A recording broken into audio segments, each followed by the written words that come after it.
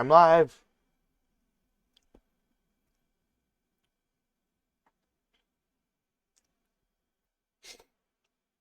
My nose. It bothers me. I know. Okay. Making sure I'm live on my phone. Perfect.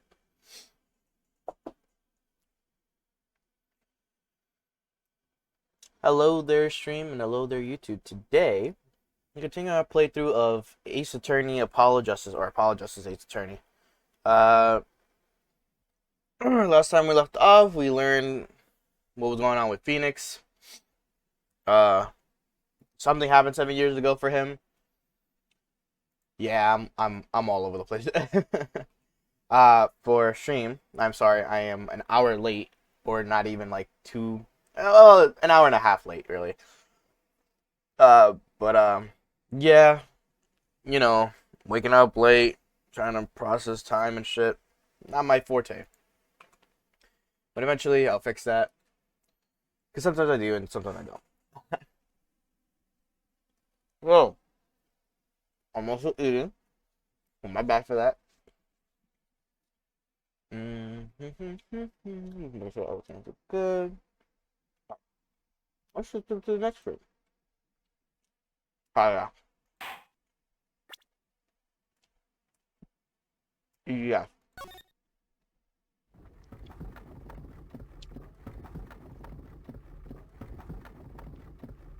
As long as you draw breath, the wheel of fate turns. Okay.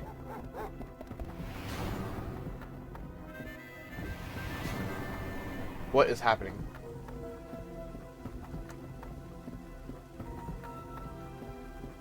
Spinning big crimes and little crimes together.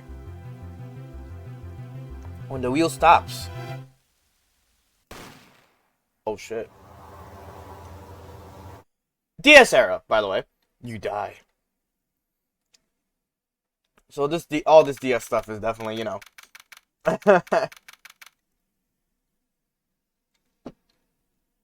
Part crazy at the time. Alright, my eye. Okay. June 15, 9:12 a.m. Writing co-law offices. 2 months ago, 2 months have passed since Mr. Gavin's arrest. My first trial, I lost both my mentor and my job. Yeah, I'll admit it, I was screwed.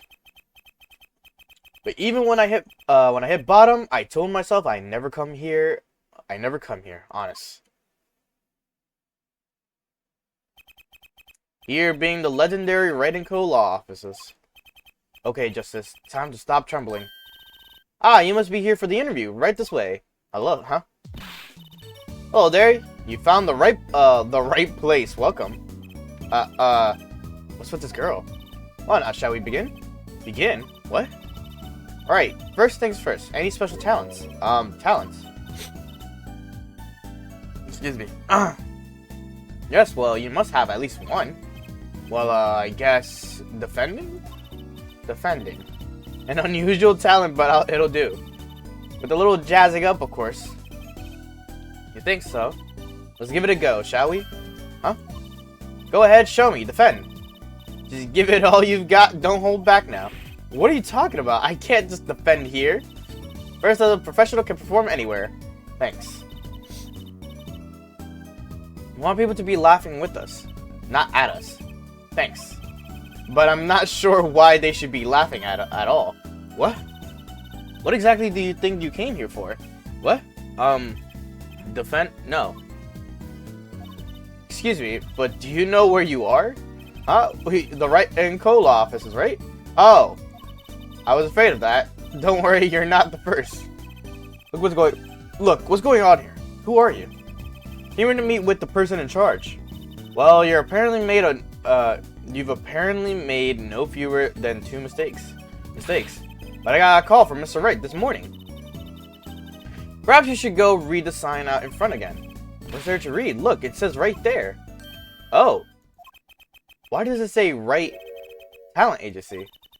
Welcome to the Wright Talent Agency, where you've always come to the right place. I'm Tracy Wright, CEO. I'm a magician.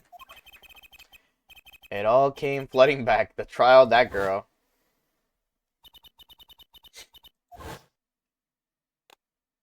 Little recap from last week.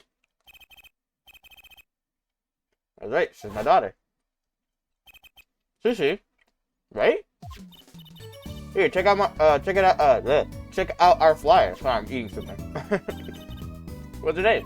Apollo. Apollo Justice. Attorney at law. Oh, what's it word?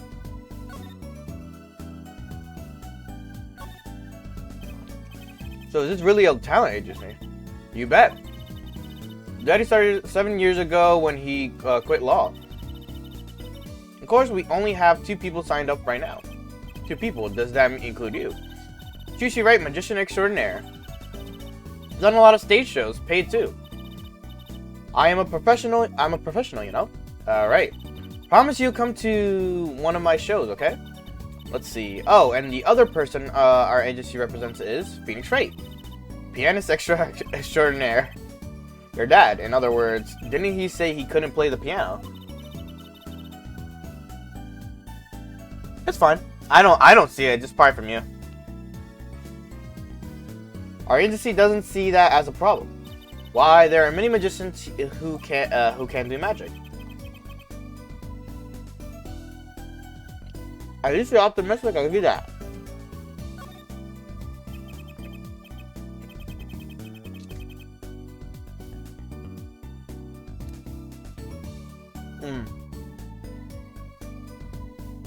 So you're Phoenix Wright's daughter. That's right, after Daddy quit law 7 years ago. Promised I would keep him fed. Some kind of his sugar daddy, get it? No. I'm in charge of the whole office too. Pretty amazing for a young lass of 15, wouldn't you agree? 15? How old is Mr. Wright? Daddy, oh, he's 33 this year. I'm sure there's a good explanation. I hope.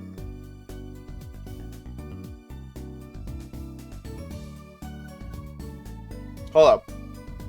We're back at this shit again with the age shit? Oh my god, hold up. Alright. 15, 16, 17, 18. You're adopted. You have to be adopted. Because otherwise, Phoenix had a kid. Phoenix had a kid at 18.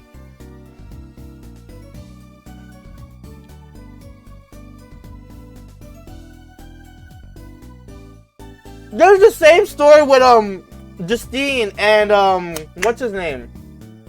Her son, her adopted son.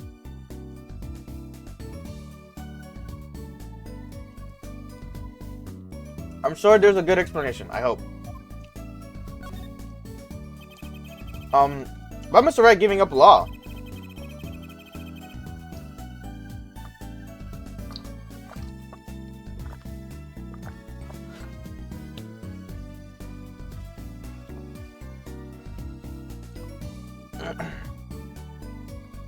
It was because of that incident 7 years ago, was it? Or wasn't it? Hey, you know about that? What are you eating? Bread with cheese on it. Nothing crazy. Not the details. I remember the news, though. It was a big deal. So I hear. I was too young to understand what was going on. I'll ask Daddy about it next time I get a chance. Daddy, right. That reminds me, about Mr. Wright. He gave me a call this morning to come in. Daddy's not here right now. He's in the hospital. The hospital? Yeah. He's on strict bed rest until he gets better. What? Okay. Which hospital is Mr. Wright in? I'll pay him a visit. Oh, the Hickfield Clinic. It's quite close. I thought it was that. I could see that. I don't eat peas, though. It's not that I don't like them, it's just I never had them. Or, like, I don't have them often. I don't know if that's the right word. Alright, well, I'll be going now, and I'll, give this showbiz gig some thought, okay? Wait, I'll go with you.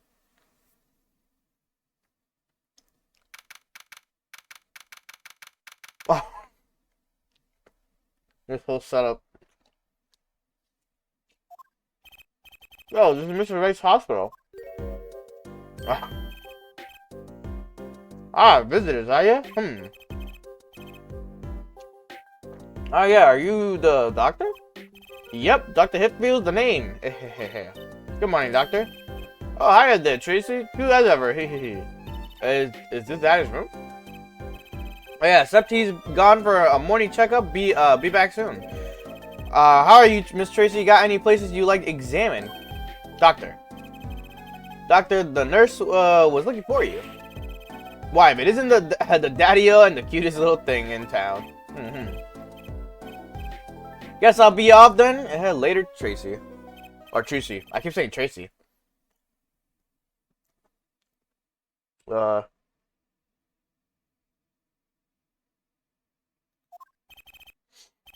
morning. Didn't expect to see you so soon, Apollo. Mr. Wright. Hey. Hold up.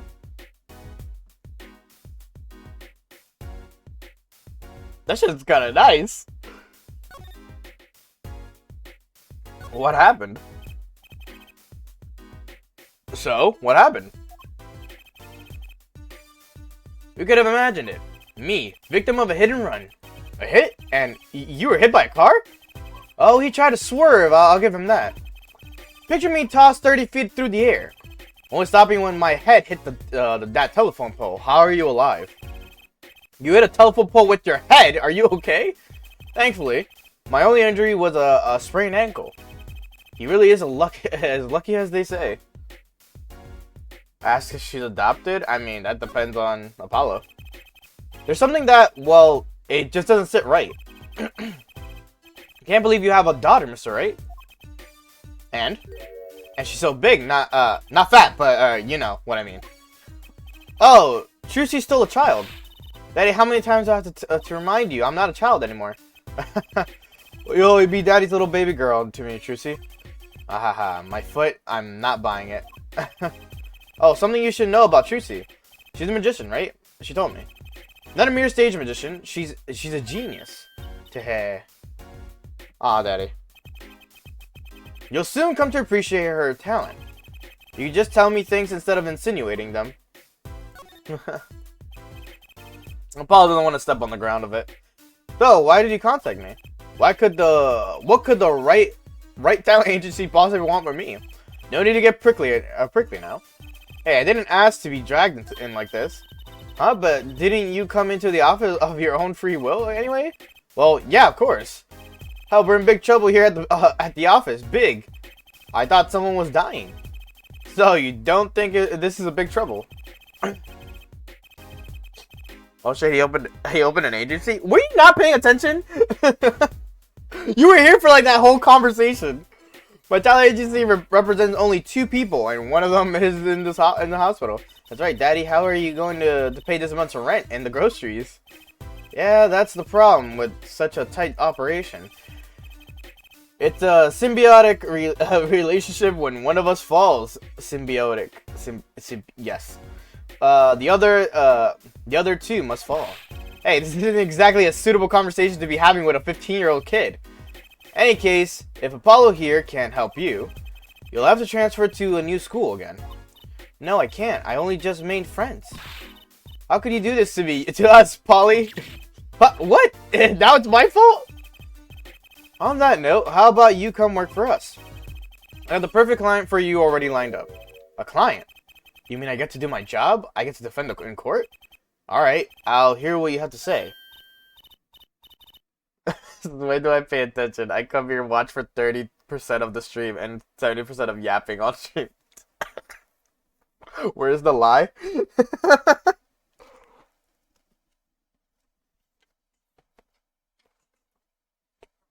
We got him, Daddy. Hook, line, and sinker. Not a chance to reel him in. It's official. I'm scared. Me.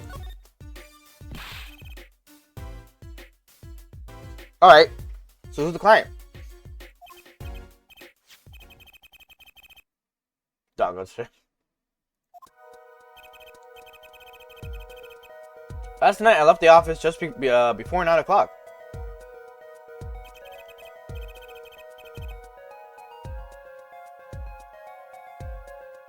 What? I was going to that Indochine pasta joint. Al dente's. Al dente.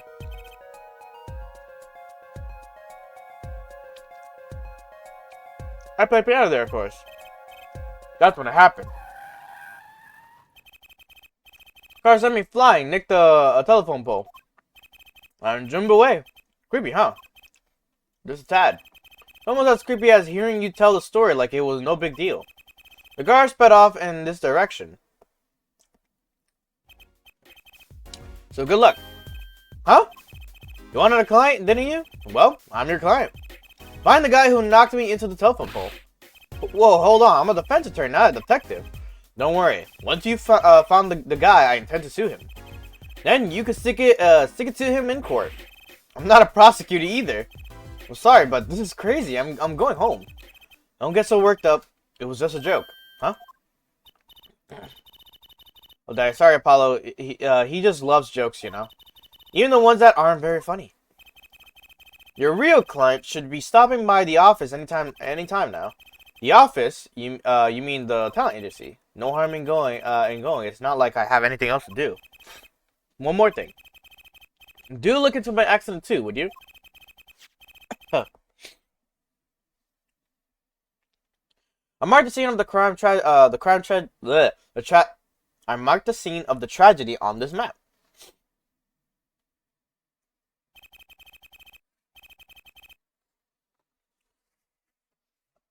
Alright. It's right in front of the park, should be easy to find. So he's going to make me investigate this after all.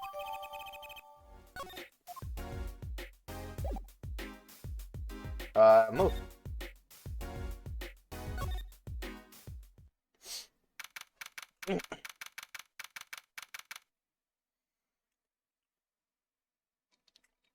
Yep.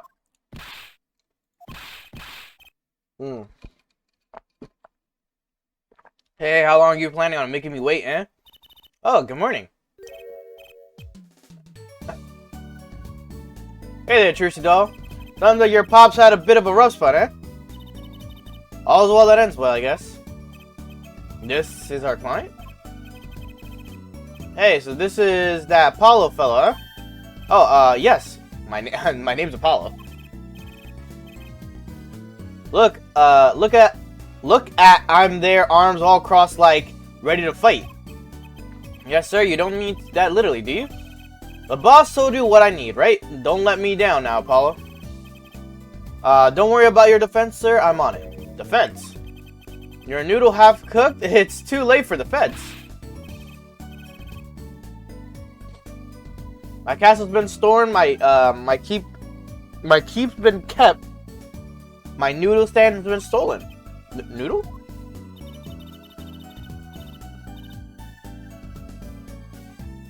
You know Mr. Eldoon from the noodle stand? Don't you, Polly?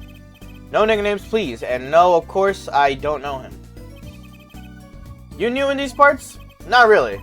Now you know the best noodles in town. Eldoon's Noodles. Whose noodles? My noodles. Help me out here, Trucy doll. And Mr. Guy Eldoon.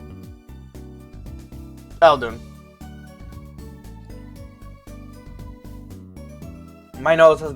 It just wants to start being annoying, like, when I'm, like, in this, and when I'm streaming. This is Mr. Guy Eldoon, our client. Maybe you can tell us what the problem is, Mr. Eldoon. Anything for you, Trucy, though. Fuck. So, you run a noodle stand, Mr. Eldoon. Guy Eldoon's the name. And noodles are my game. The secret's in the soup? I've been searching for the perfect soup for a year and a half. Oh, that's not that long, really. The family's been noodle men for generations. Got a lot of expectation on my shoulders. 15 fathers passing the noodle to 15 sons. That's a pretty old noodle. And fool that I was, I pushed it away. I rebelled against my pops and picked another livelihood. But that didn't turn out so well. Oh. There was no denying it. Salty broth runs through these veins, boy. So, it was like destiny that you became that, what you are. Right? Destiny's the word. Oh, I thought it. But in the end, I was bound by the twisted noodle of fate. Not a mental image I cared to linger on. So, last year, I started my noodle stand. The 15th generation of Eldoon's Noodles. Eldoon's Noodles. So tell me more about Eldoon's Noodles. You don't know the genius that are my noodles. I make them so salty, why, they're saltier than salt. I really don't want to find out. That is the regular at his noodle stand. He frequented my pop's stand back during his attorney days too. Yep, him and his assistant. I'm sorry? I'll be sure to drop by your stand soon. Wish you could, Sonny. Huh? Heck, I wish I could. I'd give anything for a bowl about now. What do you mean? It was stolen, my stand, gone. Stolen. It was last night. I was doing my rounds blowing my whistle. Yeah? It's like an ice cream truck's bell, but louder. He even gets complaints. Now you're just trying to butter me up. That sounded more like the blues than a whistle. I closed up my stand for the night and parked by the house. Then this morning, dark and early, it was gone. My keep, my castle. Oh, the horrors. Maybe some bub carted it off. Just guessing here. Well, I don't care who did it. Without that sand, I'm finished. All my noodle bowls were in there too. That's the saddest thing I've heard all day. You know it. Anyhow, that's the deal. Good luck. Good, huh? Wait, what exactly is your request? My noodle stand, find it. And the day you bring my baby back is the day you feast on as many noodles as you want. Of course, I make it so hot and salty 2 bowls will kill a man. Then I'd really need a defense. Speaking of defense, that's what I do. I'm a lawyer, not a detective. This is where I live. You drop by if you need any info. Okay?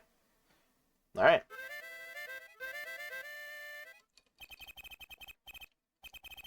Get it back today if you can, Apollo. I got noodles to make.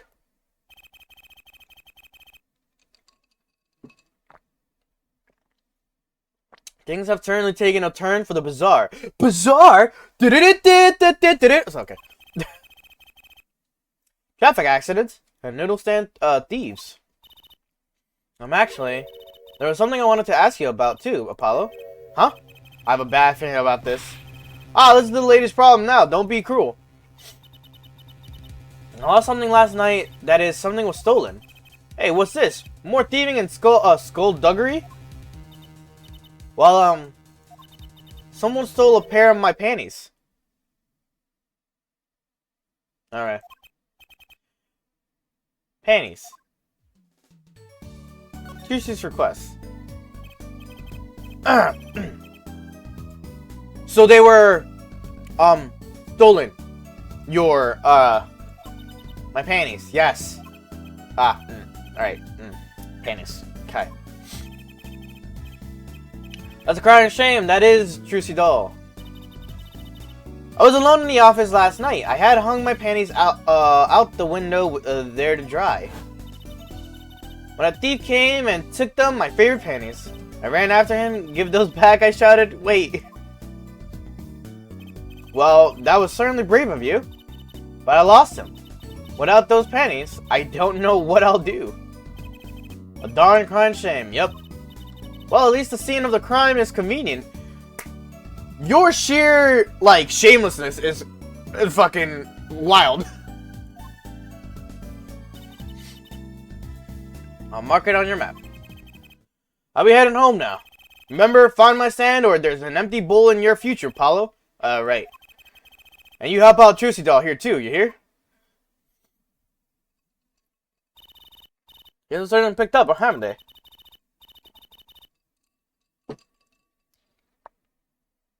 I like how crazy animated Trucy is. We had no work yesterday, and now we have 3 cases. I guess. Let's see where we stand. Not in a courtroom. That's where. Well, first item on our list, Phoenix Wright, Daddy's hit and run accident. We have to find the one who hit him. Who's going to pay us for this again? And the second item, Mr. Eldon's request to find his stolen stand, for which we stand to gain a bowl of salty noodles. And the last request is mine, to find my stolen panties. That bowl of noodles is looking better and better. It's a straight line too. I think it was a straight line. Let's go, Polly, to the streets. Aren't you enthusiastic? How could I not be? Let's crack these cases, you and me. Guess we might as well get started. Let's see, a hit and run, a stolen stand, and last but not least, stolen panties.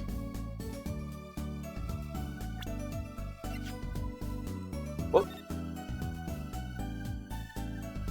So, it sort of is a straight line. It goes kind of like curved up. Yeah. Alright.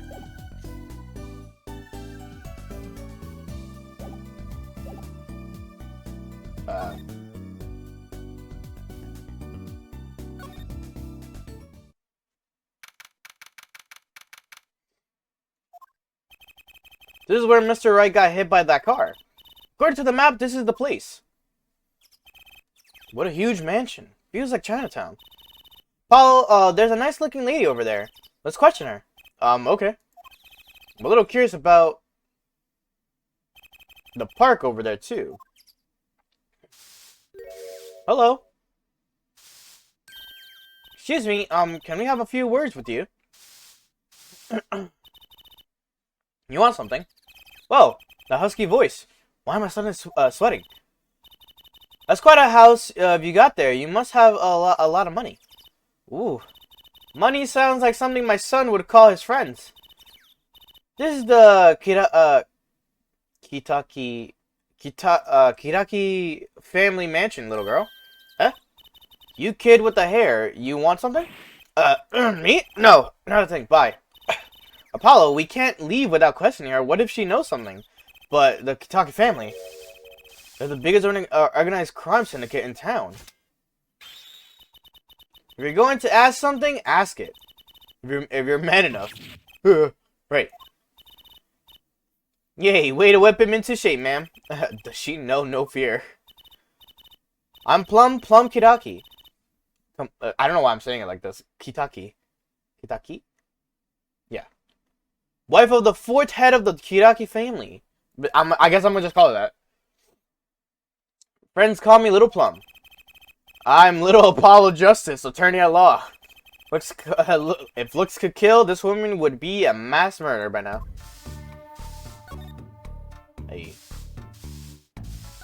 The Kirakis. Little Plum, that's a really cute name for someone, so yes. Whoa. What is that, Apollo? How about you go through me when talking to her, okay, Chusi? Huh? That seems like a bit of a needless procedure. I'm a lawyer, I live for needless procedures. Oh, little girl, you should know we're gangsters. Gangster? Oh, that means you're the bad guys. Chusi, through me, please, I'm begging you here. The bad guys, I like the sound of that. I'm going to need some warm tea after this. Takes a lot of hard work to protect the family fortune. Things aren't as easy as they used to be for us bad guys. So you're saying that business is in a slump. Let's not ask about business if we can help it, please. Last night's accident. Accident. There was a car accident here last night. Of course you wouldn't know about it. Sorry to bother you. Wait. Yes. You're talking about that man, aren't you? The one who flew 30 feet and just walked away. That's my daddy. I should have known. One of our capos thought he'd make a great point man. Capo. Point man. Could you avoid using too much industry lingo? In any case, it's been nothing but trouble. I've been cleaning up this mess since morning. Cleaning up this paint? Spattered paint. Was this paint spilled at the time of the accident? It was around 9 last night. I heard a crashing noise. and found your father drowning in the sea of paint. They came to his rescue. You and my husband, the boss, to thank for that. The car that hit your father knocked over this paint, then turned the corner and sped away. We're in the middle of repainting our wall, you see. I'm sure that dragon is glaring at me. But why are you out here cleaning it up? What do you mean? I mean, aren't you a gangster? Don't you have any goons to do your dirty work for you? Please, go through me when you want to. Don't be such a stiff, lawyer boy. I suppose we gangsters do have a certain image. Yes. But we're community-oriented gangsters, you see. The boss likes to give back to the people, see? How noble of him. I availed myself of the public facilities to get rid of all the garbage. Now there's just a paint on the street to deal with. Public facilities. I wonder if she means that trash can.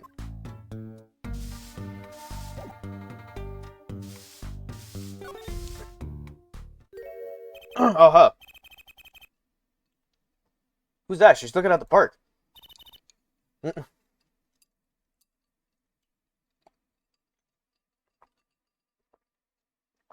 a Yakuza. She's pretty. I bet she has a story, you know. There is something about her. Too bad she seems to be in a bit of a rush. Examine. The big trash can on the way into the park. I guess we could check it out. A detective's life sure is a hard one. I'm an attorney. Huh? Two pieces of garbage with paint on them. These are slippers. They look like those slippers you get at the hospital. Look at this, Apollo. Doesn't this go on a car? It's a side view mirror. Looks like it was torn off when it smacked into something. Or someone. Wait, you don't think? I do. This could be from the car that hit Mr. Wright. Wow, he took off its mirror and never knew Daddy was so strong. I only have room in my pocket for one of these items. Let's... Oh, damn, I did not know you had to choose, like, what to carry. I say the slippers are more of a clue because they come from the hospital and it's kind of, like, random to just be out here. The mirror being the car piece makes sense. Like, you know, that could just be proof that that happened. Into the pocket.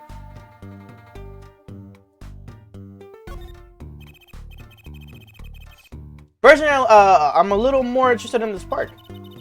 You know what I think? I bet they're filming a movie. Let's go take a look. Maybe we'll see someone famous. Hey, miss, stay out of the park. He got mad at me. Did something happen here, officer? Huh, no, move along, nothing to see. Why don't you kids go play someplace else? We're not kids and we're not playing. I'm an attorney. Something wrong? Detective Sky, we're fine, ma'am. Nothing to report. Yo, it's Sky! Detective? Why is she wearing a lab coat? You're hardly one to comment on how people are dressed. And these kids are. Curiosity seekers, ma'am. They claim to be lawyers. Why don't you kids run along and play someplace else? Look, we're not. Or I might spill something on that pretty face of yours. One of those of experimental hydro... Oh my god. Hydroxystress. I'm sorry if I offended anyone with whatever I just said. Come again? What's hydroxy stuff? Whatever it is, it doesn't sound good. Let's go, Tracy. Oh, Trucy. Jesus, I said Tracy. Trucy. Try to keep out of the riffraff if you would. Yes, ma'am.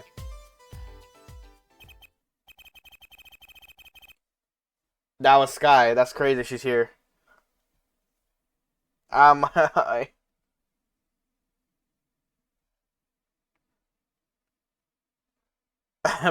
Trucy beat me to it. Where was I? How are we going to get more information like this? Why don't we ask that nice woman across the street? Oh, yes, that nice woman. What is happening here? Looks like there's some trouble by the park gate. I smell an incident. Ma'am, there's no entry to the park. No, don't you tell me where I can go, young fella. I always walk through this park on my way home. Please get down from there. You'll hurt yourself, ma'am. That's quite the determined old lady. Just a little bit of a dumb joke, I guess. People park. Can I ask you a question? What? What happened in the park across the street? Oh yes, quite the commotion. Chicago lightning, as the boss would say. Chicago, huh? Gunfire? Someone was killed? Gunfire, someone was killed. Strange circumstances too. You're kidding. What a morning. Trouble everywhere. The park, the gate, even our house. Did something happen at your house too? A crime without honor, without remorse. It's a private matter. Want to hear about it? Somehow I don't think no is an acceptable answer, Polly. A private matter. So what happened at your house? Bloomers. Light last night. Huh? I got a bad feeling about this. My little plum Kitaki, the victim of a panty snatcher. What? So it wasn't just my panties that were stolen? Got you too, did they? Poor thing. Like I said, whoever did this is the hardened criminal. It wasn't you, was it? No. Of course not. Mercy. I've heard word that panties have been disappearing lately. And the missing panties all have something in common. We're on the second trial, and panties is like one of the major things of this trial. It's hard to imagine Trucy's and Miss Kitataki's panties having much in common. I just imagine Miss Kitaki's panties. I know. We'll find your bloomers too. Great. Show me what you're made of. What have you gotten me into this time, Trucy? Hello. That girl from before. Oh, welcome home, sweetie. Hello, mother. She's a Kitaki too. Oh, miss. Here, our flyer. The Right Anything Agency. Anything Agency. Yeah. Do you like the new flyer? So, this is our defense attorney, Mr. Apollo Justice. Attorney. Drop by our office. We'll be waiting. Goodbye. Okay.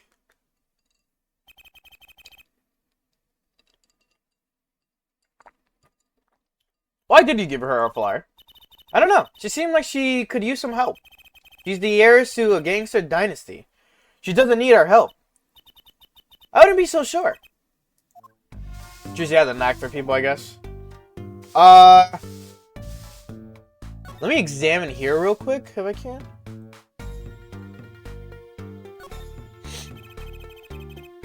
There's paint splashed all over the gate. What a mess. Was the paint knocked over by the car that hit my daddy? That's right. And I'm left to clean up the mess. If you find whoever did this, bring that scoundrel by, would you? Of course, then you can make them clean up their own messes. You're cute. Naive, but cute. When I find whoever did this, you can bet I'll be doing some cleaning. There's nothing I dislike so much as a mess. Oh, I wish I could say cool things like that. I'll bet you do. I'd laugh if my teeth weren't chattering so hard. This is different. A brightly painted dragon. Why do I get the feeling he's glaring at me? Those paints must have been to repaint this wall. That's right. I called in an artist to do the job right. He's the third so far. The third? The first spilled paint all over the... Excuse me. The first spilled paint all over the entrance here. The second on my kimono. So I... No, don't tell me. It's better that I don't know. He's like, listen, I'm a defense attorney. Don't tell me shit. Alright, I think we got everything we can here. Seen the stand theft. Let's go here. I do want to go back to the hospital with these the shoes that I have.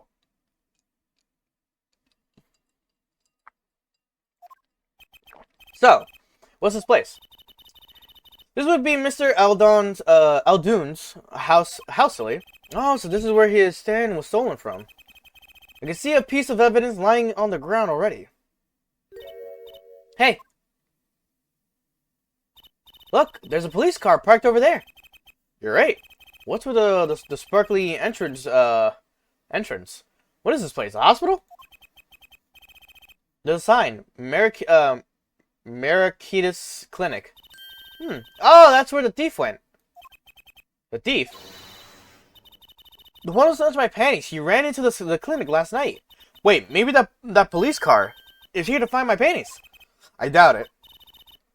Only one way to be sure. Let's investigate. Ah, there you are, Sonny. Well, you find anything yet? No, not yet. The longer you loaf around here, the saltier your victory bowl gets. Just remember that. This bowl of noodles is sounding less like payment and more like punishment.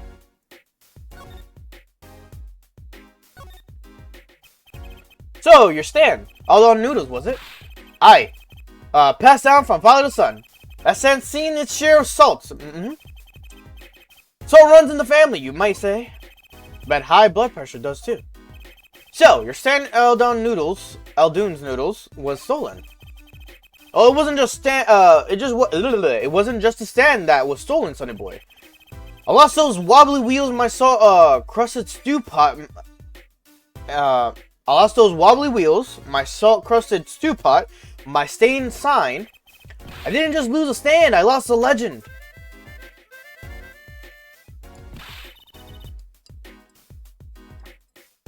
No one steals the legend and gets away with it on my watch. Let's find that legend, Apollo.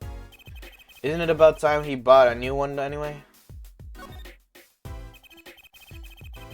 Are there any more details you could give me about the stand? You bet, Sonny boy, it happened last night. I was blowing my whistle, like always, crying the town. I was. The smell of broth filled the streets, thick and salty. I got home, well, right before 10 p.m. I reckon. Guess he's not aiming for the that late night market. I washed my bowls and gave the wheels a squirt of grease. Then I went inside. When did you notice it had been stolen? Early this morning. Before the sun rose, work starts early. Do that many people eat noodles for breakfast? I'm washed up on the salty shores of ruination. That sand had my whole life in it. Nay, my whole being. They took everything. All my soup stock, my noodles, my bowls, and my dreams. About the dreams part. At least they left one bowl. Like, look, they're on the ground. You know, if you don't find that stand today, then I'll be forced to walk the streets, paddling that bowl, my last bowl. Please, I'm under enough pressure here as it is. The garage. That's it. That's where the thief who snatched my panties ran to. It's a crying shame, that is. If they have to steal, make it my loincloth, not some pretty girl's panties.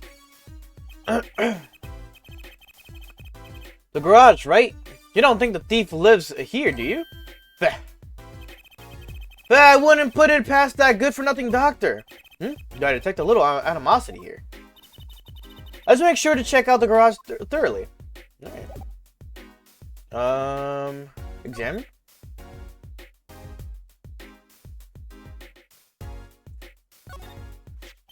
I thought I could play this with my mouse the entire time. It's like so convenient. Is this yours, Mr. Eldoon?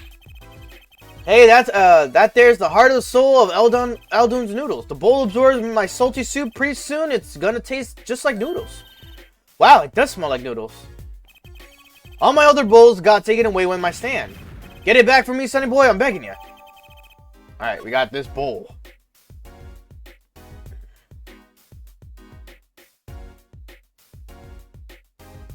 Doggo? Look, a doggy. Good boy, Salty. I'm sure the dog has a real name, Trucy. Yep, sure does. Name's Spoon. And it's a she, by the way. Spoon doesn't seem so lively. She didn't get her bowl of salty broth this morning, that's why. Poor little thing. Paula, let's find a stand soon, for Spoon's sake. I'm pretty sure dogs aren't supposed to eat noodles. He's just like,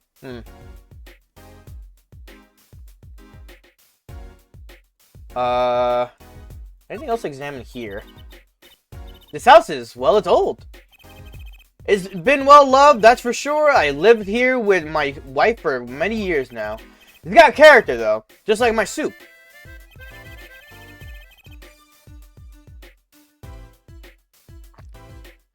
I always thought character was a positive thing. Alright. Let's see here. I don't understand if there was an ambulance outside, but a police car. Maybe they're tax evaders. Ah, sorry, miss. No going into the clinic today. Did something happen? Huh? Oh, no. Nothing to see here. Move along. You'll have to find someplace else to play doctor. Do we look like the right age to be playing doctor? We need a little more info on the Merakitas clinic. We could ask Mr. Eldoon. He is their neighbor and all. We should check out the garage. What if the thief who stole my panties is still in there? The police car. That doorway sure is sparkly. The Merakitas clinic. I'm not even saying this. The Merakitas, whatever. Looks more like a casino parlor than a hospital. It must be quite profitable. Funny, it looks closed. Maybe there's a vacation today. Alright.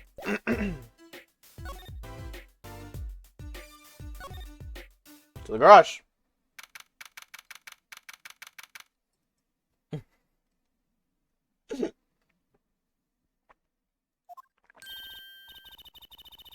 Ah! Fuck! I need to go back. This is the place. This is where that panty snatcher ran. Are you sure? Maybe. Let's look for clues. Clues. To panty snatching. Clues like a pair of panties. Trucy. Could you try not saying panty so many times?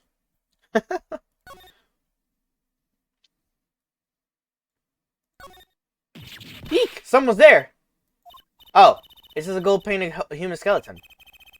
There's a human skeleton, painted gold. There's a mannequin hand waving to us from the box behind the skeleton. This place just screams hospital stories, don't you think? It screams something, that's for sure.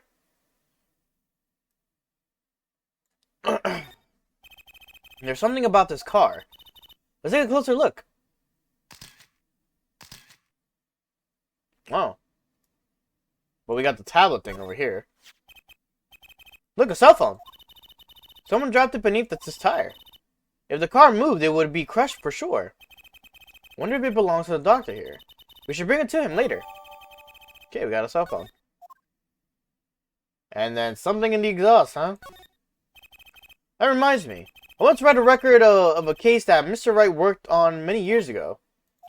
Apparently, there was this car with a piece of cloth shoved into the tailpipe. That piece of cloth turned out to be the vital clue of solving the case. Wow. I remember that case record whenever I'm checking out a car. I always check the tailpipe. Everyone's got to have a hobby, I guess. Wouldn't it be funny if... Hey, there's something in there. What? Wait a second. Are these your... Ah! My panties! What? Already? Wow, thank you, Apollo. You're a genius. Amazing. No, really. Don't mention it. No, I'm serious. I'm really impressed.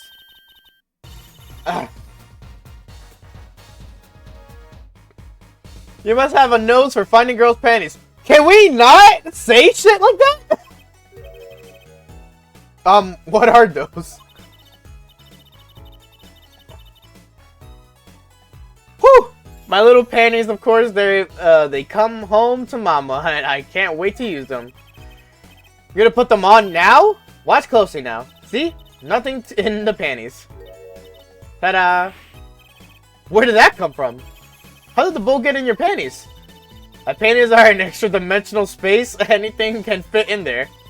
They're my magic panties. It's one of the best tricks. Magic panties. I love them over at the Wonder Bar. I do shows there nightly. You mean those panties are a prop? You could have told me a little sooner. Well, that's one case closed, at least. What are you saying? We still have to catch the sly devil that ran off with the tool on my trade. Alright. Something tells me we're not finished searching this garage anyway. Nothing crazy to examine here. This is for the car. Check that. Oh, look, cat. Hey, kitty cat. Here, kitty kitty. It's not coming down.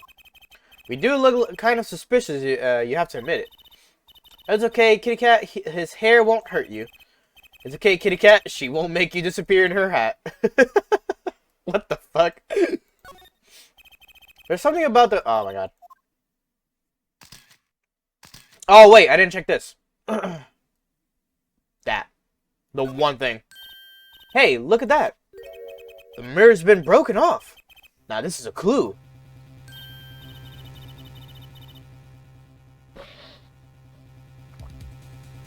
Well, you're smiling, what? You're smiling like you know something I don't. You aren't keeping a clue from me, are you, Polly? A clue? Let's see.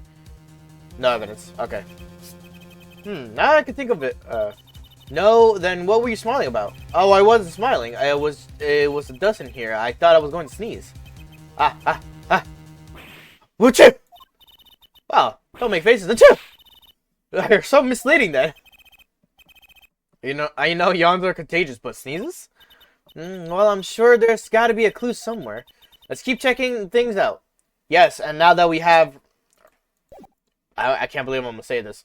Now that we have Trucy's panties, we can get more items to fit in them, I think. And my life. Truly, this whole area has been like... It's just been something after another.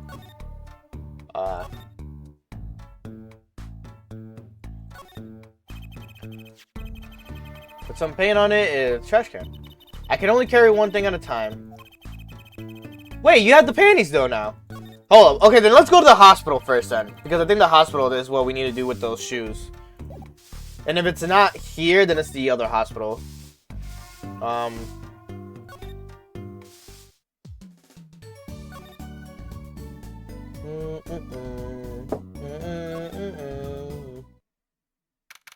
I know we can't go to the hospital from the area where we're in. Huh? Mr. Wright's gone. Maybe he's gone for an examination. He'll probably be back soon. Let's wait. I think it might take some time. Daddy always loves his examinations. Don't ask, just as you don't want to know. Why don't we come back later? Yeah, I guess you're right. Can we talk about Phoenix's room, I guess? The man is like movie and like...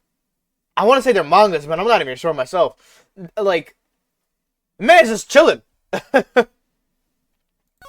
Alright, so we can't do anything yet because he's not here. So, meaning we have to do the mirror of the damn car first.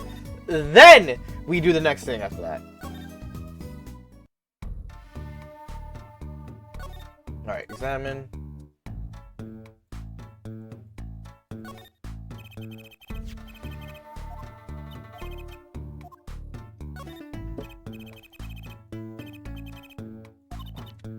I'm on it.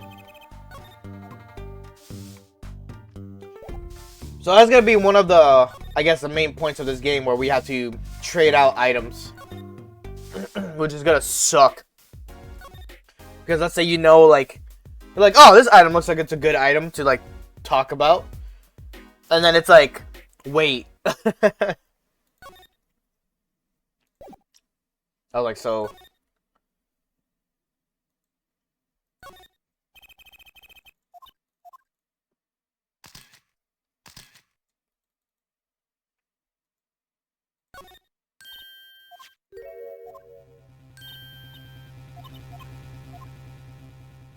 Show evidence. I think I do have just the clue you got in mind. Oh. Oh, shit, I'm gonna check it. Yellow paint. I tried to use my scroll wheel to zoom in. In that moment. My clue is this.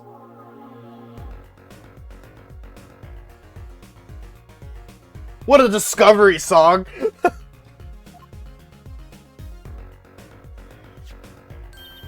Whoa. The same color and size and everything. It's a perfect match.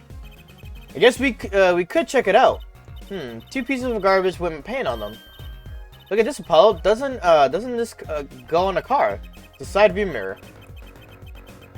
Looks like it was torn off when it smacked into something or someone. Wow, looks like we've just solved the case. So the car that hit Daddy last night, it's sitting right in front of us. Yep. Wow, you put the pro and professional, Apollo. Gee, thanks, Trucy. Apollo. What is it? Now that we solved this case, we should go report to Daddy. He'll mope if we leave him alone too long, knowing him. Okay. He doesn't seem the type to mope, though. This is hardly a case worth reporting. But, we got it. Beep, beep. We have to go to the right office to go to the hospital. He's not even here yet. Fuck. I'm very curious. A bottle of Mr. Wright's favorite brand of grape juice. After that try, I'll never drink grape juice again. Clearly not a problem for Mr. Wright, however. What about the piano? A small trimmed piano. I guess the man likes pink.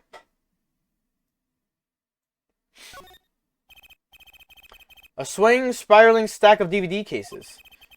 Looks ready to collapse. Better keep my distance. So those are DVD cases. Mr. Wright's bed. Wow, what a mess. Trucy must be in charge of cleaning at home. Okay, yeah. So these are just like movies. This man just be watching shit, bro. He's just bored. Television's been left on to an episode of the Steel Samurai. That's the same episode as before. Must be his favorite. There you go. He's not here, so what do I do? We're still missing the fucking where the card is. I'm questioning this because I was like, what? Whoa, the fork is floating. Not. Why do you have a plate of plastic spaghetti here? That right there is the whole reason I became a magician. Do tell. I saw a plate just like that at a restaurant once. The floating fork looked so real, that's when I knew. Someday I'd make magic more amazing than that spaghetti. She at least had a goal. Trucy's hat. A blue silk hat just like the one Trucy is wearing. Oh, that's just for show. Don't wear it, please. Last thought from my mind, honest. I put it there so clients can see it and know who I am. Nothing says magician like a silk top hat. You know what I realized also about Trucy? She has the same color scheme that Phoenix would be wearing as his suit, which is like a blue suit and everything.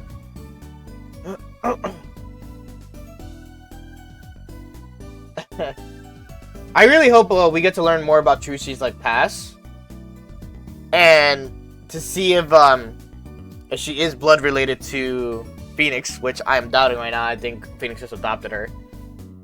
I don't know when, but it happened. Can we talk about shit? Panty snatcher. There you go.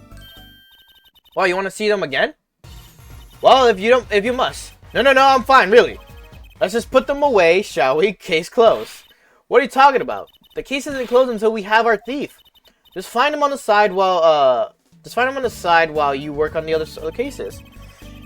If it were that easy, we wouldn't need the police. If we don't need the police, then we don't need defense attorneys either, right? Fine. I'll look for your panty snatcher. Any leads? Well, do we have any leads? One moment. Alakazam. Whoa, where's all this evidence coming from? So what happens next? That's it. Pretty neat, huh? Yeah, neat. Oh, you know, this has been bothering me in the back of my head for a minute. Well, where's the... Yeah, go to the Kitty-Taka Mansion real quick. Go here and then present. Sorry, kid. I got no idea what you're talking about. Not you. Trying to figure something out. The slippers, I don't know what they can indicate right now. Examine.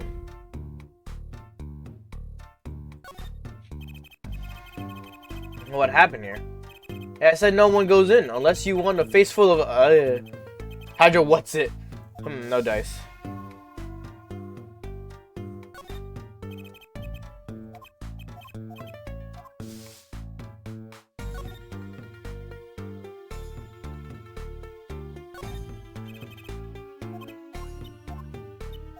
We read this.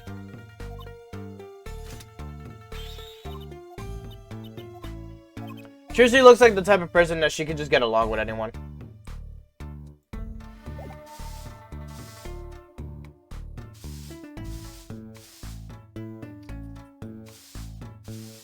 Let me see something. We now know what the evidence is for this, right?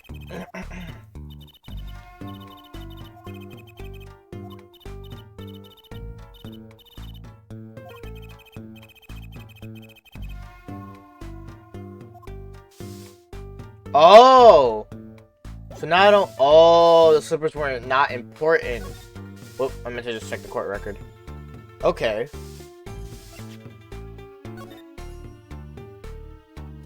Out of curiosity. Nothing crazy, right? These are like fucking massive.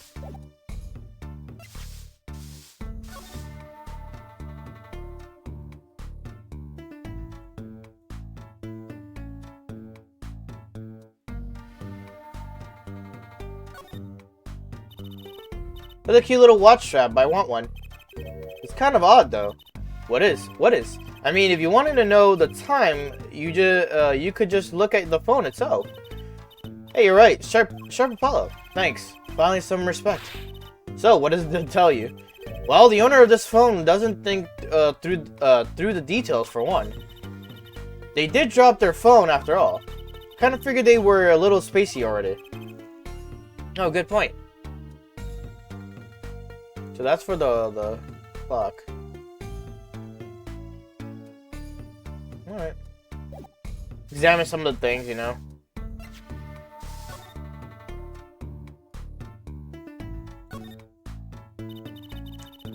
It's the Eldoon Noodles mascot, Mr. Salty. He's so cute. It's not a very endearing mascot, is it? You know, come to think of it, it looks a lot like you, Apollo, especially the red parts. Can I help it can I help it if I like red? Anything else? Oh, there's nothing here. Oh look, I love these little personal touches. Seems a shame to hide it on the bottom of a bowl. Huh? When I touched it, the paint flaked off. He must have painted it on by hand with the warm professional care. After buying the cheapest paint he could find with cold professional thrift. Nothing crazy though, right? Alright, we got some info on the bowl, I guess. Alright, let's see. The mansion is here. The park is here.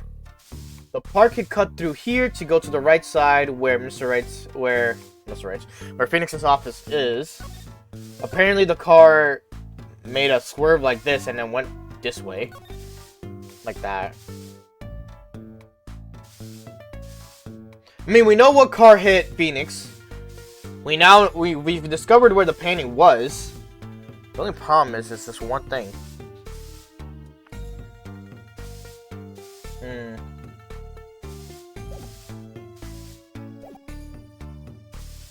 I'm trying to figure out where to go.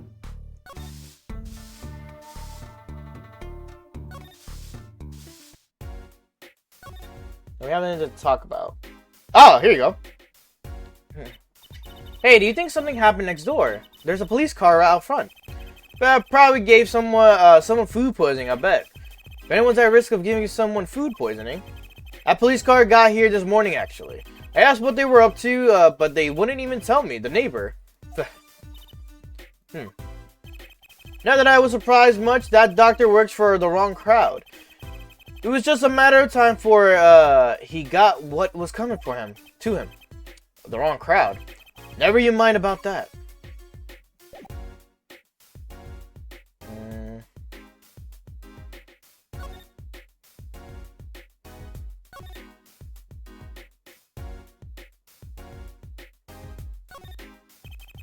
Looks like they have a special offer going on. 3 shots for a price of 1. Ooh, now's our chance, Apollo. Chance for what? I didn't need any shots, thank you. Whoever runs this clinic, they seem pretty business-minded.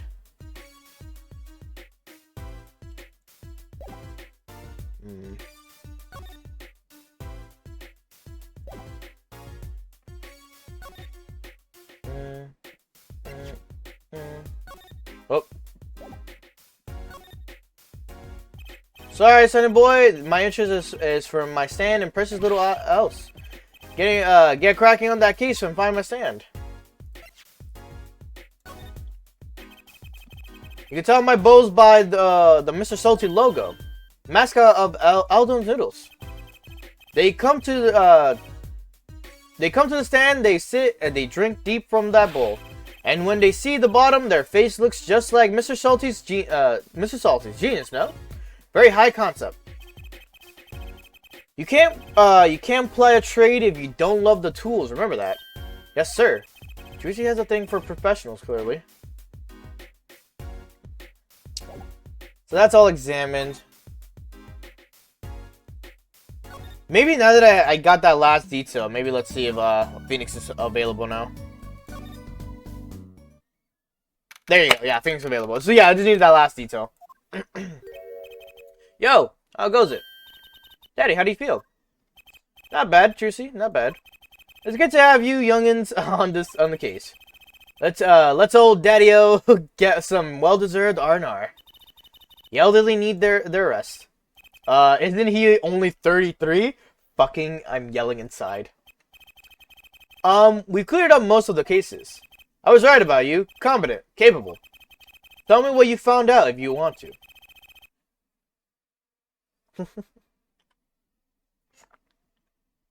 Your enthusiasm is overwhelming. Talk. Progress report. Well, I certainly didn't expect you back this early. Polly's amazing. He found my panties so quick. Almost like he was the one who stole them. You have an interesting concept of praise. And? Did you find the mad driver who gave me the 30-foot toss? Apparently it was a doctor from the Mirakitas clinic. Mirakitas, huh? I heard of him. Nothing good, mind you. That reminds me, a police car was parked outside the clinic. Maybe something happened. What is the Mirakitas clinic anyway? All I've heard are the rumors. That clinic's been making good money. In a bad way. Bad. Ties to organized crime, the Kentucky family. The Kitaki family. He did that on purpose.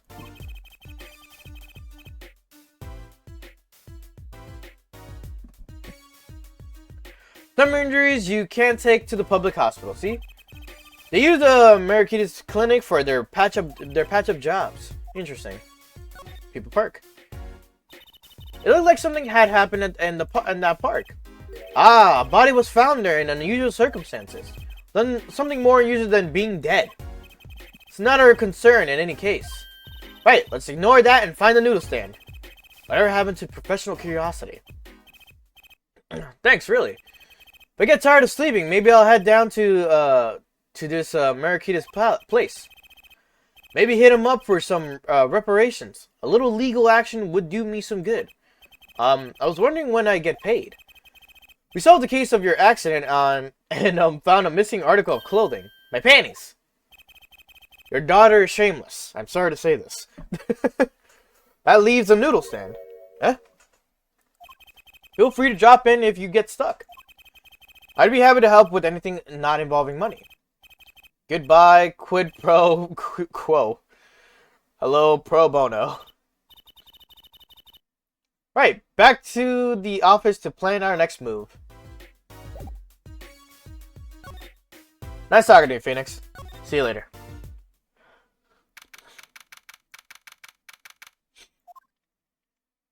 Oh, hey. You're the one from the Kitatake place. Yes. I knew it. Something the matter, you want our help, right? Well, you come to the right place. The right place. This way, please. Thank you. My name is, Alita Talia. Tila? I have a request. You may tell me your request. Your request, let me guess. Something's been stolen. Your flyer. It says now defending, so I thought... What? You mean you want me to to defend you? Me? Maybe you can tell us what happened. Were you hit by a car? Did someone steal your stand? Your panties? No. I'm not the client, actually. The client would be my fiancé, I suppose you'd call him. Excuse me, I'm like, my nose is being so stuffed. Fiancé? What happened to him then? He was arrested this morning. The charge was murder. Murder? Murder? It was a murder, officer! Have you heard about what happened at the park? Sure, we'll go with that first. What happened? I haven't been told all the details, but I do know a body was found in the park, near the Kitaki mansion. There were a lot of police cars there. Apparently, the victim was shot with a pistol. But I hear the circumstances of the shooting were rather unusual. And your fiancé was arrested for this. What sort of person is your fiancé? So, what's your story? You frequent the Kitaki mansion, yes? Are you a member of their, organization? No, not yet. Not yet. You see, I'm to be married next month to the boss's son. The boss's son, so he's a gangster. Giorno Giovanna just comes out of nowhere. Dun, dun, dun, dun, dun, dun, dun, dun, and you're just like, oh shit! Yes, but the Kitakis are locally responsible gangsters. I thought it'd be nice for a change. Quit my boring job, live the good gangster life. Live the good gangster life. I want to be a motherfucking gangster. I think you're on to something. Miss Kitaki, I like the sound of that. I'm not sure your daddy would care much for that. Your fiancé. Your fiancé is the Kitaki family's only son, correct? His name's Waki Kitaki. Shut the fuck up! Oh, no way! No way! They sat at the drawing board and say, fuck, what should we name the son of the Kitaki family? What about Waki Kitaki? And they're just like, what? I brought a photo. That looks like a Waki. Well, that's quite the photo. I know. Oh, he can be powerful and menacing, but so cute. But if he's the boss's only son, yes, I'm sure he'll take his father's place someday. Say, I'm a boss already of this agency. Please help my Waki, please. Waki Kitaki is the craziest fucking name I've ever read on this game. Right, my first solo defense case. Crime boss's son or not, I'll prove his innocence. I prepared a letter of request. I know you need those. There you go. Right, let's go check out the scene of the crime. Ah, okay. We needed that. Oh, wait, did we go to the detention center? Yeah, let's go to the detention center first.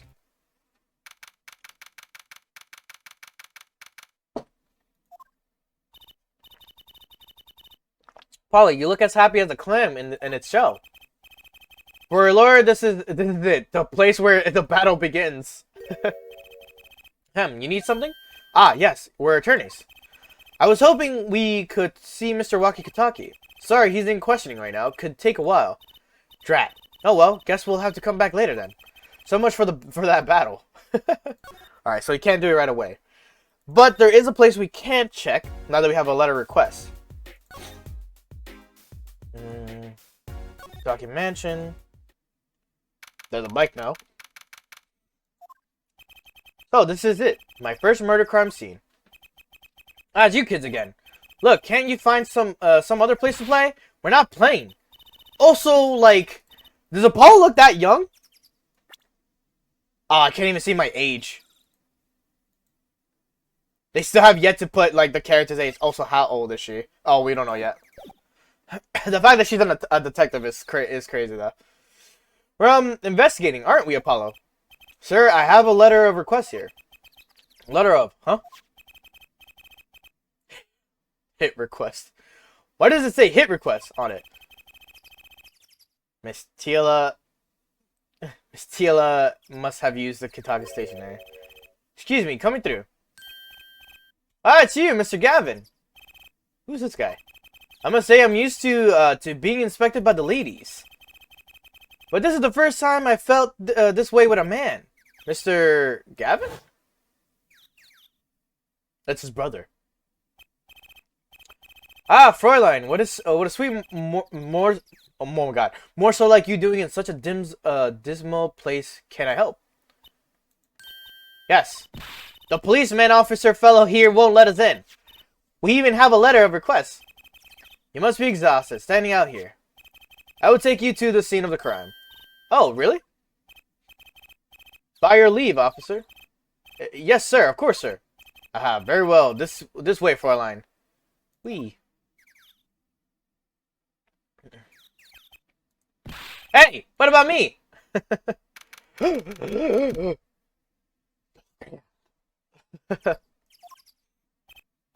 On that note, enjoy your investigation.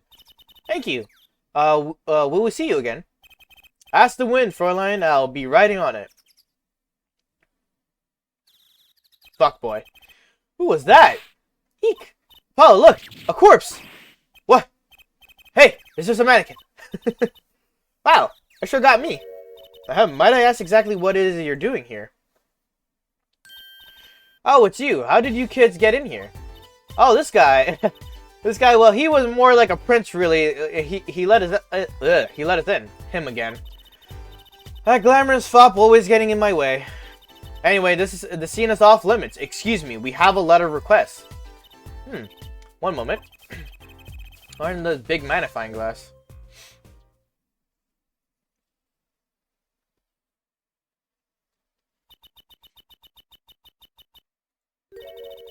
I'd recognize that handwriting anywhere.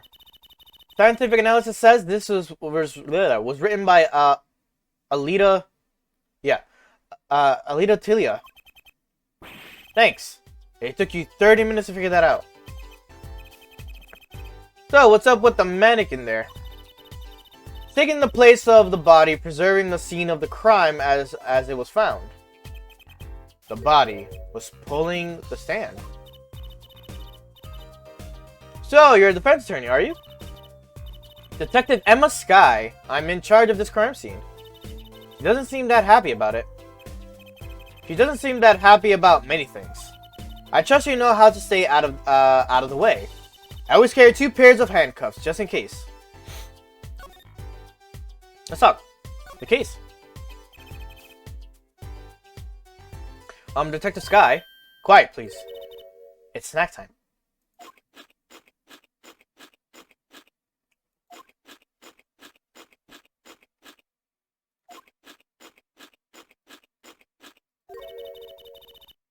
We're not making much progress here.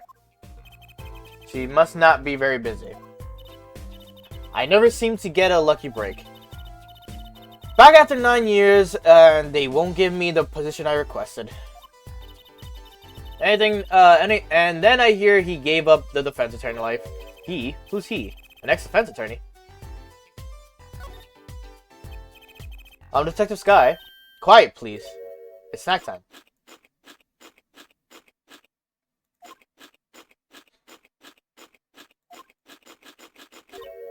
We're not making any much progress here. Oh, and then this is repeated. You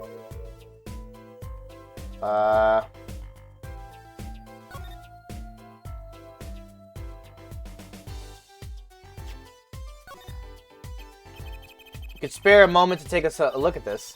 Can't you see that I'm extremely busy? Eating snacks, yes. But busy eating snacks, I'd say. This is going nowhere fast. We need, somehow to prove that we work for Phoenix. Oh my god. But we need to investigate. Investigations are to be carried out by professionals, scientifically. She's not going to let us check out the crime scene, is she? Hey, Apollo. My very unscientific analysis tells me sounding here is very suspicious. I think I know what you mean. It's kind of hard not to notice. I'd better check out what we came here to find, at least. Oh. The stand? Okay. Apollo, look! That's sand! Oh, there was a different dialogue. It says, Aldoon. I've noticed. Well, we've solved the case of the missing sand, at least. Though the circumstances could stand to be better. Oh, now that we know her? 25. Spitting image on Mr. Gavin. Blew in like the wind and left like the wind. Do we have anything to give to Emma that would make us be professionals? Or whatever. The defendant. Check the sky. Yep.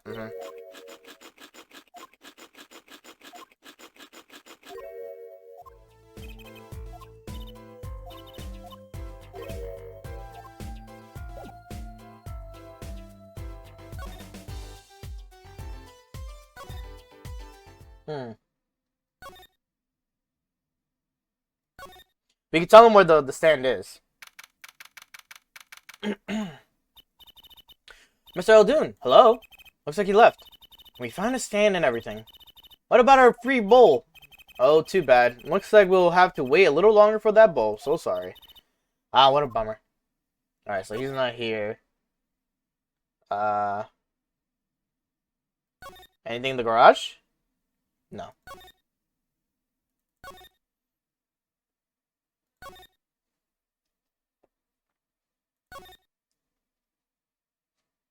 Oh, she's not here either.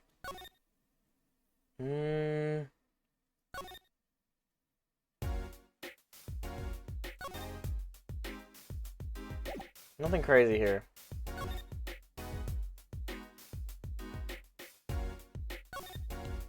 Let's try this one first, and let's see what happens. Ah, you're back. Run into some problems? Oh, Polly, didn't you want to tell Daddy something? Who? Me? No, I'm fine. Really? What's this? So there is a problem.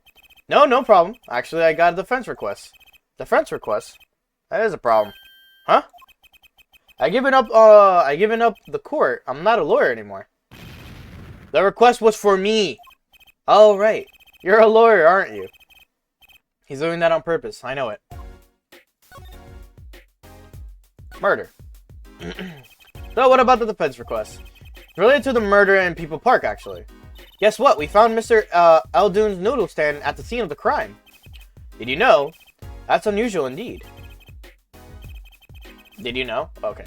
Never heard of a noodle stand being used as a murder weapon. I think the murder weapon was something else. You mean you don't know what the murder weapon was?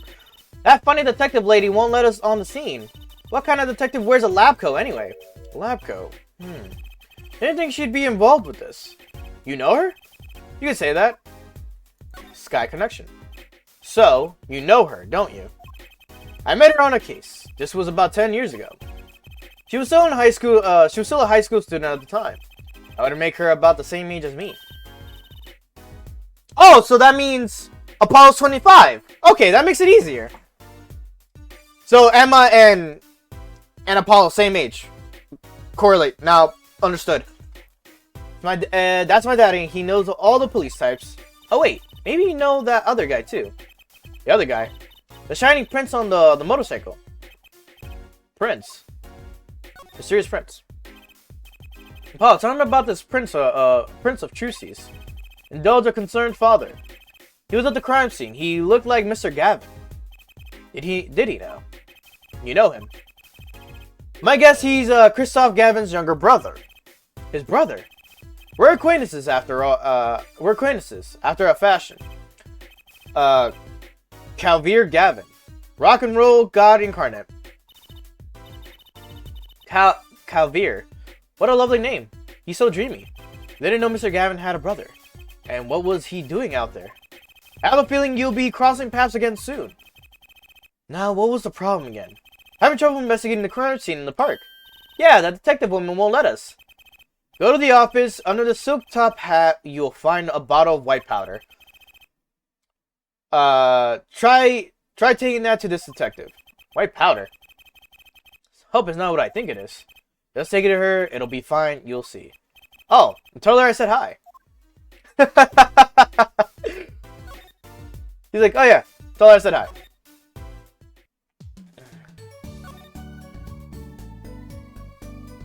Damn it. So this must be the silk top hat Mr. Wright mentioned. Let's take a closer look. Huh. Whoa. You know what this is? You don't know? You know what this is, Trissie? I remember finding some in Daddy's dresser when I was little. I thought it was sugar, so I licked it. He got mad at me. Was getting more and more suspicious. Let's go talk to the detective. He's sure to know what the white powder is.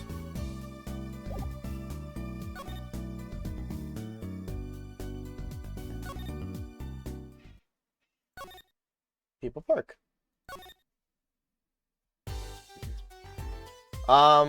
Present. Does this ring any bells? Is that? It couldn't. Where'd you get that? I brought it from the office.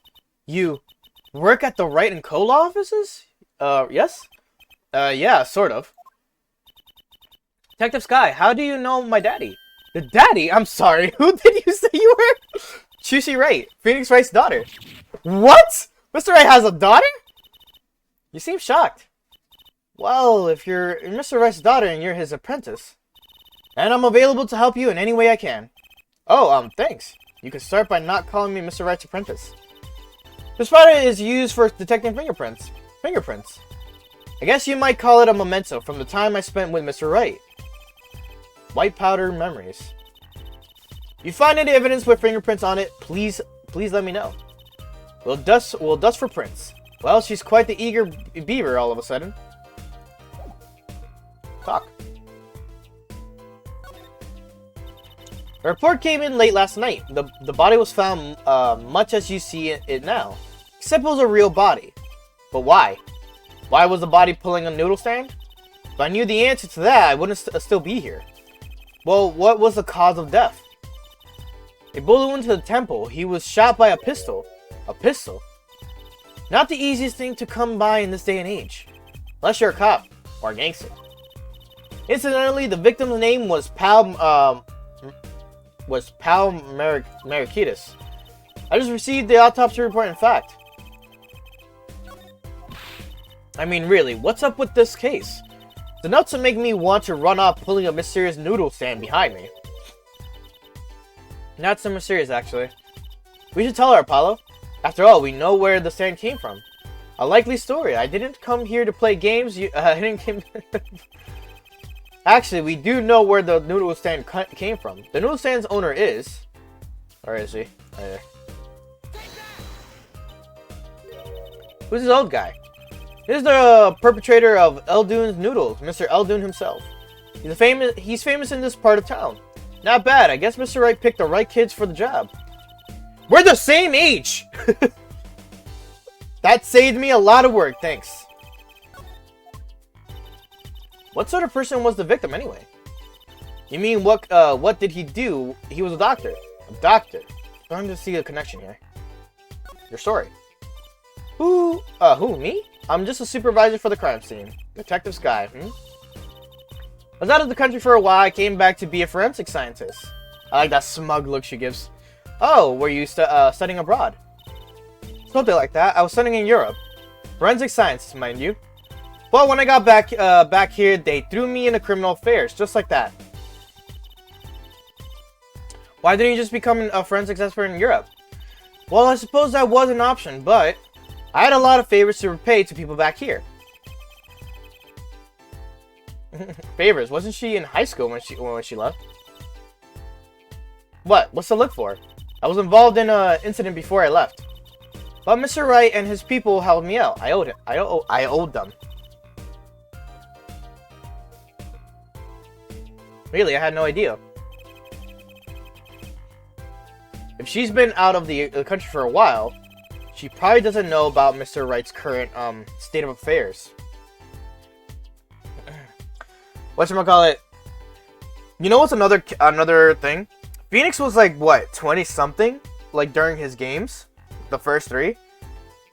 So if before this was even like a major thing where he had a daughter, it has to have happened during the time period between Miles Edgeworth then. Especially like everything else that was like that made him stop being a lawyer shit.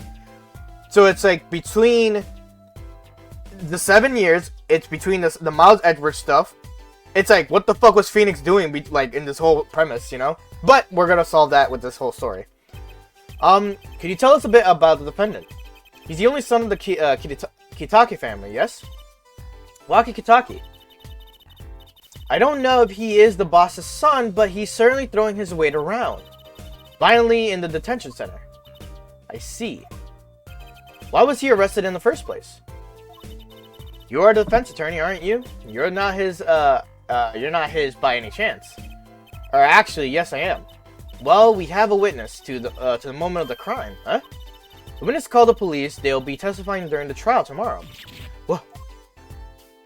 The victim. Could you tell us a bit more about the victim? Well, let's see. Apparently, he's a physician at the clinic in the area. Quite well off too, from the sound of it. The clinic's name is the Marikides Clinic. Maybe that's why the cop car was parked outside. What? You've been to the clinic? Yeah. No, on a related issue.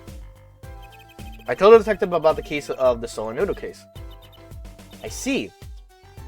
So that means Dr. Marikides stole the stand and pulled it all the way here. That would seem to be the case. But why? Don't ask me.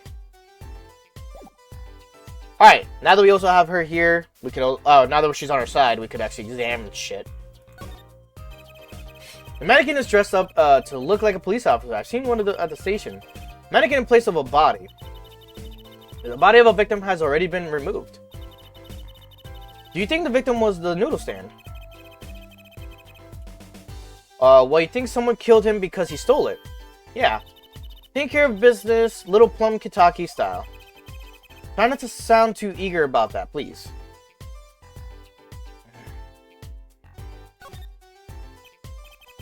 And this is Mr. Eldoon's noodle stand, obviously. Excuse me. It does say Eldoon in big letters, doesn't it? And the mark on his paper lantern there looks familiar. It's going to be a little weird telling him what with the corpse and all. Anyway, that wraps up 3 of our cases. That's right, congratulations, Apollo. And leaves us with one case that's worse than all 3 put together. Murder. Alright. The salt on top. It's a knife. A shiv, to be precise. Oh, lingo. The defendant, Waki Kitaki, is the son of known gangsters. The police are assuming this belongs to him. Wait, but wasn't the murder weapon a pistol? Huh, look at this. There's a handprint on the shiv. Handprint? Then there might be a fingerprint. Let's investigate. She's doing it for me. Right. First, choose the fingerprint you want to examine. Choose a fingerprint. Look closely at the handle. See? There's more than one fingerprint there. Those black spots. That's right. Pick the one you want to analyze.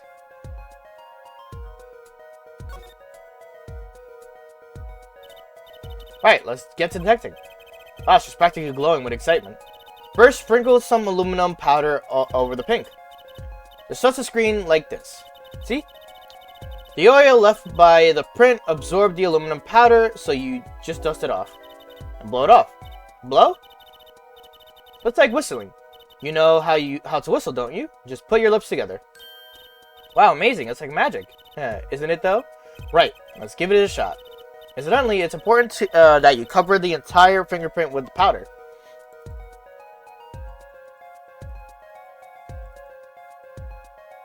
So how do I blow?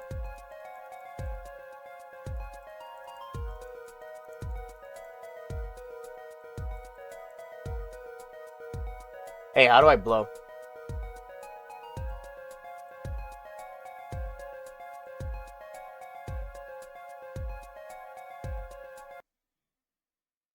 I'm looking at my hotkeys.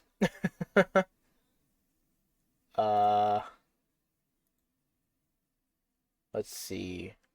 Trigger 3. That's when I had the controller. Oh, M, okay.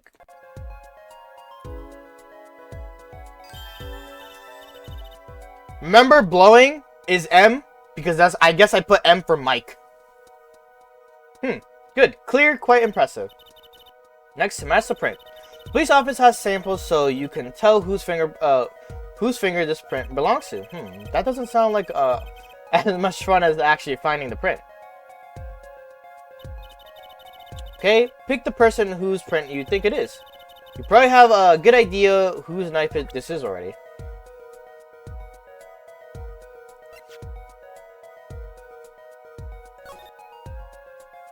Oh, that's exactly the same.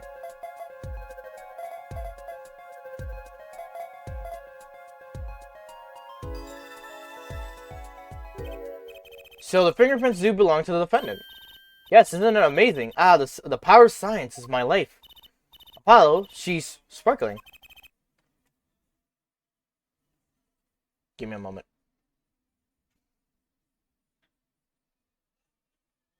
Okay, sorry. And I'm dimming. Look sharp, spirits up, the real fight is yet to come. Chin up, Polly. The trial hasn't even started and I'm already losing.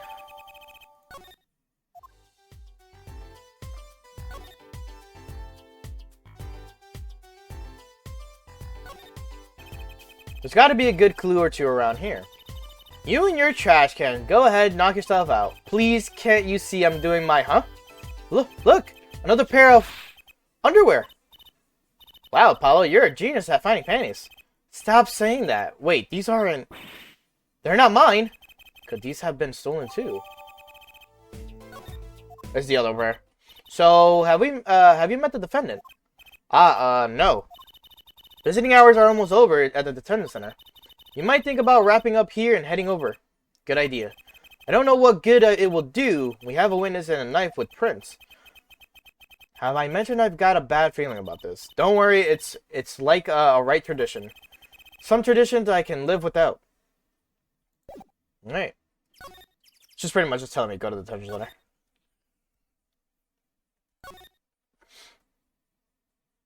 Excuse me. From here to the thing.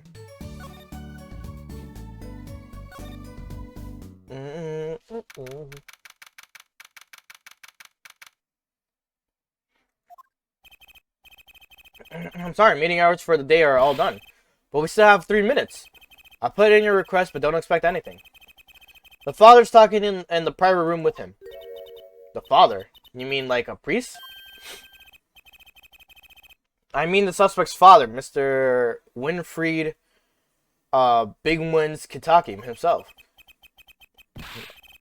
Die, you. You're the one on your way out, old. Ah, they're here. Whoa, this guy radiates power. Power with a cute apron. Yuaki's lawyer. Yes, sir. Well, I'm Big Wins Kitaki, 4th head of the Kitaki family, capiche? Actually, I came to speak to your son. Mr. Justice. Yes. My son's innocent. He killed no one. If he were found guilty, it wouldn't be good. Capiche? Yes, I'm all about capiching. Capished loud and clear. You gotta do more than just understand to make it. You'll learn, though. Even if the lesson comes at the end of your short life. I don't feel so good. What's the big idea, old man? You can't treat me like a kid no more. Not now. You know, I wanted to go to the Clink. I like it. Wait, what? I wanted to go to the Clink. I like it here. You must be walking. A G's not a G till he does hard time, Bizoy. You'll see, when I get out of here, things will change. Silence. My apologies, Mr. Justice. You're usually such a nice boy. Forgive me if I have a hard time believing that. You can't take me under your wing this time, old man. You heard me? I don't need no trial. I did it. I think that's enough for today, Mr. Justice. Don't let me down tomorrow. Ow. that sneeze hurt. Ow. So much for talking to our client. Oh, we made so much progress today. We even found my panties. I had fun, at least. Of course, the biggest mystery of all remains. How am I supposed to build a case for the trial? Oh, I almost forgot. It's time to further my show. Tonight I'm performing at the Wonder Bar. You should come check it out.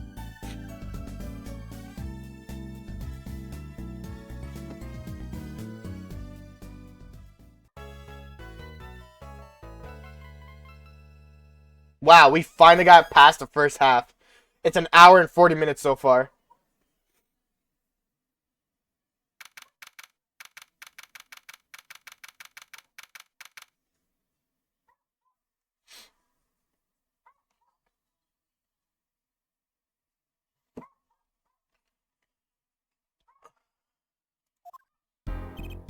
Huh? Mr. Wright's not here today. He said his old foot injury was acting up. Old injury? He was all smiles yesterday. Yes, he smiled when he said we'd be fine, as long as you're there, Trucy. Yes, fine. We'll be fine. Here comes Justice. I started my voice training at 5 this morning. Oh, do some now. I want to see. Here. Oh, okay. My name is Apollo Justice and I'm fine. That sounds more like a self-mantra than voice training. I'm fine, you know what I'm saying? Good morning. Yo, sup? Hit me with the guilty verdict, G. See if I care. You just hang loose and let things go with the flow. You know what I'm saying? Not really. Waki, don't be running your mouth like that in here. See, that's the difference between me and you, old man. I ain't afraid of no cops. Real G's can keep it real till they spend some hard time in the pen. Okay, so you're just a spoiled brat who doesn't understand his situation. Understood. You have absolutely no idea what you're talking about. Sounds like they've both been voice training too, Apollo. My worst fears realized.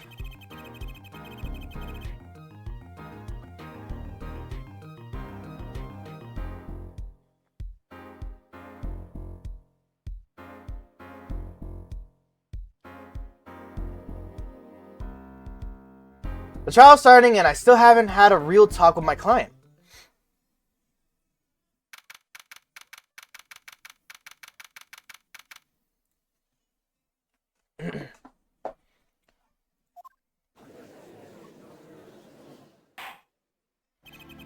Court is now in session for the trial of Waki Kitaki. The defense is ready, Your Honor. We get to see Apollo for finally. Ready to rock and roll, her judge. Ah, it's him. The guy from yesterday. He's the prosecutor. It's Mr. Gavin's brother.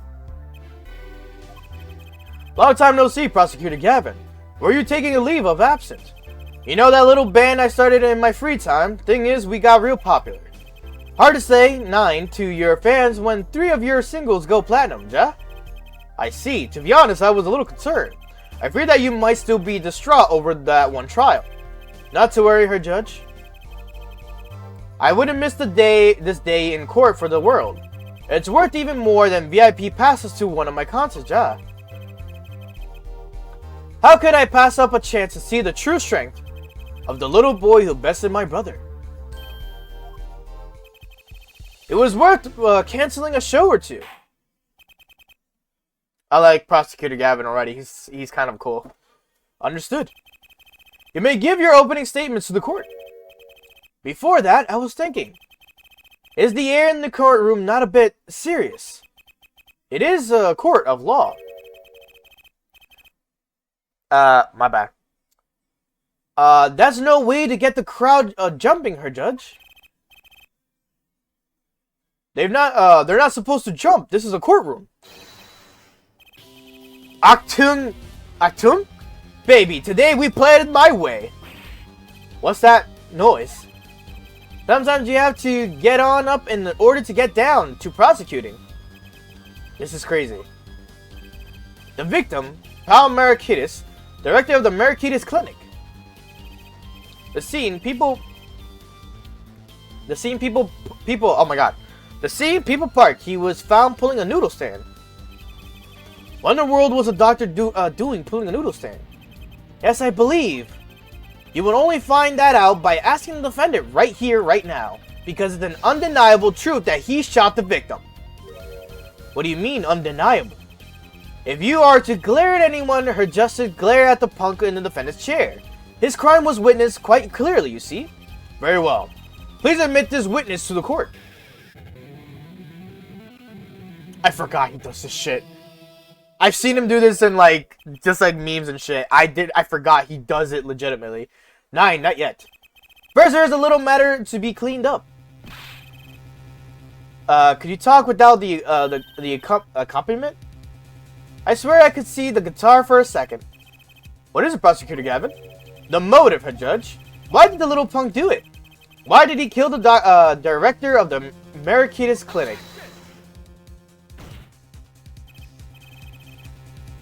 Not so fast, the defendant doesn't have to explain that. Oh, but what if the defendant specifically requests to do so, as he did this morning?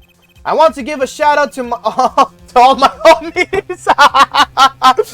True. I want to give a shout out to all my homies in court. I believe he said. What? What is right? They always say that on stage. You should hit the crowd with speed and curiosity. Sounds like he got you good, huh, Polly? Well, this is highly unusual, but I want to give a shout out to all my homies. The court will now hear from the defendant concerning his motives in the crime. So, you, son, are the defendant? Walkie, are you? I ain't your son, old man. You step to a Kataki, you best be prepared to step strong. I was waiting for the water to heat up. It's all good. You step to a public official, you'd best be prepared to step into jail. You gotta hand it to him. Walkie sure has guts.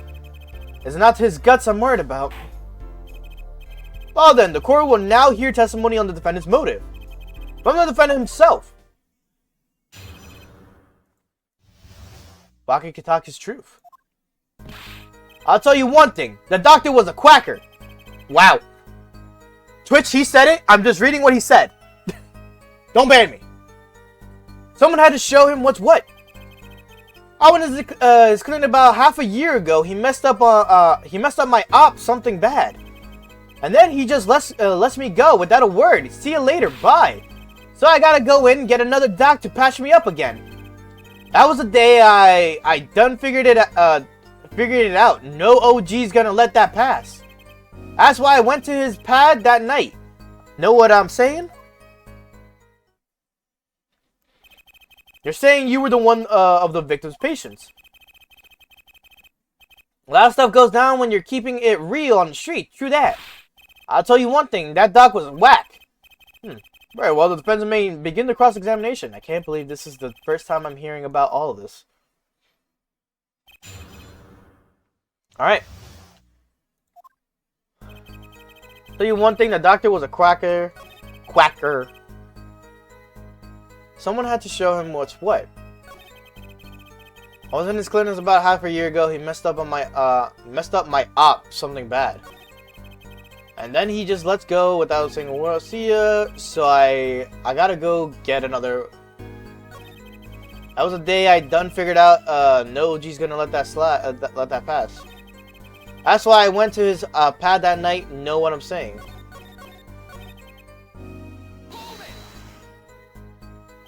So you were a patient at the Markides Clinic half a year ago. For what reason? I had what you might call a mark of honor. And you explained precisely what was wrong. We had a little run-in with the Rivali's family. That's when I pulled a jack move. And ran into an ambush. G busted a cap right in me.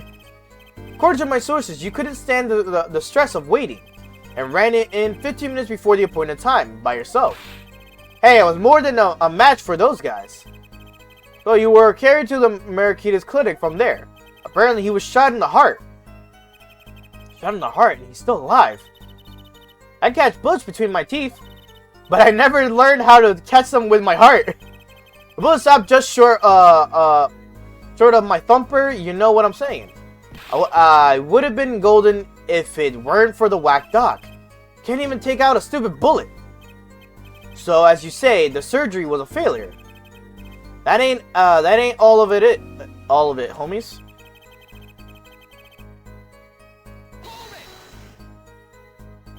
What do you mean, he just let you go without a word?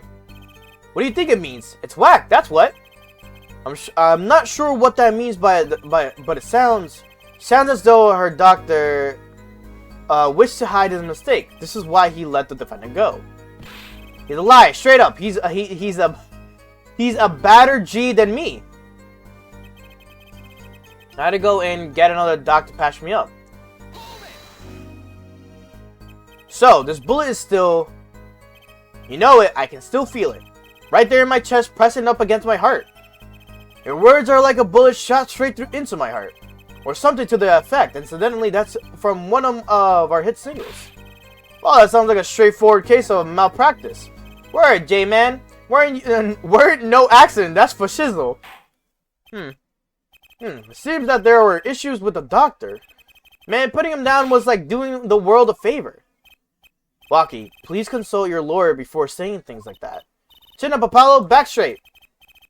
But why did this mistake only come to light that day?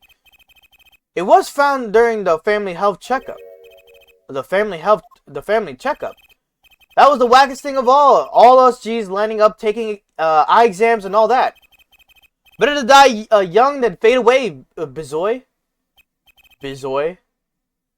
A relief to hear. Huh? What's the relief? Oh, did your father not tell you? A bullet you carry so close to your heart, if not attended to immediately, it could kill you. What? Yes, her doctor Marakitas had knowledge concerning this ticking time bomb in you. Knowledge that could have saved your life. No way, that's whacked. There is proof. Your checkup report. How ironic that you would kill the one man capable of helping you. You're almost as careless as he was.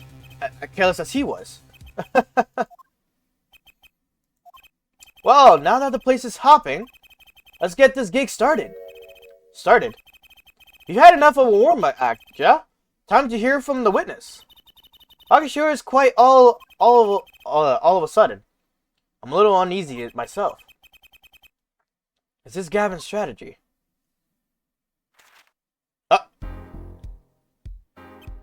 So, you will tell us your name and occupation.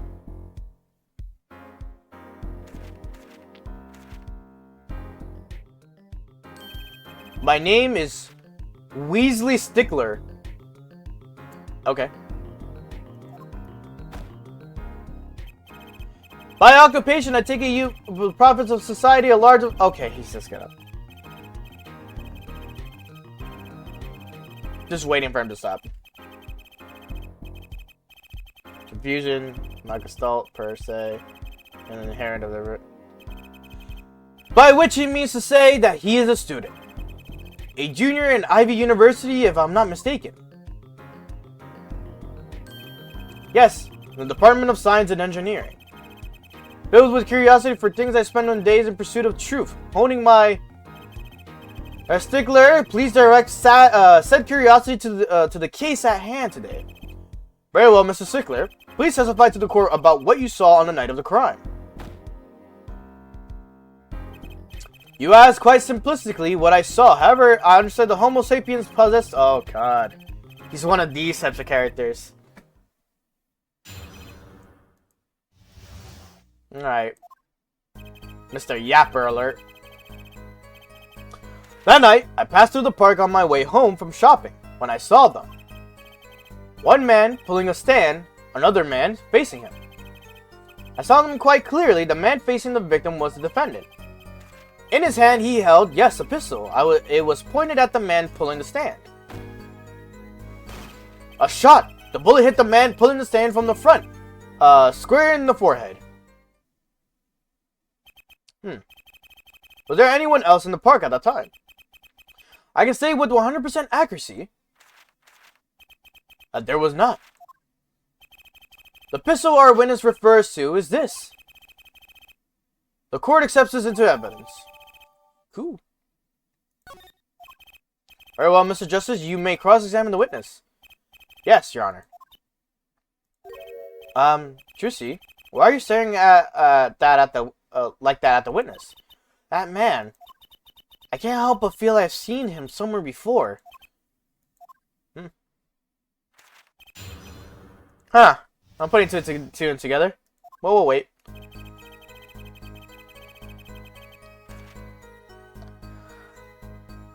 Passed to the park on my way home from the shopping when I saw them. One man pulling a stand, another man facing him. I saw them quite clearly. The man facing was the defendant. How can you be so sure it was the defendant? The crime took place at night. It would have been too dark.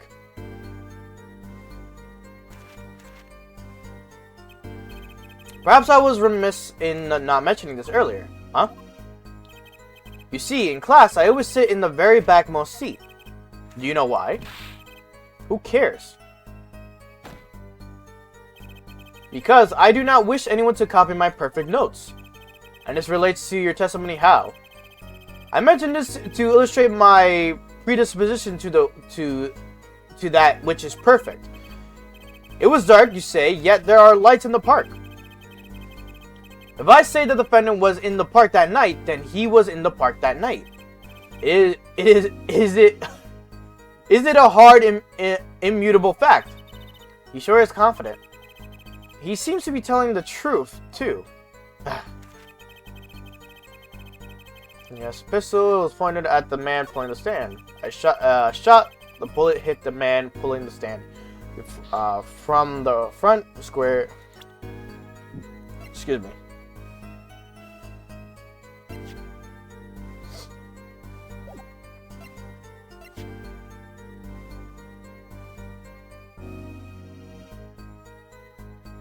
To the right temple.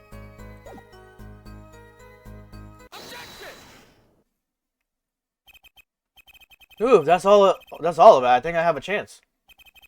Is that you relaxing? I see, Her Justice. Huh?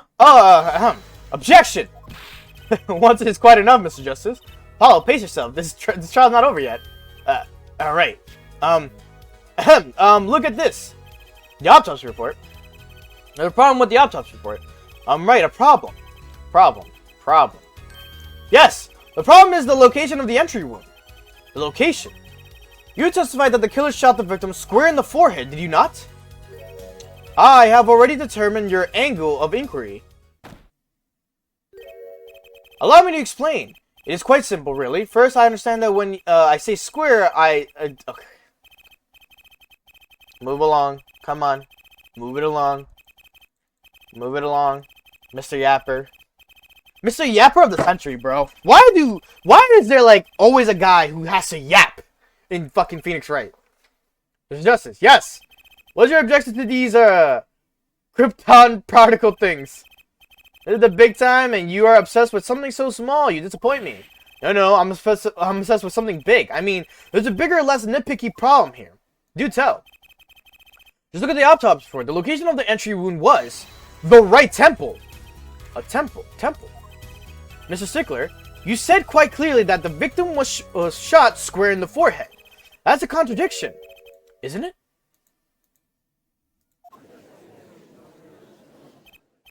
It is, right? Finally. Her Justice! Oh, Her Justice. Yes. Your taxes are outdated, trying to shake the witness by objecting to trifles. Surely you haven't forgotten the fatal wound your master suffered 7 years ago. Phoenix Wright was it? Look, I know the wound was in the wrong place according to the testimony. Hey, her forehead. Warhead. Let us imagine you are walking through the park. You see two men facing each other, one with a pistol trained on the other. What would you do, her forehead? Well, I guess I would try to stop them. I'd probably shout, stop! And you, Fräulein? Me? Well, I'd probably scream, eek! And you, Herr Stickler? And what did you shout, I wonder? Ah! If the victim turned his head at the last moment. Ah, yes, thank you for jogging my memory. Sounds like an addendum into the testimony is required. Part 2. As soon as the killer raised his pistol, I took action. Cease this at once, you two! I cried with composure. The victim turned to the direction of my voice, and a shot rang out. Whereupon, our cowardly killer, the defendant, appeared to have become frightened. Tossing the pistol aside, he fled from the scene. There is a contradiction from the photo itself, but let's see what he says about the direction. I see, so you attempted to stop the crime. Indeed, with composure.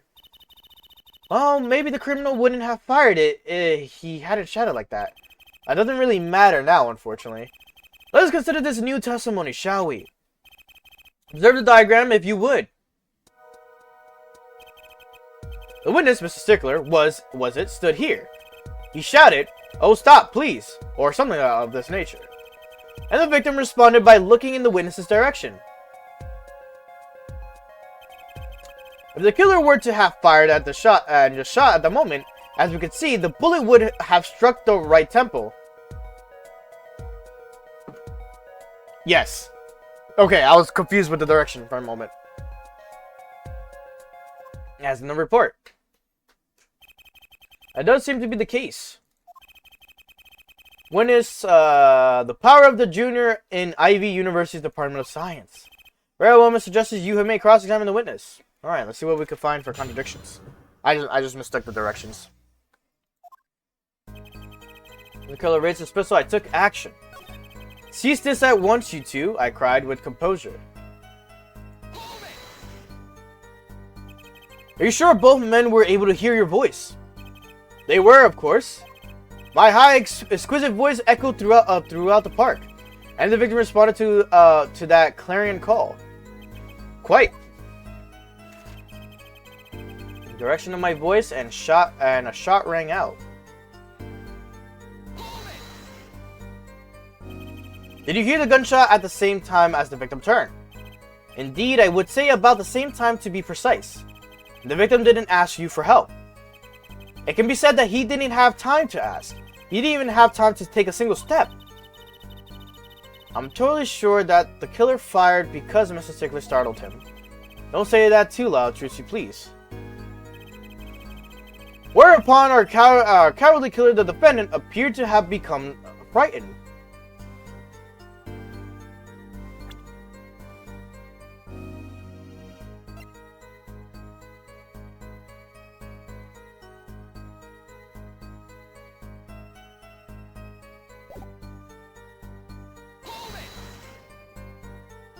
He described the killer's actions more clearly. He seemed quite surprised, especially considering that it was he who did the deed. As we can see, human psychology is a tangled web indeed. He simply couldn't believe what he had done. He shot, he panicked, a common tale, but true. Unfortunately, before I could take further action, tossing the pistol aside, he fled from the scene. You didn't try to apprehend the criminal. It all happened so fast, I'm afraid I hadn't at the time. Doesn't something about that strike you as odd, Apollo? What? The killer was in a hurry, right? He fired the pistol and tossed it right away. According to the testimony, that's what happened, yes. In that case, I'd expect to find something that we didn't find. Find something? Find what? I like that contradiction. Kind of sad to see it go. Not as sad as I feel. What do I do now? At least the testimony is getting a little clearer. She's right. Maybe I can find something to use in the new testimony. When the killer raised his pistol, I took action.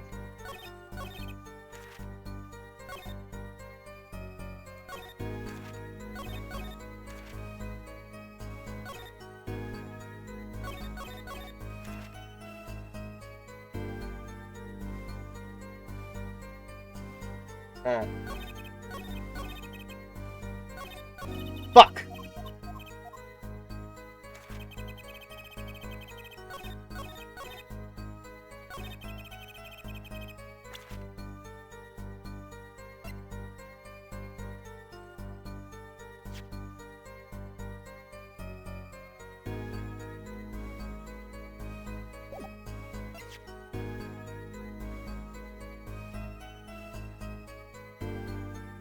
2 rounds were fired!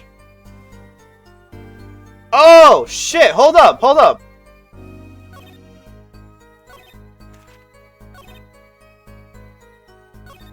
The victim turned to the direction of my voice and the shot rang out. Whereupon a cowardly killer, the defendant appeared to have become frightened. Tossing the pistol aside, he fled from the scene.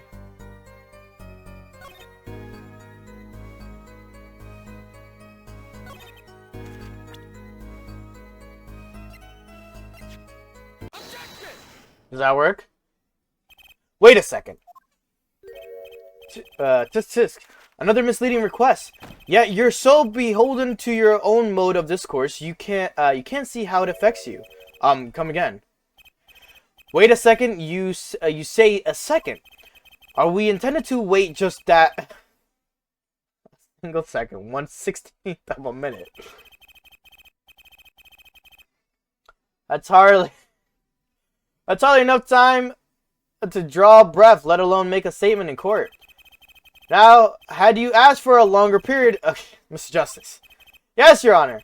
Am I to understand you are objecting to the length of the second? Yes, I mean, no. Here. Just look at this pistol. It doesn't have a single fingerprint on it. Common ploy made all the more common, I fear, by the prevalence of television. Criminals these days are loath to leave fingerprints. Wait, but you said the killer tossed the gun and ran. That's right. He didn't have time to wipe the gun for fingerprints. That's also that. It wasn't about the second shot. The little girl singing to the university student. There's a song in there. I'm not little. And let's think like adults, shall we, Fräulein? Huh? What if the killer, the defendant, was wearing gloves? Gotta admit, I didn't think of that, Apollo. Well, Mr. Justice, could the killer have been wearing gloves?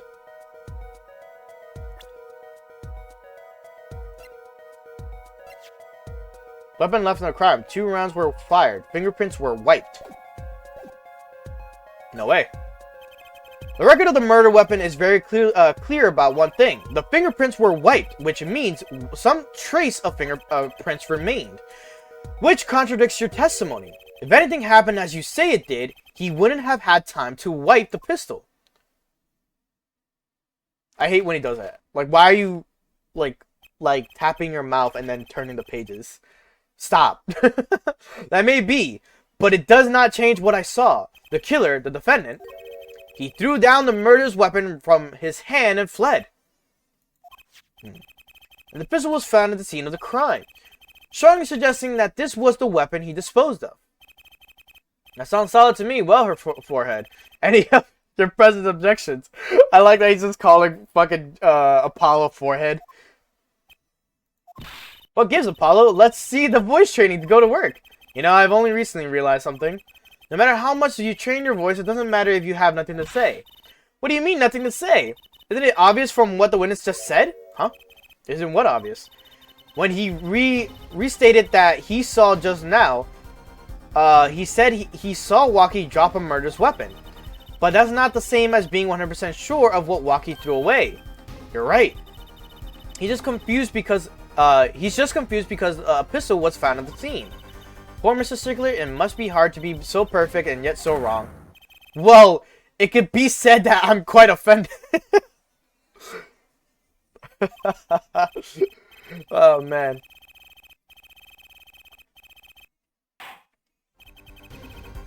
What we can say for certain is that the witness saw the killer throw something. Does the defense have anything to say about this? Well, if what he threw away wasn't a pistol, then it had to be something else. At least one person on the defense team seems to be thinking. I'll wipe that smile off your pretty face, Gavin.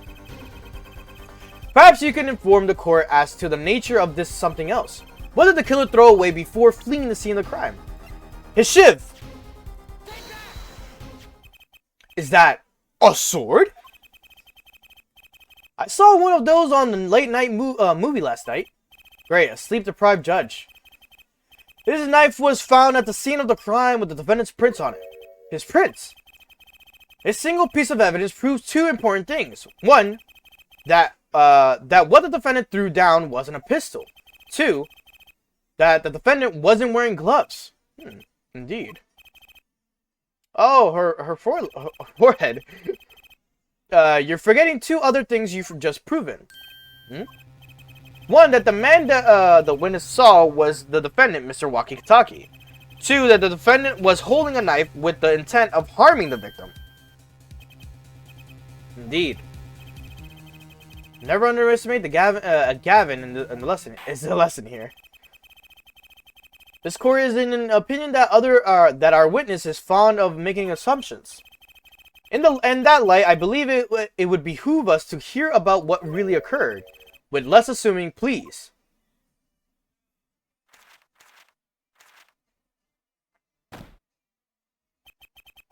It is always the same with you people. Mark left the house on foot, and 5 minutes later, his brother left after him. How long would it take for Mark's brother to catch up to him? Assuming that Mark never had to stop for a traffic light. Assuming. Yes, that's what I said. Assuming. As if that were a probable situation at all. Yet here you are, assuming that my assumption is no better. I'm gonna smack him so much. And what the court assumes is that the witness will testify as to what happened after the shot was fired. From shot to call. I cannot prevent the killer from leaving the scene. Nor could I simply leave the scene in good conscience. Ergo, I used my cell phone to call the police. Don't ever say ergo. That's only one man who could say ergo. Until the police arrived at the scene 10 minutes later, I saw no one else. Why didn't you chase the killer? He was, as you say, a killer. Of course, I could have run him down. Yet, what would he have done when cornered? Sadly, it takes more than aptitude for solving quadratic equations to know that. Did the testimony not prove the defendant's presence at the scene? And do we not also now know that there was no one else there? It seems clear that we have our killer, does it not? Does it not, Mr. Justice? I better find a way to take this testimony down quick. Alright, from shot to call. Does he do any, like, habits?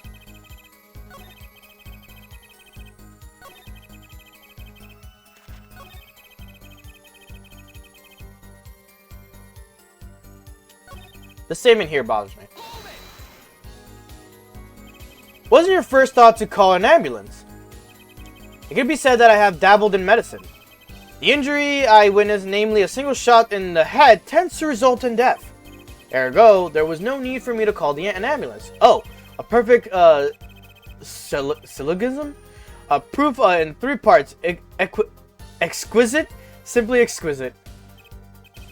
He actually looks like he's going to cry. Till the police arrived at the scene 10 minutes later, I saw no one else. Can you tell us the detail about the 10 minutes? I stood in a state of heightened awareness. Anything could happen at any moment. Anyone could appear from any direction. Is that all? No one came, nothing happened at all. I saw it all, which is to say, I saw nothing. It was late at night. It's not odd to think there would be few people around the park. So he just stood there watching him. Not much to go on there. Trucy, if you got something to say, by all means say it. The witness is way too self-assured. There's got to be a witness somewhere in the testimony. I cannot prevent the killer from leaving the scene, nor could I simply leave the scene in good conscience. Ergo, I used the cell phone to call the police. Until the police arrived at the scene, okay, percent.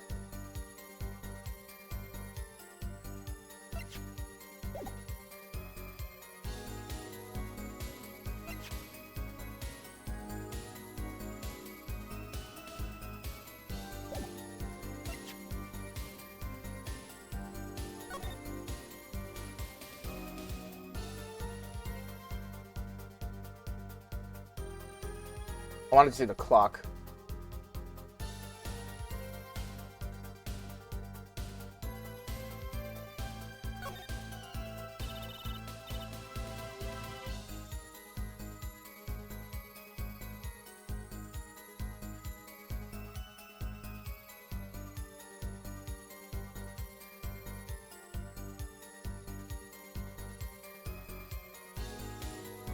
$9:30.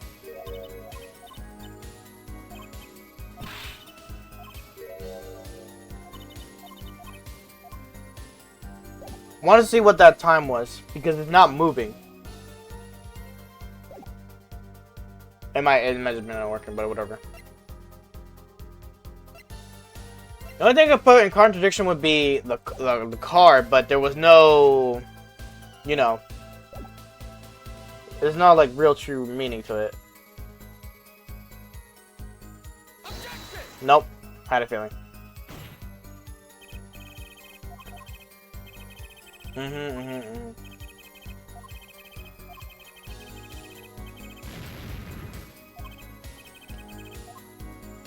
Trucy is stating something. Trucy noticed something from this statement right here.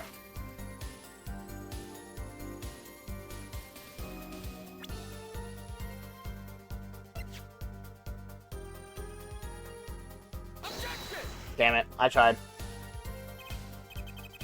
Yeah, give me the penalty. Let me read into the other two. Let me read into the other two with pressing him.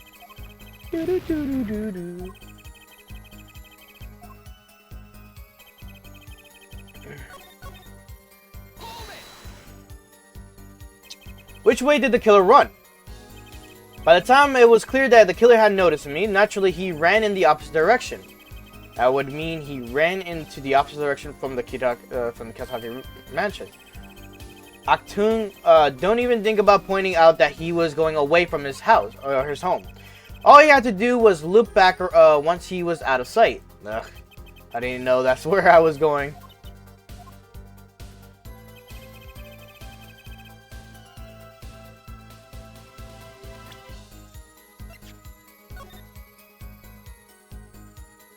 Because here's the thing, right?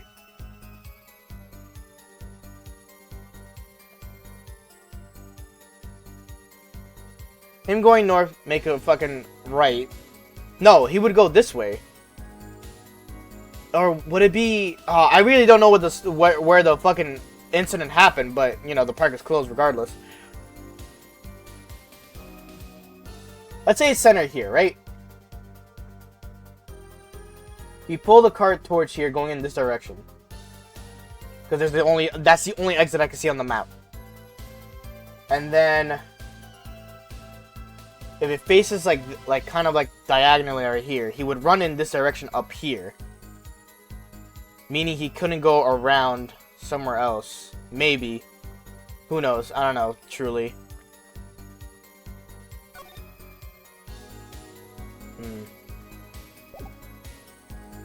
Okay.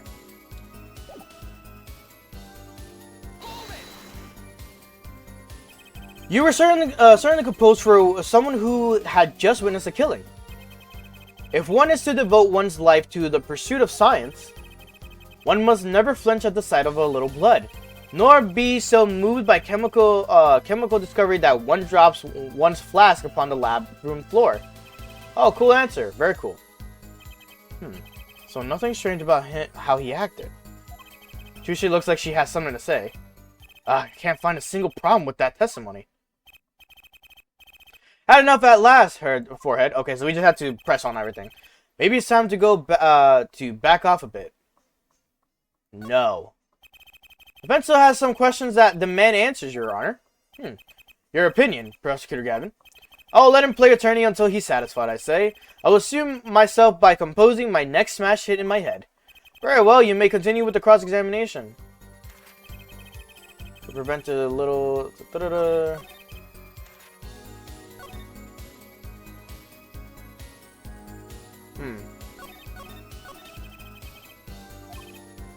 Maybe a weakness somewhere in the testimony.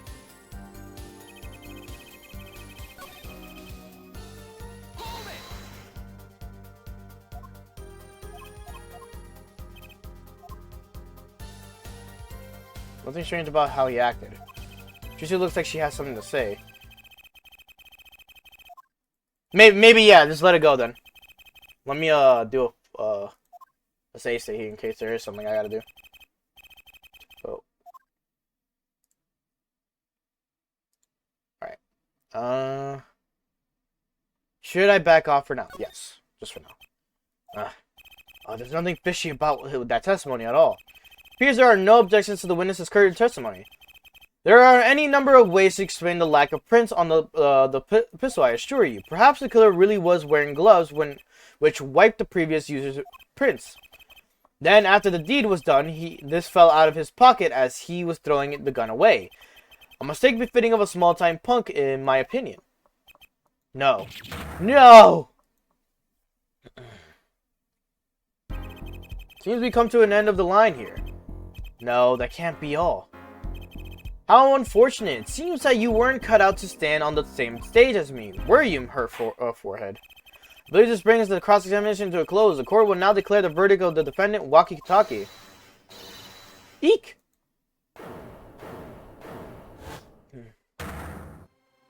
Oh. Trucy! Nobody move!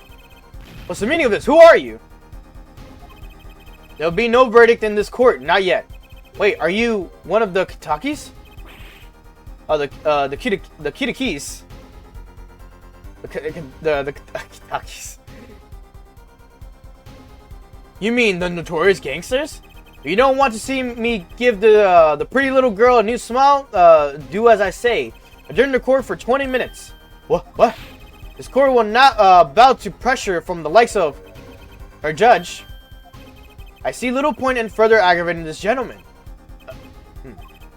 Reach this 20 minutes, or I promise you'll regret it. Wait! How did he disappear so fast? Come to the defendant lobby, Apollo. I suppose I have no choice but to adjourn for the 20-minute recess. Bailiff, cast the mysterious man. Ooh.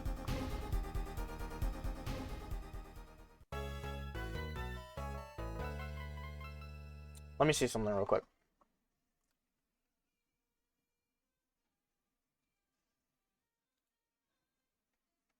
How long is this going to take here? Not too long. Okay, we do one more.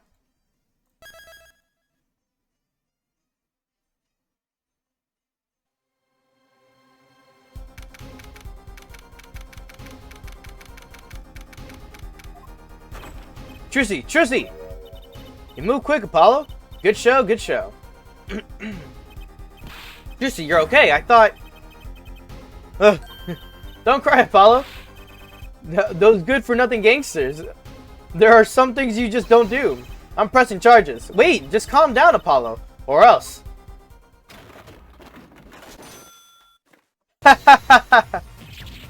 What the heck is that?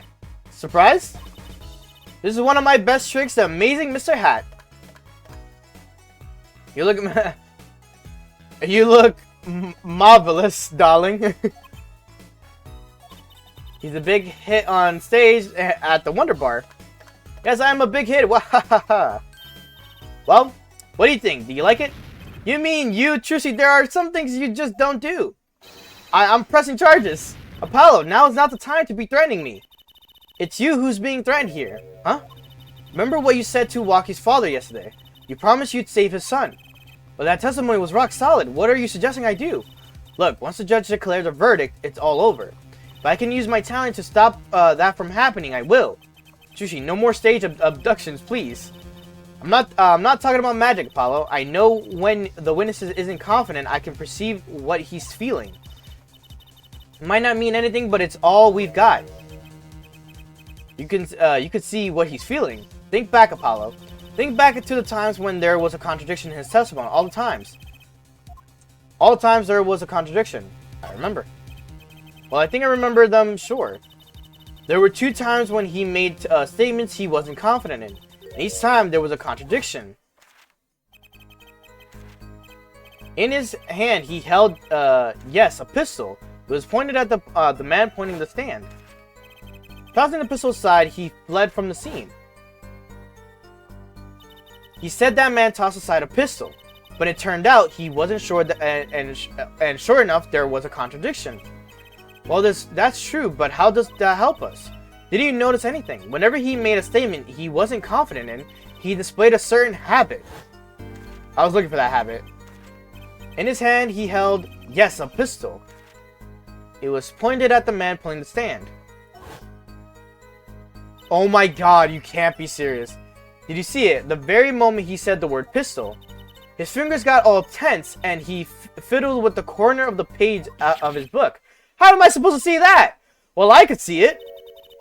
How else do you think Daddy went 7 years without losing a game of poker? What? I always sat next to Daddy during big matches. I could see what his opponents were feeling.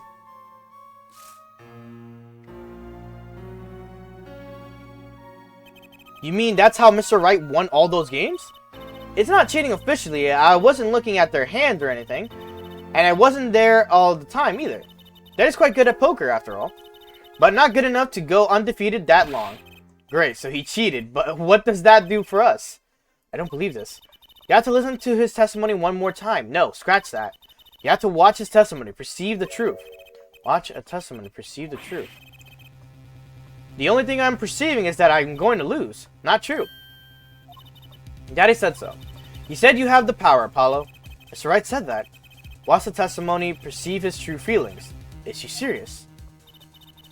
Time's up. Sorry, I can't think of any other way to way out of this one, Apollo. What was that she said before the trial started? Huh, Mr. Wright's not here today. He said his old foot injury was acting up. Yes, he smiled when he said we'd be fine as long as you're there, Trucy. Is this what he meant by us being fine? Well, methods aside, she did avoid one guilty verdict already today. Time to show this court what I'm made of. Get ready for justice. Let's do it. Apollo. You know, I'm starting to think I can do this. I knew you could do it all along. Oh, one more thing.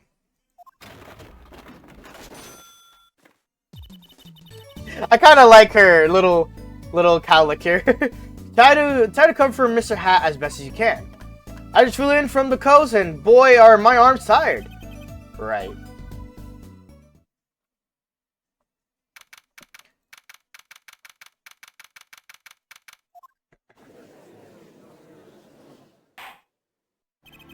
Court is now back in session, right? We're fine. Ahem. I'd like to say that to the young lady standing next to you, Mr. Justice. Oh, you mean me? Don't you have anything to report? Anything concerning the mysterious phantom in the silk top hat? Ah, right, him. Don't worry about him. I settled that. You settled that? Yes, I was in an out-of-court settlement, right? Perhaps Fräulein would have us believe it was nothing more than a passing dream. A fantastic illusion. Now you see it, now you don't, am I right? I think he's on to me. I wish he would stop being so cool. Let us dispense with these necessities. I don't know how to pronounce that. Niceties, and get straight to the matter.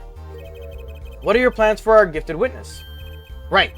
The defense would like to request another cross-examination because I forgot to ask something. There was no issue with the witness's previous testimony. I will grant your request, however, but this court will not permit stalling it for time. Understood, Your Honor. Don't forget, Apollo. When he isn't sure about something, he has a habit of fiddling with his book.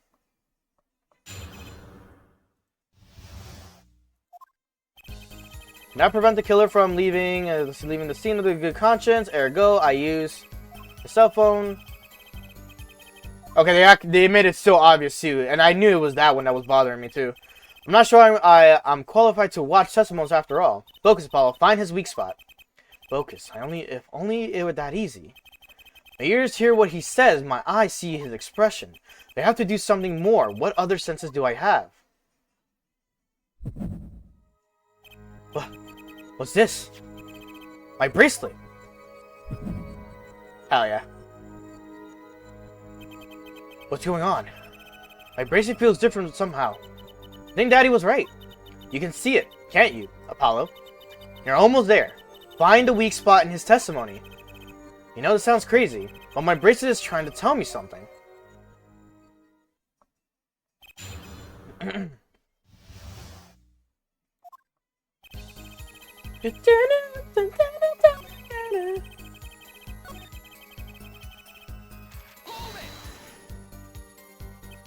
So, you call immediately after witnessing the murder.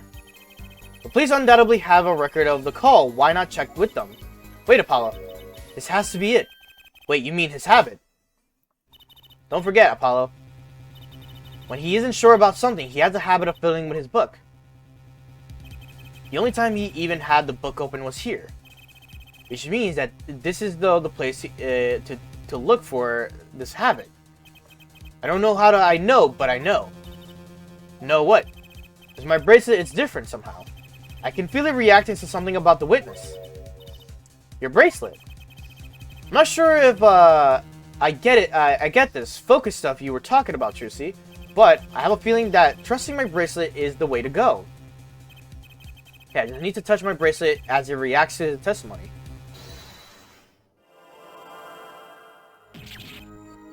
What's going on?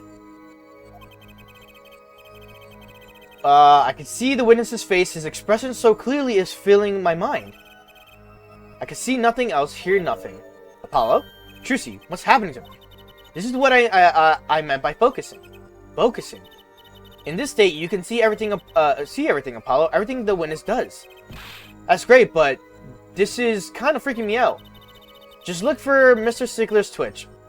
His habit, you remember it, right? Sure, when he says something he's not sure, he fiddles the page on in his book. You got it. Right now, you're looking at the witness's face. And your eyes are sort of bugging out. I bet they are. First, move your focus of attention down to Mr. Stickler's hand. His hand. You know what to look for now, but you know you have to be looking at the right place. She's right. I can only see his face like this. Time to try changing my viewpoint. Perfect. Now we're really ready. Ready for what? Ready to perceive the truth behind the twitch. Perceive. Try listening to the witness talk as you focus. And watch for his habit. Right. You mean when he fiddles with the page. That's right. That's your signal to look closer to perceive. Find his weak spot and I guarantee we'll be able to give him the royal flush. Spoken like a true poker head's daughter. I'm a magician, thank you very much. So I have to pay attention to his words and his fingers. Don't worry if you miss it, you can always try again. Right? Look out, nervous twitch, here comes justice.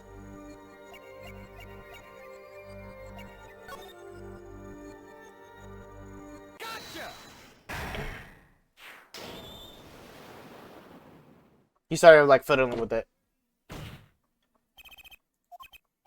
I saw it just now. I could see it. Mr. Justice, do you have something to say? All this banging of desks is quite bad for my circulation, you know.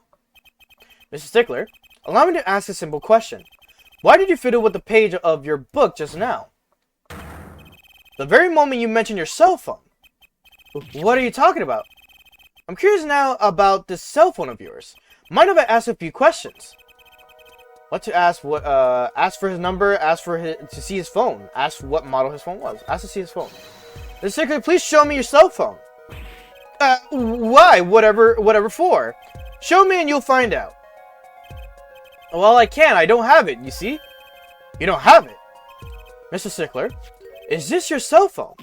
Yeah. Where did you get that? That's the phone from yesterday. Look, a cell phone. Someone dropped it beneath this tire. If the car moved, okay. Wonder if it belongs to the doctor here. How strange, Mr. Stickler. Can you explain why your cell phone is sitting here in my hand at this very moment? Wait a minute, what is the meaning of this? This cell phone was found yesterday in the Merikitis Clinic garage. The Merikitis... Why, that's where the victim lived. That's impossible. Mr. Stickler, you lied to the court, didn't you? If your cell phone is here, how could you have called the police? Weok? It's true, I didn't have my cell phone that night. That is why it could be said that I called the police from a public payphone. A payphone? So you didn't call on your cell phone after all. Just where was this payphone located, Mr. Stickler? Well, to indicate it with a startlingly high degree of accuracy, it was right around here. That's quite a ways from the park. But why did you lie? There can be only one reason. He didn't want the court to know he had lost his cell phone, because it was found in the victim's garage. What are you saying? Mrs. Stickler, you broke into Merkita's clinic garage at the night of the murder. This cell phone tells all. The banger's here. But that's ridiculous. That makes me sound like I snuck into the fellow's garage to commit some crime. As though I were trying to kill him. Well, Dr. Merkitis was killed that night. Well, yes, but no, this line of reasoning has to be against the rules. Yes, it's true, I lost my cell phone, but you can't prove that I lost it that night. Well, Mr. Justice, if that cell phone was dropped that night of the murder, it does raise considerable suspicion as to the connection with the crime. Now's a chance, Apollo, to connect Mr. Stickler to the crime. Oh, he's already connected. He's already connected enough, I just have to prove it. Well, do I have a piece of evidence that can, do the job? I prove the cell phone was dropped on the night of the murder.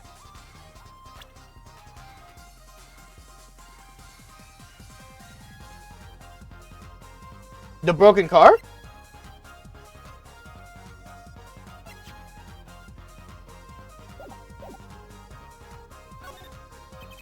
Of course I have evidence. Oh, I like your swagger, forehead. Hit it. The court will see this evidence, Mr. Joseph. Hit it, as they say. The evidence that proves the cell phone was dropped on the night of the murder. That's a side view mirror. As it so happens, Dr. Merkitis, I can't say his name, car was in an accident that took place the night of the murder. An accident. An accident. It happened a little after 9 p.m. just outside People Park. 9 p.m. Just like the watch on the cell phone. Our murder scene. Dr. Merkitis' car hit a pedestrian. What are you trying to say? From the absence of a mirror, it's clear that the car was parked after the accident, which means it was parked there after 9 p.m. on the night of the murder. If your cell phone has been dropped before the car was parked in the garage, then it would have been crushed. After all, it was lying on the ground right under the wheel. Ergo, Mrs. Stickler. I'll give Apollo the pass of the ergo. The only time you could have dropped this in that garage was after 9 p.m. the night of the murder in the park. Mr. Stickler, you know what that means. You did break into the victim's garage that night. This is the most unexpected, Mr. Justice. Are you naming the witness as a suspect in the murder of Pal Merkitis? No, stop. This is too much. This can't be happening. Prosecutor, say something. I suppose it is worth saying this. No connection has been found between Weasley Stickler and Pal Merkitis. That is, other than this. I believe our next testimony will be most revolutionary. It is the witness prepared. Yes, Your Honor. And know that face. That's the face of guilt. Stickler's truth. That night, yes, I went to the supermarket. I must have dropped my cell phone on my way back. And when I was walking through the park, I happened to witness a crime. I saw the killer, the victim. The stand, all as clear as day. It was him. I saw the defendant at the scene. Yes, but your cell phone was lying on the garage. And yes, well, as you can see, my model of my cell phone has a defect. It is given to rolling. It is quite a pain when I drop it alongside the road, you know. Looks like a normal cell phone to me. In any case, Mr. Justice, the cross-examination, please. That's funny. My bracelet didn't react at all during that testimony. His nervous habit must not be acting up. I didn't sense anything either, actually. Looks like you're on your own this time around. Right, no problem. I hope. Here comes justice. Here comes justice. Alright. That night, yes, I went to the supermarket. I must have dropped my cell phone on the way back. That's when you pass in front of the Americanist clinic.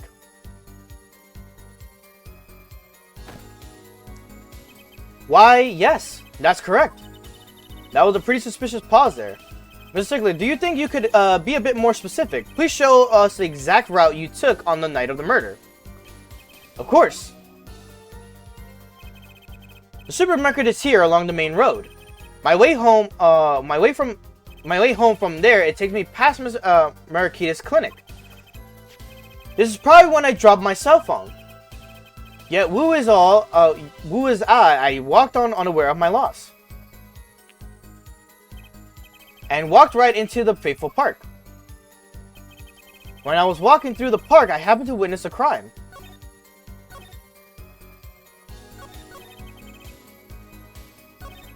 I saw the killer, the victim, in the stand.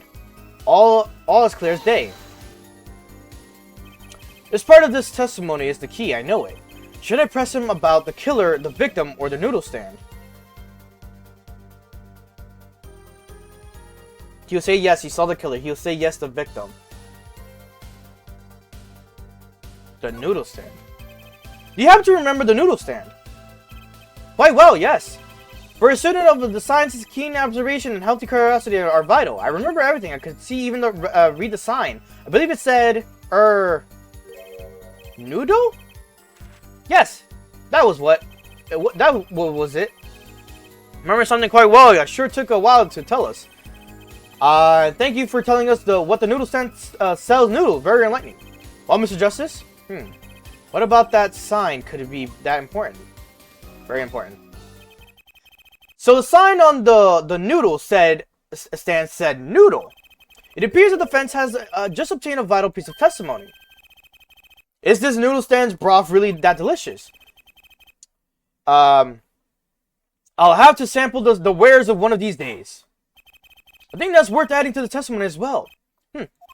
Whatever sort of noodles that stand sells, it can match up to Ivy University. Don't apply to the school merely for a taste of the smart noodles. I wouldn't mind a taste of that myself. Why, I even remember the sign on the stand. Present.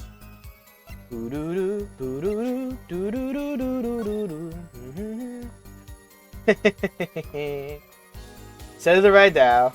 El Dune. Oh my god, I just realized it's noodles backwards. Fuck off.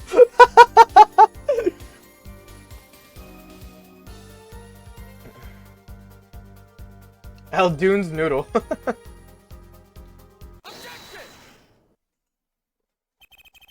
And you're absolutely sure the sign read noodle. Why, just last week my professor offered me this praise. At least you have good eyesight, Stickler. I'll give you that. It read, without a doubt, noodle. I see. What? Why are you looking at me like that? Is that pity I see in your eyes? Let's take a look at our map, shall we? So you're claiming that when you saw the sign, you were standing here. Here was it? Although it would have been a bit hard to read the sign from the spot. You think so? Mr. Stickler, I'd like you to please take another look at the stand, and to carefully read what the sign says. See, the sign actually states the name of the stand's owner. El Dunes. Inconceivable. I'm certain it was definitely noodle for sure, positive. I'm afraid your professor was wrong about that eyesight. I wouldn't be so quick to jump to that conclusion. The sign he saw changes everything. The witness says the sign said noodle, but he saw it wrong. He saw it right. Yeah, he did see it right.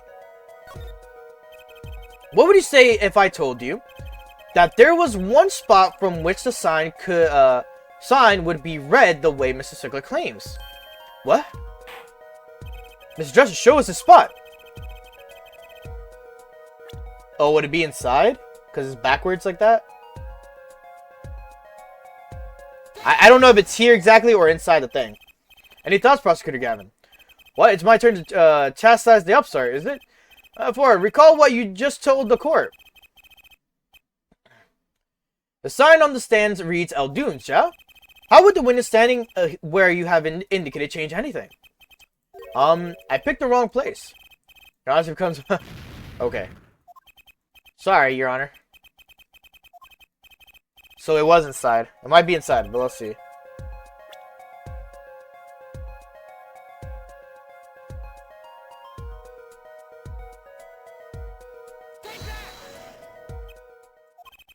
Though it pains me to point out the obvious, I see you leave me with no choice.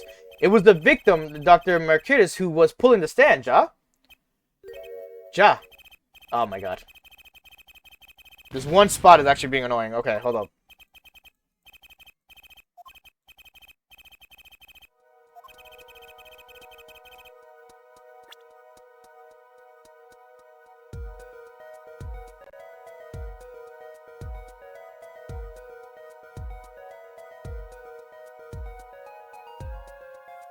Because here's the concept that I'm trying to figure out, right? He's reading it backwards. If he's reading it backwards, that means that he sees it from the other side or he saw it in a mirror. And if we're not including the car, then that means he sees it from another side, right? So would it be like...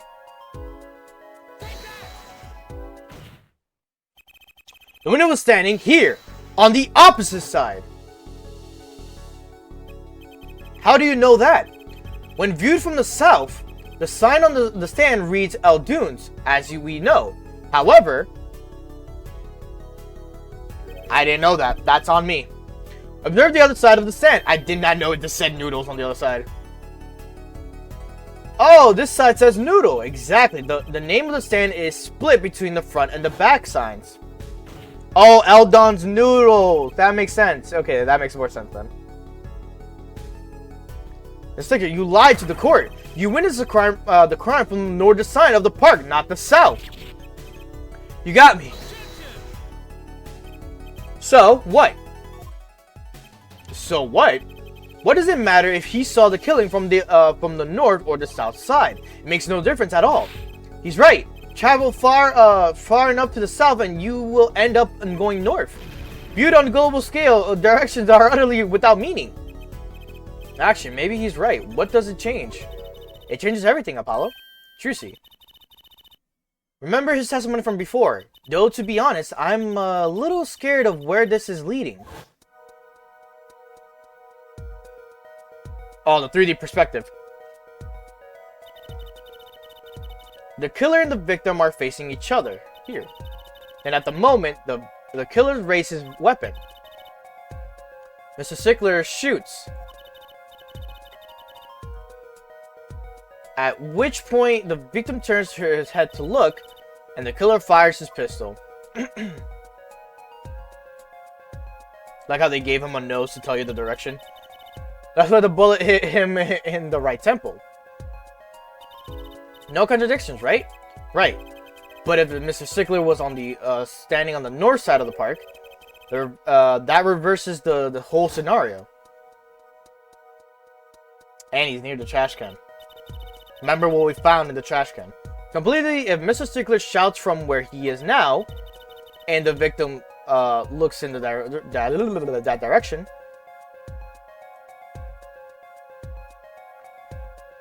this is so interesting how they like made this whole like 3D diagram look thing. This was like, I don't know, like I feel like if I was to witness this on the DS at first, it would be so outstanding because I'll just be like, oh shit, like damn. The bullet would have to hit his left temple. In other words, someone standing at point K couldn't shoot the victim in his right temple. It's impossible. That's right. So, now that we know what Mr. Sickler was standing on the north side, the wound location takes an entirely different meaning. Indeed, you are absolutely correct, Fräulein. What meaning? The entry wound was on the right side of the victim's head, correct? Well, the right side of the victim's head is north. North. Ah. But that's where the witness Weasley Stickler was standing. Correct. So if he was standing to the north, then the only person here who could have shot the victim in the right temple was Mr. Stickler himself. Yeah.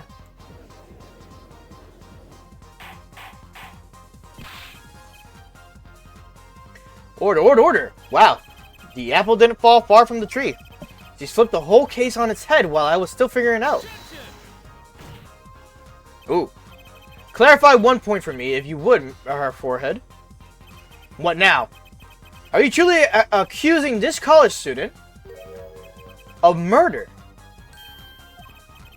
I can't say he exactly looks innocent, but something still doesn't feel right. I just can't picture him as the real killer. No, please, looks aside, I'm really a nice guy. All my friends say so. Let's hear what the defense has to say. What are you going to do now, Justice? Should I really accuse Mr. Stickler? Accused of murder, accused of another crime. Man, what do I say here?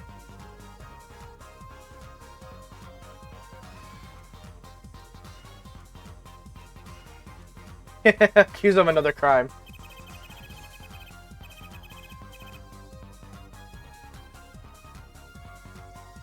I don't think Weasley Stickler is a killer, but he's not innocent either. His unusual silence tells me that much. Mr. Stickler, you seem unusually quiet. Tell us why now. The word confession isn't in my dictionary. Forehead, I'm afraid it falls to you to elucidate her Stickler's silence. Ms. Justice, you did say you were accusing the witness just now for a crime other than murder. Your reason? The court's all ears. I know he's guilty of something, but what crime other than murder is there? I have evidence that shows his involvement in some other crime. Your evidence, the court's are all eyes, Mr. Justice. Shows evidence that points the witness's involvement in the crime.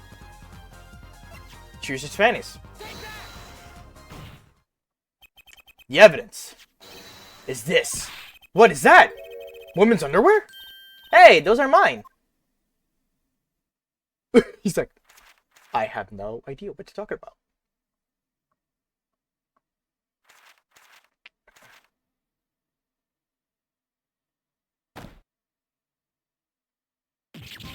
Don't look at me like that!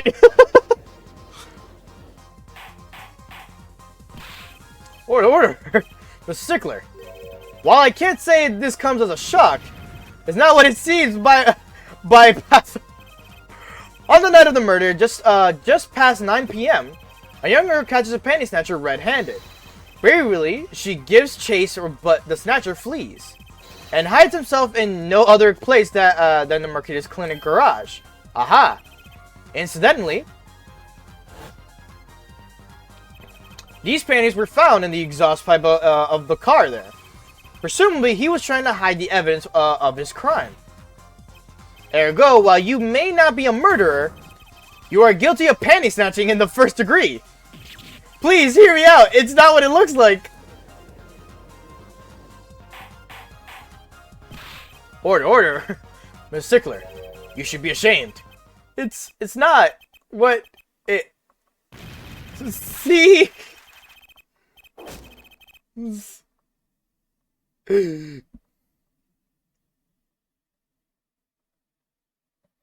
So, are we to understand that you were silent not because you were guilty of murder, but because you lacked the courage to admit your theft of this girl's undergarments?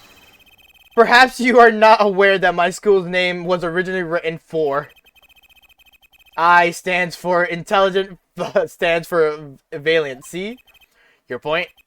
I'm not done. Now, I'm a major in the science department. And what does science teach if not curiosity? Yes, we of the IVU science department are valiantly curious. No challenge is too daunting, and what greater challenge to science in the university? Come on, you're talking about a girl's panties here. No, you don't. You do not understand. Mysteries is the unknown, and the unknown is unacceptable. And my friends, when it comes to mysteries, those panties are the promised land. From the moment I first laid eyes on them, I was compelled to investigate for science. The full-size car tire was only the first mystery those panties revealed. A tire? Yes, I saw her do it. She pulled a tire out of those panties. And that's not all. First there was the tire, then the stew pot, and a frozen chicken. One mystery after another. It was magic. Oh, I remember now. He's one of the regulars in the audience of the Wonder Bar. Huh? He's talking about my magic panties trick. I just don't understand. A broom from a pair of panties? It mocks the very laws of physics. A broom and a frozen chicken, Trucy. Whatever happened to doves and bunny rabbits? The stickler. You stole the girl panties to understand a magic trick. You say panties, but they are so much more than that. For me, they are an object for serious study. I wonder. There have been a recent rash of panty snatchings in the area. Were they all you? I am sorry, but I did it for science. Each time I spied up... Okay. Okay, so this is where he got the other panties from. Like, that was sees the truth that lies within those panties. Yet who was I for Lacey heart patted? Still, the leaves one thing unexplained. Ah, you refer to the witness's other lie. Yes, the witness claimed he saw the crime from the south, but was in fact in the north. Indeed. Would anyone care to explain why he lied about that? Be my guest, her forehead. Me? Did I not hear you correctly? Did you not say you do not accuse the witness of murder? Why then did the witness lie about his location at the time of the shooting? Or have you no idea, Apollo? There's something about the way the diagram is arranged right now. When you think about it, right near where Mr. Stickler was standing, isn't there a... I think it's just this case, but I feel like it does handhold you a bit, but it's also teaching you mechanics in certain things. Well, Mr. Justin, what do you say Do you have any evidence to show why the witness lied about his location? The evidence that shows why he lied is this. What? More panties? How many panties are you carrying in your pocket, her forehead? These are the last, honest. These were found in the trash can at the park. Looking at the diagram, he was next to it. We can see that the trash can was right next to where the witness stood. Mr. Stickler, you did it! Alas, I'm a failure as a scientist. I can't unravel the mysteries of the universe. I can't even unravel a pair of panties. So, these panties are your handiwork as well. That night I had been chase-hounded into the Merkis Clinic garage. Weeping in frustration, I was forced to abandon my prize. Don't you see how I felt? Believe me, I'd rather not. I hid in the garage for a short while. Then, abandoning the panties, I made for home. To avoid the office where the girl works, I went towards the south entrance. When I saw them hanging there on the clothesline by a giant machine, by a giant mansion, a giant pair of panties. Apparently, he didn't know those bloomers belonged to the mob. I had them safe in my pocket, ready to take home. When I stumbled upon the murder of Dr. Markitis. I reported that what I have seen, but as I waited for the police to arrive, I got scared. What if they searched me? That's when you disposed of the bloomers. Yes, it was a severe blow to the progress of science, but one that had to be borne. A fascinating if disturbing tale.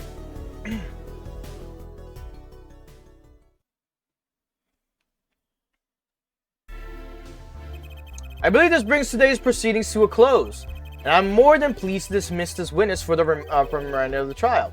One last thing, if I might. Yes, Prosecutor Gavin.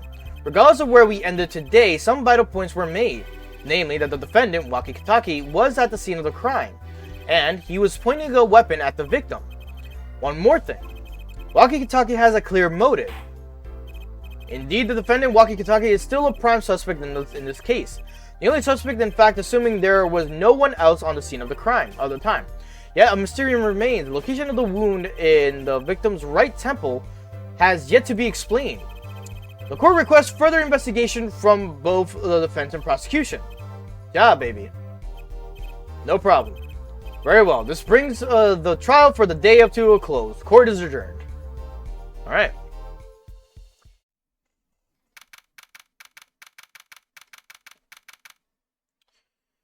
June 16th, 2023 p.m. Write Anything Agency. What a train wreck that was. I'm glad we made it out of the trial area. Really, I had fun. I'm having rice, beans, and salmon. And Waki made it through the day too. Everyone was too obsessed with panties to bother with the real case.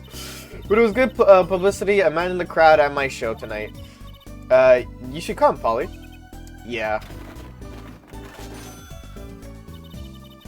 The amazing Mr. Hat will be making an appearance. Hi, folks. I'll be here all week. That's about enough of him. Hello. Ah, Miss Telia. Miss Tialia. I don't know how to pronounce her name. Thank you thank you for today. The trial went well. All right, no problem. Do you think Waki will be okay? Well, he's not guilty yet. Please, you have to help him. We're supposed to get married next month. Oh, congratulations. God, wait to put the pressure on a guy. I forgot how cute she is. Please let me know if there's anything I could do to help.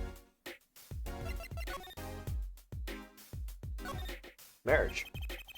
Are you sure about marrying into the Kitaki family? I'm fine with it. I love Waki with all my heart. Oh, that's so sweet. So it doesn't bother you that you'll be married to the mob? I don't think so. My parents are against it, of course. Say, where did you and Waki first meet anyway? Good question. Miss Teela doesn't look like the type to have gangster connections. Oh, we met at my old job, actually. Ah, office romance. She's not very forthcoming with information about herself, is she? Like Takis. Did you know what the boss is trying to get out of the business? Really? Mr. Kitaki wants to quit being a gangster. He's trying to transfer his assets into a normal company. He only announced it recently out of the blue. I hear there's quite a lot of confusion in the ranks. I wonder if this explains that apron. I can't imagine Waki going along with that. He's highly motivated, isn't he? That's not the word I would have used. He said I'll be the next big boss and keep the family alive. I think he's at the age when boys want to make a mark on the world. That's not the way I would put it. His father moves in a lot of circles. He's really focused on profits. The Kitaki family's been making a killing recently. Again, not the way I would have put it. Waki says it's not about the money. They have the they have the gangster tradition to uphold. Oh, a generation gap. They've even got the ever classic "what about the family business" thing going. Usually it's the father word about tradition. The way of the household husband. Waki's operation. Can I ask you a question about Waki? Every time I do it's because I just like my tongue gets twisted into like what I'm saying, and I just have to like do that just to get it untwisted. Understand he was operated on by the victim, Dr. Maracus. I kept calling him Marakitis, I think, last time. Apparently, yes. I was in the clinic about half a year ago. He messed up on my ops something bad. And then he just lets me go without a word. See you later, bye. So I gotta go in and get another doc to patch me up again. It sounded horrible. Waki has always been fond of fighting, I'm afraid. I'm not sure it qualifies as fighting when pistols are involved. Mr. Gavin was saying his life might be in danger, wasn't he? No, that can't be right. I'm sure he was just trying to scare us. It's scary to think that a surgeon might make a mistake. But it's even scarier when he tries to hide it. I'd like to know a little more about this operation. Maybe it's time to pay the Miraculous Clinic a visit. I think it's Miraculous. It is Miraculous. How do you pronounce it? I've been saying Marakitas every fucking time last week. I should be getting home now. Walkie's in your hands, Mr. Justice. Right. Leave it to me. Paula, I think you're only making her more nervous. Sorry, I'm new at this, okay? It's alright. I believe in you.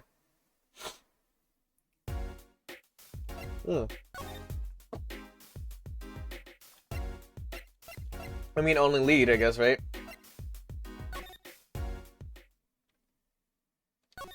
Whoop.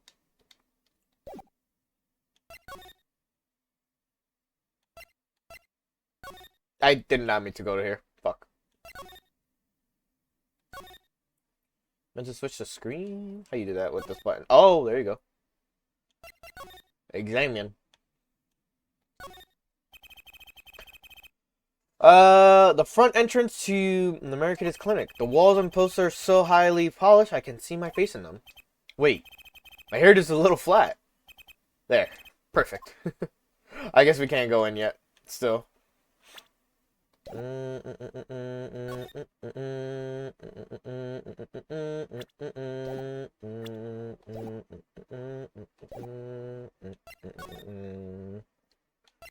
I don't even know where that theme was coming from. No one here. No one here. This is fun. Oh my god.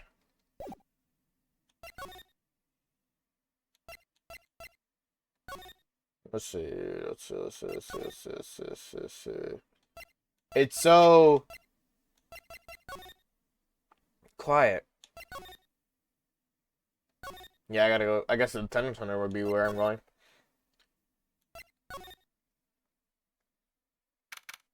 Hanging machine game? You mean the claw machine? Hanging machine is kind of a wild statement. But look, Walkie's out for questioning. I really need to talk to him. I guess we'll come back later. Excuse me. Yes?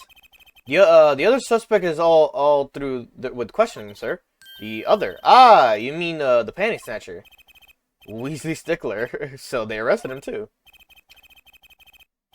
Alright, let's have a little chat with Mr. Stickler. I hope I don't regret this. He's a valuable witness. He's a bit precious, I'll give him that.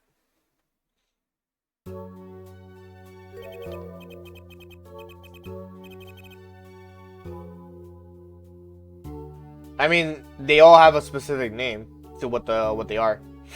You have to just reset the claw machine. To reset it, you have to talk to the person at the counter. If you can't find a specific item. Please keep this brief if you would. I'm quite busy. I kept going in and out of the store. I believe you have to talk to the whatchamacallit? The one at the register. Whoever it's not even a register. It's like whoever's at the stand thingy. It'll make it easier for you to reset, I think.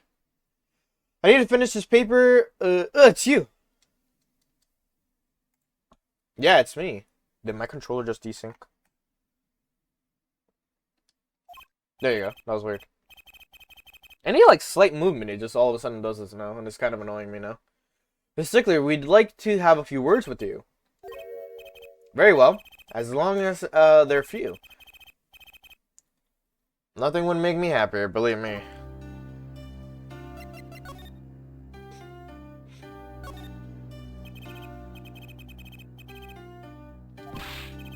I did not read that. Fuck me. What did it say? Something about a panty snatcher? Yeah, that's just this. Yeah. Wait, I can't help but feel that I'm being misunderstood. How exactly? Yes, that night I obtained a pair of panties, it's true. However, it was my burning curiosity that drove me to do it, nothing more. You wanted to know the trick to my panties, right? You're here too? Oh, great, Trucy, teach me.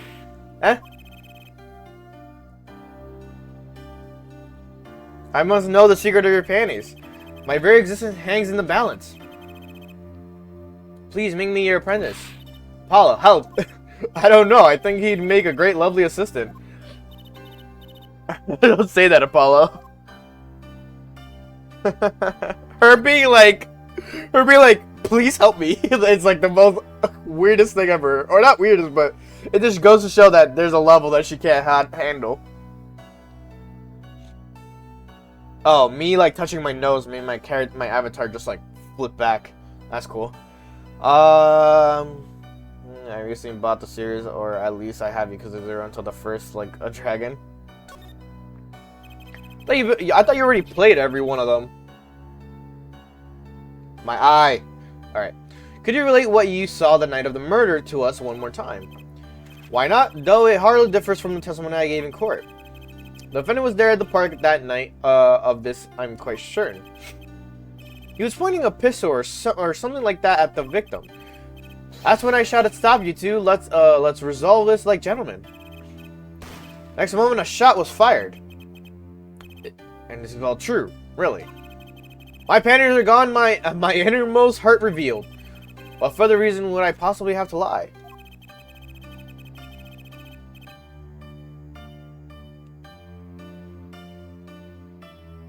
We're on sale.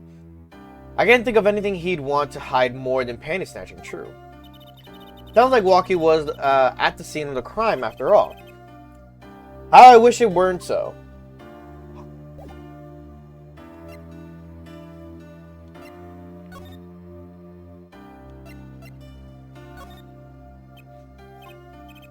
Fine, ignore my evidence, see if I care. Wonder what he's thinking. I'm second thought, let's not go there. It's your phone! No.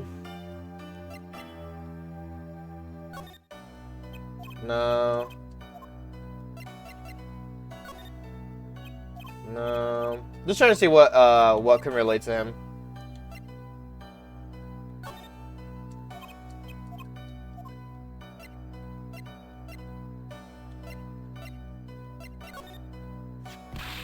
That's it!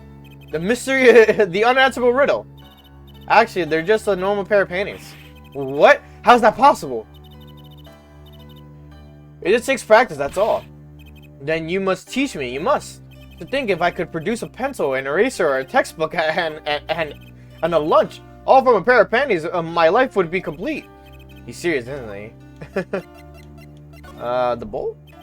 Nothing with the bowl. Nothing with the street lamp. Or the mirror. Alright, we got nothing with you.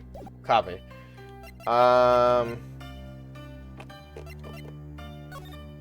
Bro's perverted? I don't know, it's like half and half.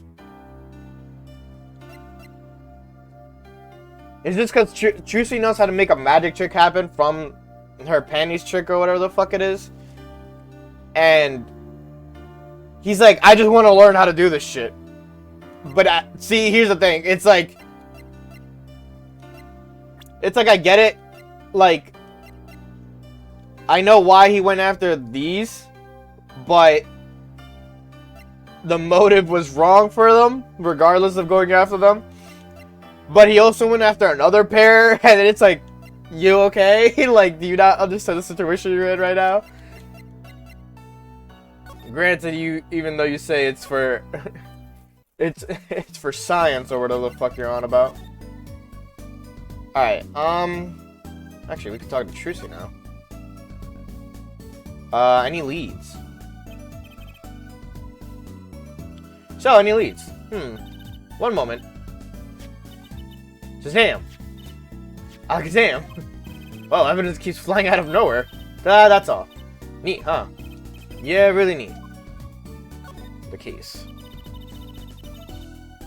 Everything that Panty Snatcher said was true. It doesn't put Walkie in a very good position, does it? He was at the scene of the crime, that's pretty clear. There's got to be a different angle on this. Well, let's get investigating. No time like the present. Alright. So, she showed the phone. She showed the fingerprint thing.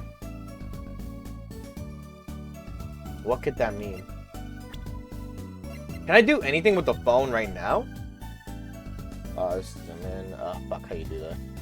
Oh, do I really gotta do this? There's nothing crazy besides the clock on the thing. Yeah, okay. So I have to use my mouse to move around, to move it, like, spin it around and shit, because it doesn't work with that. She showed the phone and she showed the fingerprint thing. So, let's see here. Let's see if Phoenix is, available.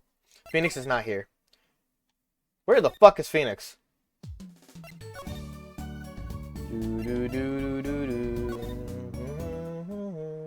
Okay, we got something new here. Hey, it's Mr. Eldoon. Oh, Mr. Eldoon. What's wrong? So, you found my stand. That's why I'm here to thank you. Ah. But now it's a crime scene and they won't let me have it back. That's also why I'm here. I got no other place to go. Ah, I see. How can a noodle stand be a crime scene? That's that's what I don't get, Trucy doll. Even in death, he's after my neck. I tell you, but can't even cook an honest noodle. He? Even in death? You mean the victim, Dr. Miraculous? I tell you, it's enough to drive a man to make his soup even saltier. Remind me never to eat his noodles when he's in a bad mood. The noodle stand. That stand for generation had served up the very best noodle us Eldoons could make. A tradition of noodles and a salty broth. It's more than a stand, it's history, I tell you. Watch what you say or it might become true. That's a great story, Mr. Eldoon. A single stand passed down from generation to generation. Of course, to be honest, I didn't plan on doing it. That's right, you said something about that. About you rebelling against your pops, was it? Good memory, Trucy doll. Hey, I was a go-getter back in my day. So my friend next door butted in. In the end, I was left with nothing but the dusty old stand to earn my fortune. Mr. Eldoon, I don't mean to pry, but what exactly did you do before you became a chef? Bah, let old noodles lie, that's what I say. Starting to get an idea of what he did anyway. He stole my dreams and left me with nothing but noodles. And now I don't even have that. Miraculous Clinic. Mr. Eldoon, if I might ask, what exactly happened between you and Miraculous Clinic? I couldn't help but sense enmity there. Enmity, I hate him. Hatred. Him acting like he smells like roses when he's rolling in mud. Excuse me? He's the only doctor at that clinic, you know? Pretty impressive, huh? I tell you the secret to his success, the mob. You mean the Kitaki family. They're always having one of them turf wars or whatnot. Always an injury or two that needs fixing. Miraculous saw a chance for some business, so he started giving the Kitaki family a good deal. Every 5th operation for free. He stole the idea from my pops. 1 free bowl of noodles a week, he used to say. And a doctor just decide to do that? What about the insurance companies? Oh, no doubt it's illegal, but it got him in the good with the family. Pretty soon he was getting all the business in town. Leaving me here in the dark. Up to my neck in soupy noodles. I think I figured out Mr. Eldoon's former occupation. Can't hurt to ask Apollo. Eldoon's past. Mr. Eldoon. Or should I say, Dr. Eldoon. Figured it out, did you? That's right, I was a doctor, a surgeon, until the year before last. So Mr. Miraculous was your rival. You like those onions they put in the soup, bruv? Yeah, kind of. You take a spoon, you drink some broth, those onions will find their way in there. For people who like them, why, that's just fine. For people who hate them, I hate onions, hate them. Always sneaking in from the side, getting in the way of the good tasting spoonful. Well, that's what he was, an onion. Onion boy, that's what I call him. So you weren't exactly friends. Ha, me and pal Marcus. Maracus. Oh my god. Maracus. Ever since preschool, we were getting in each other's faces. And no matter what I did, sure enough, he'd come following along. Then he'd do it better than me, just blow right past without so much as a howdy. I see. That's right. I was a surgeon long before he was, you know? Then that no-good onion boy comes along. Well, Trucy, looks like we found ourselves a new suspect. Don't say that. Thanks to him, I was forced to trade in my scalpel for a ladle. Sorry, pal. Didn't mean to weigh you down with an old man's ramblings. No, it's fine.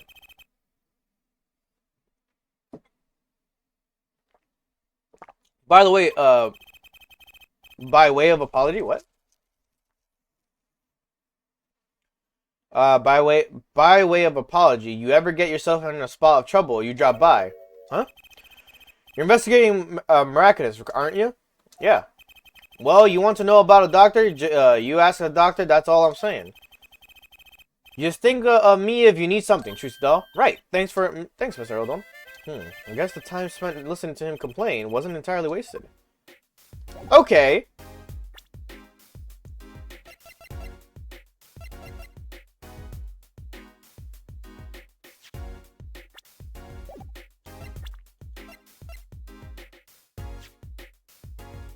I wanna, like, give it to him. Oh, present. I was like, how do you do this? I went to the court record itself. Oh, it's X. I was like, what? Sorry, so my interest is for the... Okay, yeah. Yeah, cracking the case, yeah. Okay, so we have to come back with something else, I guess? You know, I never examined the knife. The shiv, my bad.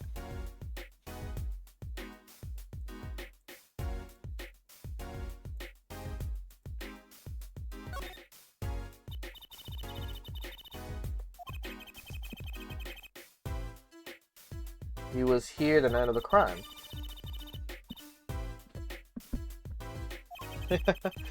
Not so neat when it happens to the evidence against your client. Alright.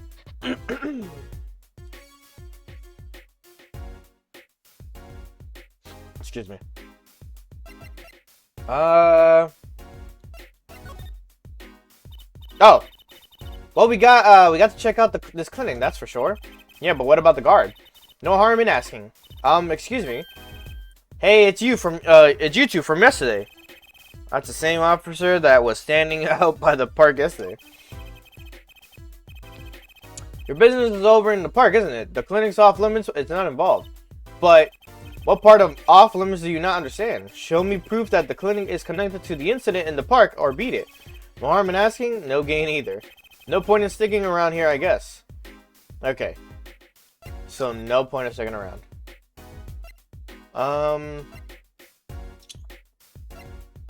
don't think there's gonna be anything new in the garage. Yeah.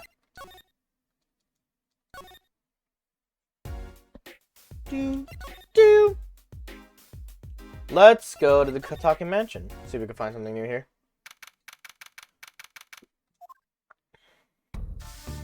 What to do? Yep, she's back. Hey, two over here. Us? Yo, little plum, what's up? I think all this gangster-esque... wait. I think all this gangster-ease is a negative influence on Trucy. How do you retrieve my bloomers? Well, I was just doing... Man speaks clearly and takes credit where it's due. You caught the thief, didn't you? Yes, I'm sorry. You're cute when you're nervous, Polly. I'll deal with you later. But enough about bloomers, what about my son, Waki? Waki, well, he's, clearly. Yes, ma'am. This is why I was kind of hoping we could avoid coming back here. So if I present her panties, would she be mad?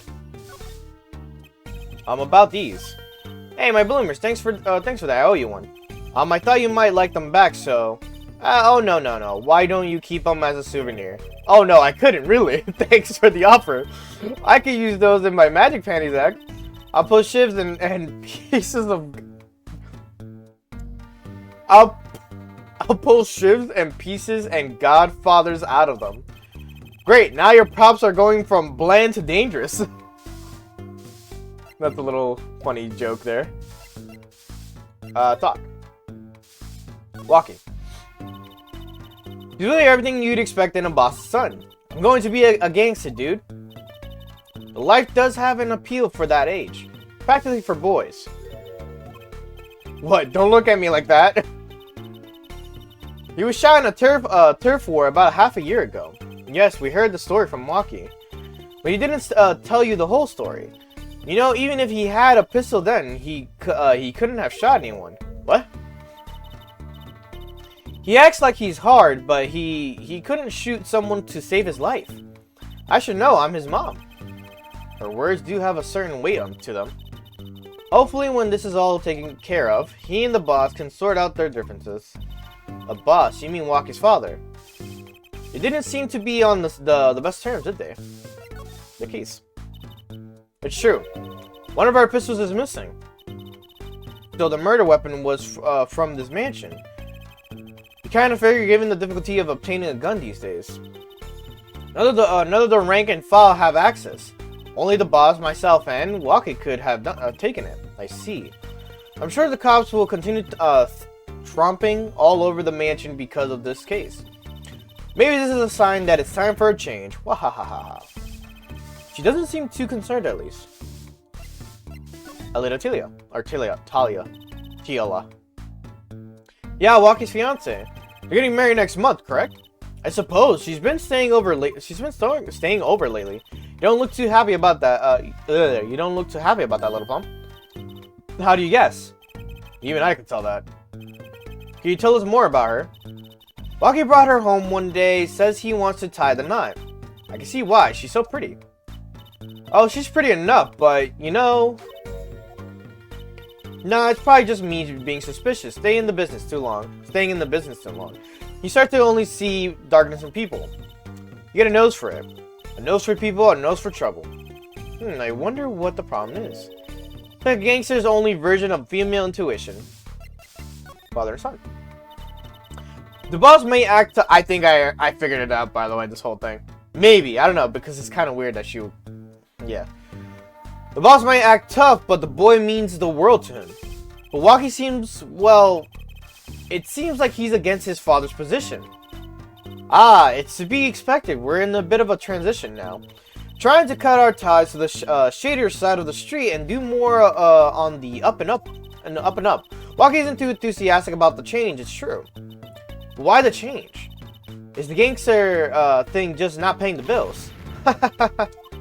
It pays, but we need a lot of money right now. Clean money, that is. I see. Something must be up. He'll see things the way the boss sees them someday. Alright, we got some information. Anything to look into?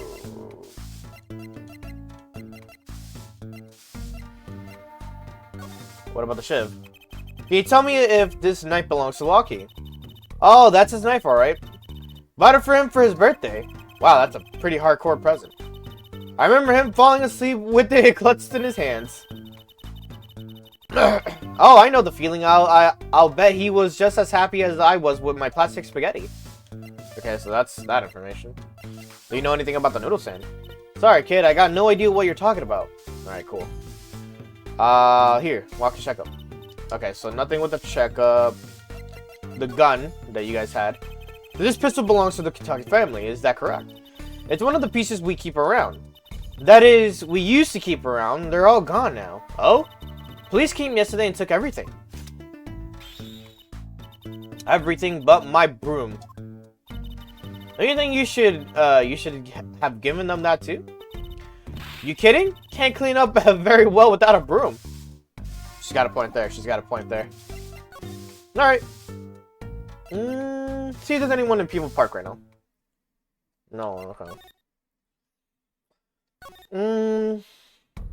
We went to the mansion area. We went to the noodle place. The only place I can think of right now are the clinic and the detention center. Let's see if Phoenix is available. He's not, because why would he fucking be? Phoenix is playing like super coy and just being like out the fucking way, which is kind of annoying, but it's whatever. They kind of wanted to change who the main protagonist is of the Ace Attorney series, but then they're just like, we kind of do love Phoenix. Let's just bring him back for the next games, I guess. I was hoping to meet with my client.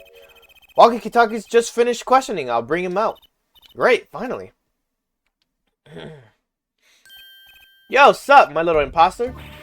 Eek, what did you call me? Damn, it's you. Sorry, G, thought you were, Alita. My little imposter sure is a strange nickname. It's a clink thing. You wouldn't understand. Did I say imposter? I meant poster, like poster girl. If you're going to drop part of that, why not drop poster and just call her girl? Cause she's so much more than that, G. She's like an angel, a fallen angel. So what can I do for you? You don't look so chipper today, Walkie. Worried about your heart condition, maybe. I was the wackest thing of all those G's lining up taking eye exams. Better to die young than fade away, Bazoy. A relief to hear. Eh? What's a relief? Oh, did your father not tell you? That bullet you carry so close to your heart, if not attended to immediately, it could kill you. Man, I ain't trying to hear that. Man fights to protect what's valuable to him, you know what I'm saying? I miss my fallen angel. Hey, you go get a leader for me. You're my lawyer, aren't you? Lawyer, not gopher. Your fiance. So I hear you're to be married next month. Straight up. We poured the nuptial 40 out on the stoop. Alita, old Snapple cake, she's so fine. Fine! She's so fine! I'm sorry, that just kills me. I think he's smitten with her in his own weird way. I was wondering, how did you two meet? I guess Tila, but she was very vague. Oh, well, man, if she wouldn't tell you, I'd best hold my tongue, you feel me? What? Man, what's past is past. She knows that. When I'm with Alita, I feel that there's things worth protecting out there, you feel me? And my Alita, she's down with that. And my Alita, she's down with that all the way. So both of them are mum about their past. You think you could tell us what happened with you in Palmaricus? Or, yeah, Marikits. Whatever. There's something you should know. We Kitakis having what you might call a feud with the Revelis family. Revelis? So about 6 months ago, I go into Revelis turf packing a knife, right? And you were shot. Coolest thing I've ever seen. One shot to the heart, but my homies weren't too late. It's a miracle that I lived. They're already considered one of the 7 wonders of the Kitaki family, you know that? So you were taken to the Miraculous clinic then. You should have seen their faces when they wheeled me in. You can't just let the boss son die, you know? I need to have been in the doctor's shoes. Mr. Kitaki's scary enough when he's not angry. Well, the bullet that hit you, it was never removed. And it's still threatening his life. That doctor, he did it on purpose. The Revelis paid him off, I'm sure of it. I need to hear more about the night of the murder, that much is clear. Walkie's future. Life in the family is a G thing. It's about being a man. You know what I'm saying? Sorry, I'm not up to my G things. I'm not even sure what a G thing is. Well, my old man, he's gone soft. He says the old rival gang days are over. He just wants to make money. Isn't that a good thing? Man, there ain't no soul in making money. Better to live fast and die young, for shizzle. I mean, agree with Apollo, just... Wait till I run the yard, then everyone will know what time it is. That's right, OG time all OG time all the time. Represent. Paula, why does he keep talking about old guys? I don't think that's what OG means, Trucy. Alright, so we got that out the way. This is what pilots train to be able to withstand because of the pressure. I'm yapping. You are. Truly. Do you know anything about this phone? Yeah, whatever. He seems pretty awkward. Okay, you don't know nothing about the phone. Your knife. About these weapons, the pistol and the knife. They belong to the family. I snuck them out that night. So the killer, Mr. Stickler, says he saw that night was... I guess it wasn't me. I was there after all. We're finished. Yo, Walkie. Do you think you could tell us exactly what happened that night? Huh? You don't beat around the bush, do you? I like your style, shorty. Does that actually open up a thing to talk about with him? Oh my god, it did. This guy is actually me when I get married. This guy kind of seems like you trying to act gangster. It's pretty much the premise. Actually, there's a question I've been wanting to ask you for a while now. That is, did you do it? Did you shoot him? I don't know. Huh? The day of that checkup when I found out about the bullet by my heart, I borrowed a gun from the family stash. I figured I'd give the doctor a taste of his own bad medicine. Uh-oh, I don't like where this is going. But you were carrying a knife, weren't you? Oh, that, yeah, well, never can be too careful, I'd say. So I'm on my way to the clinic, right?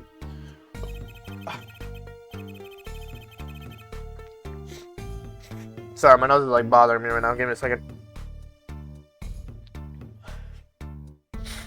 Okay. When I run into him in the park and he's dragging this noodle stand behind him. Wait, you didn't put him up to that?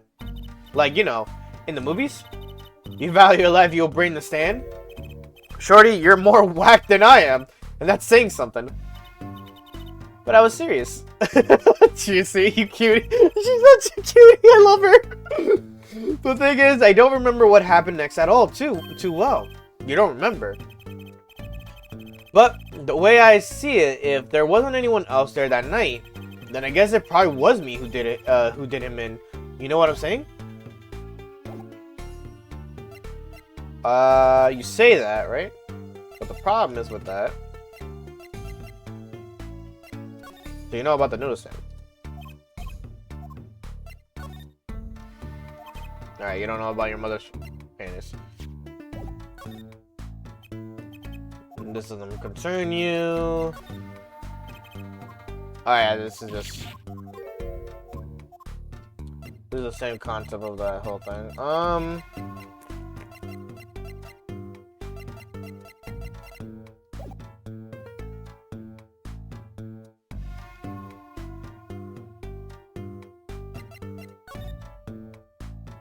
Yeah, I got nothing.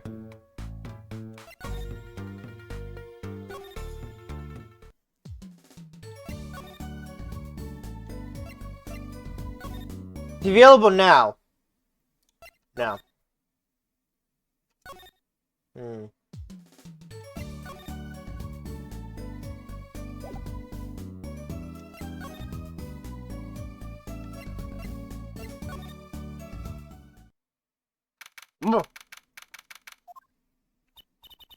Look at the crowd over by the park.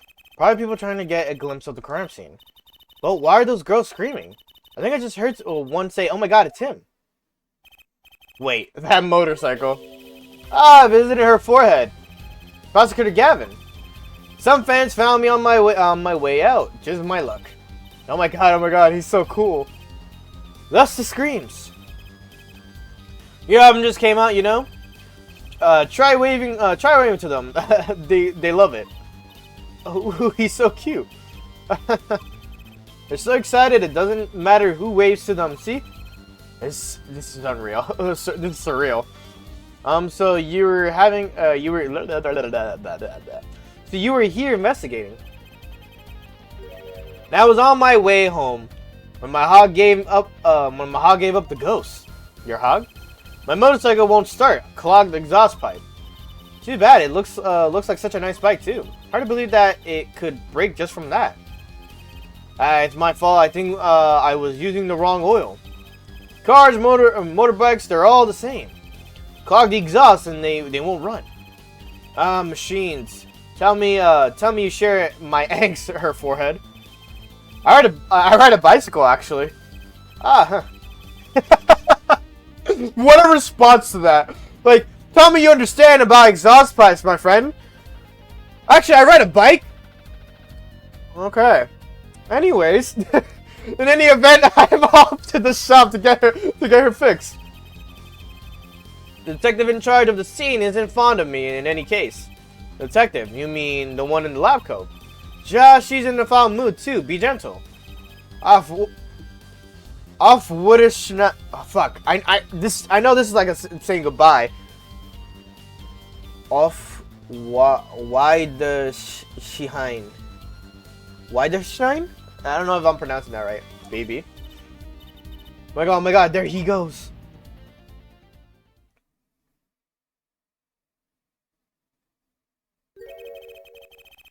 Nice. But he's not the killer. He's the prosecutor. He'll be the prosecutor for the entire game, I know that. The forecast for the park today, gloomy skies. Well, nothing to do but head on in. Let's hit the park, Apollo. To the park. I like randomly stumbling into shit. But if you're just lost for so long, you're just like, ah, fuck. Huh, does something about this scene look different to you? The blue tarps are gone. Maybe that's it? Yeah, I think you're right. Look over there. The white frocked detective from yesterday. She seems to be apologizing reverently to the trash can. She's under a lot of stress. Investigation is probably not going so well. Hey, you there! We're going to talk about someone behind their back. Do it more quietly, please. Oh, Detective Sky. Hello. You seem as gloomy as ever. This is miserable. I just got a new kit and I can't get the stuff to work. Everyone's all smiles for the that glamorous flop.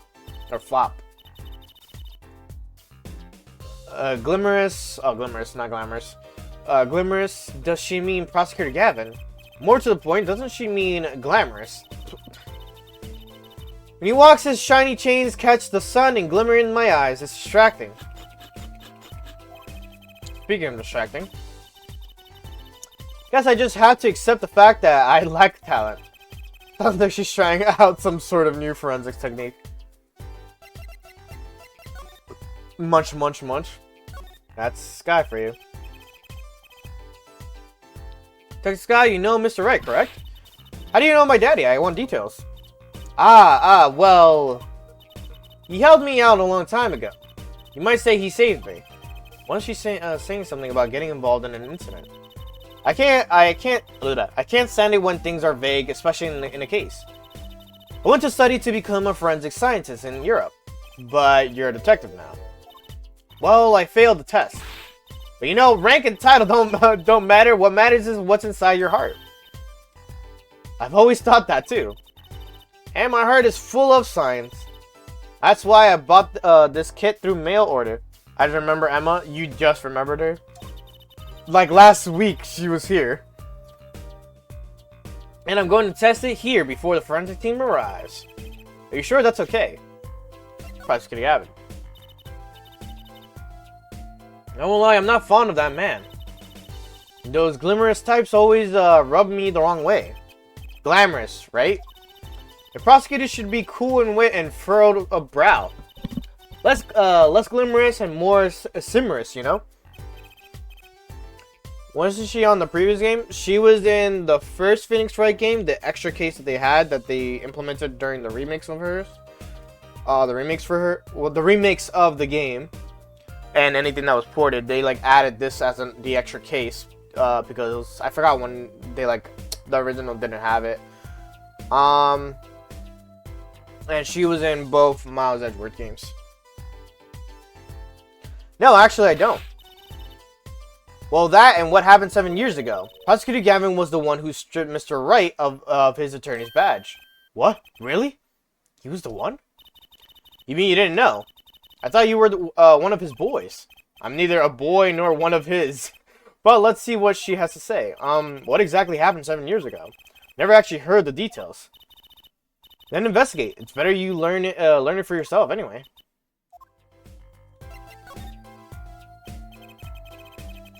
Do you mind me asking exactly what it is you've been doing? Squatting down on the ground like that. Oh, you want to know? You want to know, do you? Well, I splurged on a new toy. You splurged? You mean it wasn't police issue? What is it? I see a roller and glue. It is a footprint analysis kit. Footprint. It was raining on the night of the murder, which means the footprints weren't left. Oh, does that have anything to do with those blue tarps? Right. The ground was muddy, so I had to protect it as it was that night. I want to know exactly where someone was standing. Like your Penny student witness, for instance. Aha, so with that kid. Right. What? Want to try the stuff out?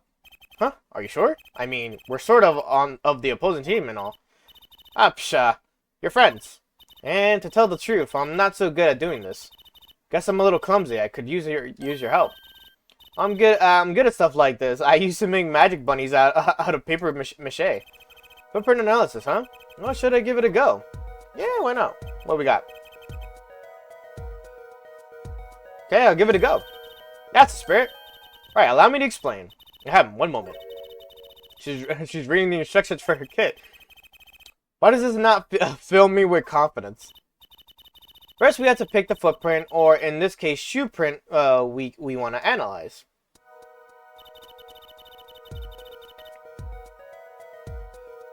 Taking the liberty of marking all the shoe prints in the park. Well, which shoe print should we start with? If you're going to verify the defendant's account, here's the place to start. Shoe print prepared to be examined. Oh, this is exciting. Right, here goes first. Pour the plaster into the print until it's full. You try it. How am I supposed to do that? Just touch the screen where you want to pour the plaster. Like this? Oh, that's a weird sound. I did not like that sound. That doesn't look too hard. If you run out of plaster in your beaker before you're done, you have to start over. Oh, that's so weird.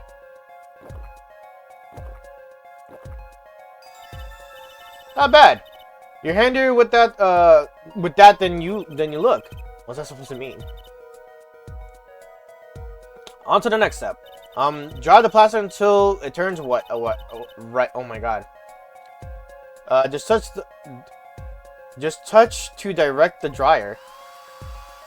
Oh, okay. There, give it a shot.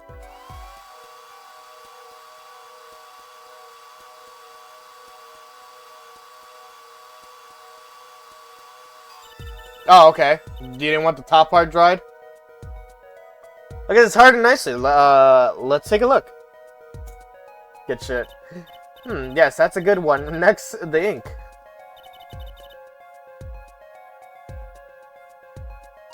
Ready for the next step? Use the roller to ink just the shoe print part. Hold on the roller tight now and roll up and down. Keep going until you get enough ink on there for the good print.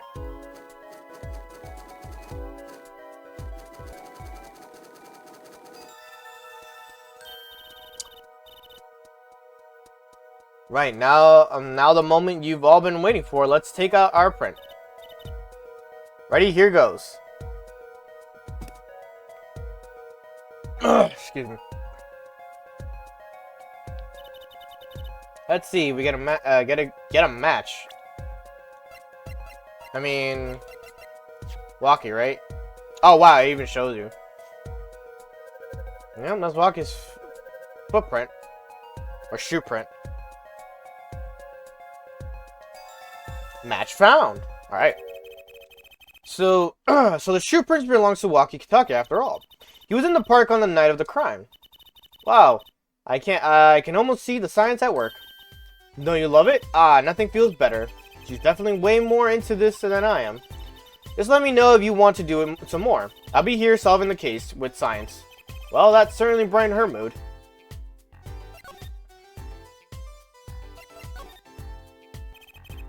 Just Sky, mind if we give it another go? Right on, leave no print unanalyzed, I say. Can I select it now? Now to pick which print you want to analyze. Well, we know this is the Stickler's footprint, or where he was standing. But why is there a footprint all the way out here? Questions to be asked.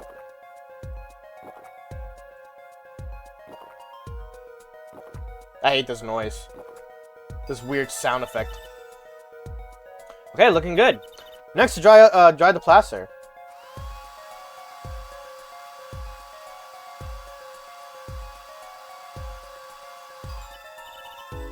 Okay, let's take it out the mold. Yes, that's a good one. Next, the ink.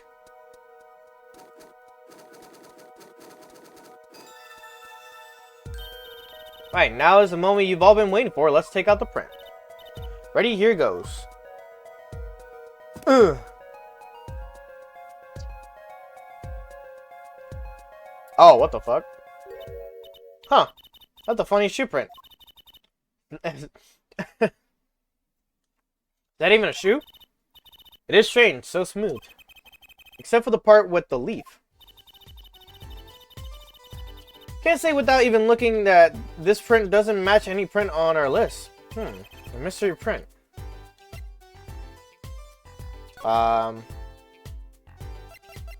Yeah. This print is far too smooth to be from a regular shoe. It is a shoe print of some kind, though, that's certain. So you have to wonder, wonder what's going on here? What the fuck? It's right next to the to Aldun's noodle stand. Does make one wonder. Hey, you. Yeah. Why are you so quiet all of a sudden? You wouldn't have to have something in mind. Something that might have left a mystery shoe print. This mystery shoe print does remind me of something. The evidence? Pretty sure I have seen something that would leave a print like that. You know, I think I have our culprit right here. Do I?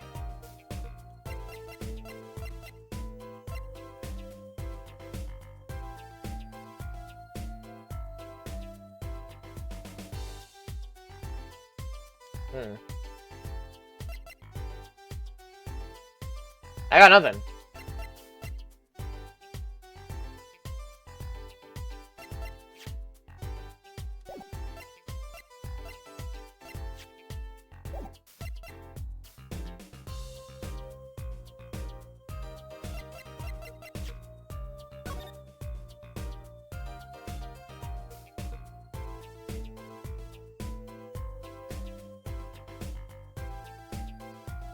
Trying to see if there was any design in this. I mean, I have to present something because I don't really have anything. Take this phone! Oh, snacks? Snacks! More precisely, whenever I'm in a bad mood, I eat chocolate snackos. Or snackoos. I had no idea. I think she means you picked the wrong evidence, Apollo. I had no idea. Well, let's do the last shoe print. I mean, just to have it out that way. To the Sky, mind if we give it another go? I believe you're beginning to appreciate the wonder that is forensic science. Alright. Now to pick which print you want to analyze. This one. Oh.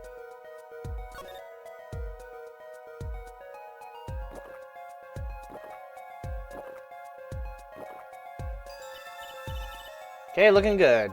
We'll dry it.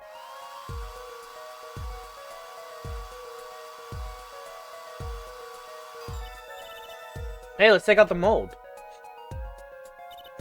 Yes, that's a good one. Next, the ink.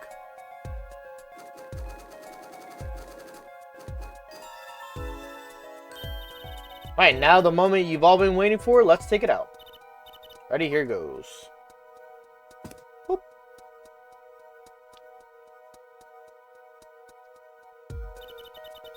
Let's see if we get a match.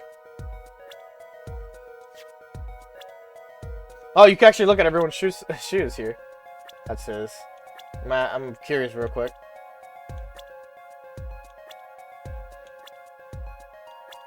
Oh. Huh. Oh, because it's only the list of people that we have here. Okay, that makes sense now. Yeah, his.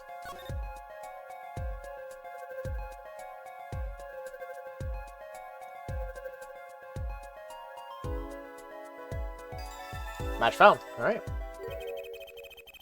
These shoe prints belong to Wesley Stickler. That confirms his testimony, the final version of it at least. Now we know where the panty snatcher was standing. Alright, we got everything. We just need to figure out the shoe print thing.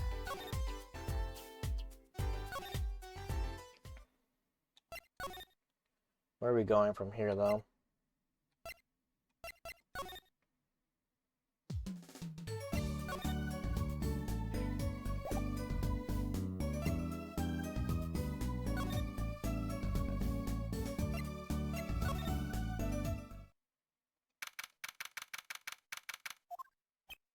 Ah!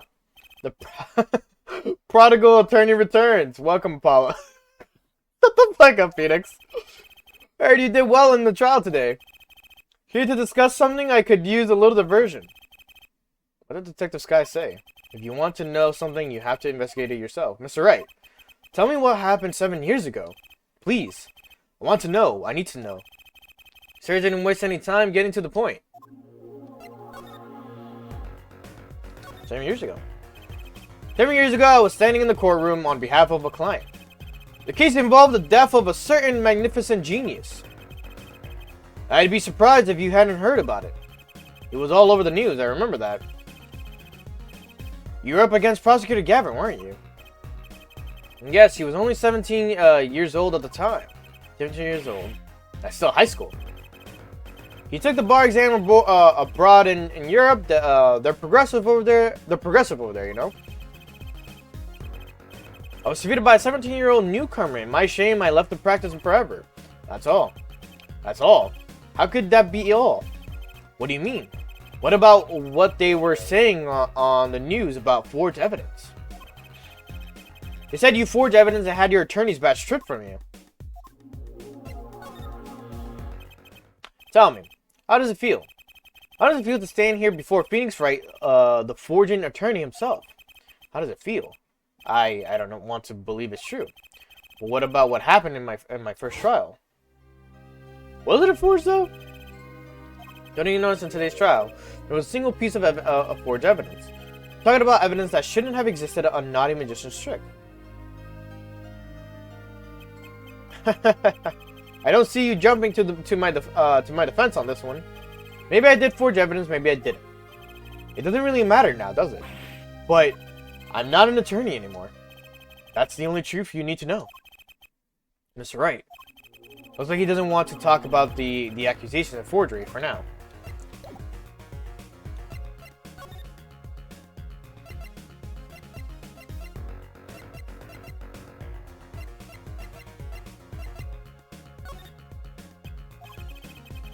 Be so thoroughly ignored for a change. Just seeing what he knows, or if he knows anything.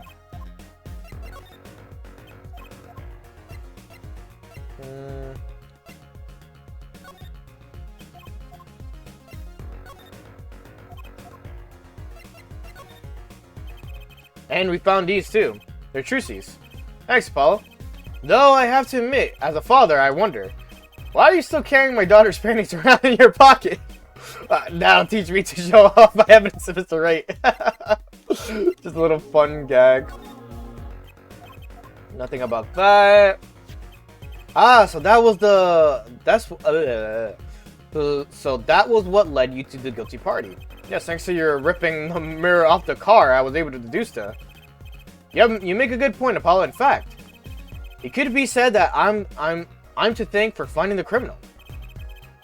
Think what you want, Mr. Right, and knock yourself out. Alright, we got everything out of him, right? It was just talking to him about it. Alright, yeah.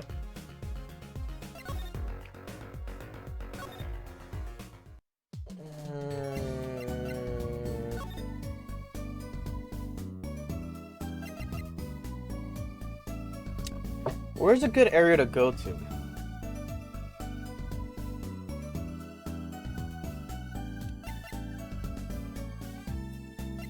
Oh, wait. I think I know what evidence they wanted me to check into. On the mirror. Come to think of it, wasn't there something else in here? Something near the bottom. Look at the paint on these. That means these must have ended up in here after Mr. Wright's accident. Maybe they're connected to. Let's pick them up. Oh, now you can just have both. Fuck you. All right. Well, let's go to the park real quick. Let me examine these real quick too. How much you want to bet? Not this. How much you want to bet? They have something under it.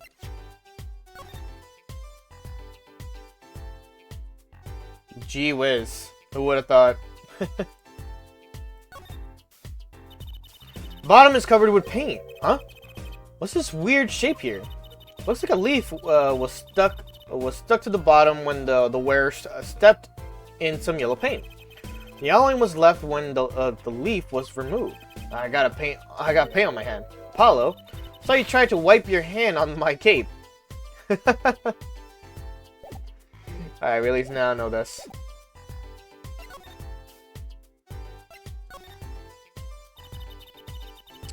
This print is far too smooth to be a regular shoe. Yeah, we got it. Little evidence.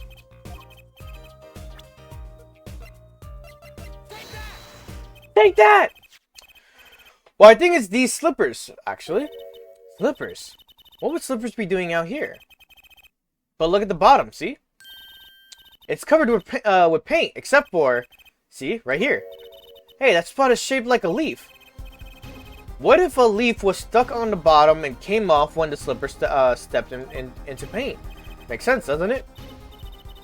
Wait, something's written on them. The Miraculous Clinic. Exactly, the victim's clinic. Wait, that means that someone from the clinic was involved. Why is she just standing there eating? Detective Sky, I have a favor to ask. What?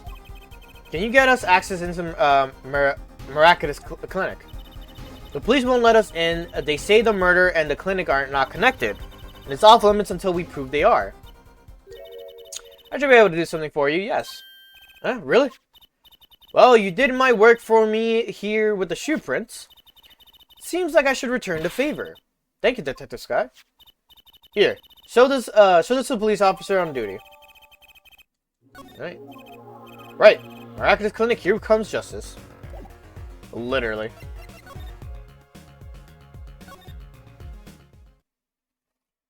Man, having a name like Wright, like your last name being Wright or Justice, must be just like fun to just do stuff like that. We're like, here comes justice, and it's just like, that's my last name. Ah, you two again. When? Oh, when will you learn? Look at me however you want, you're not getting in today. I wouldn't be so sure if I were you. Look what we have. What's this? Detective Sky. Yesterday it was Prosecutor Gavin, today is Detective Sky. Who are you two, really? Now he's suspicious again.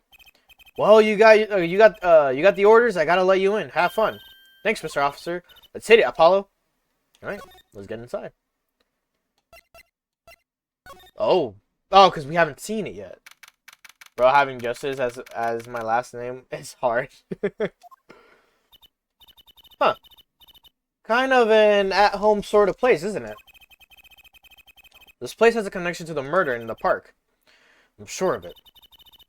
The police guy out front wasn't so sure. Beyond it being where the victim lived, looks like the police team's gone home for the day. There might be some clues lying around. Let's get cracking, Apollo.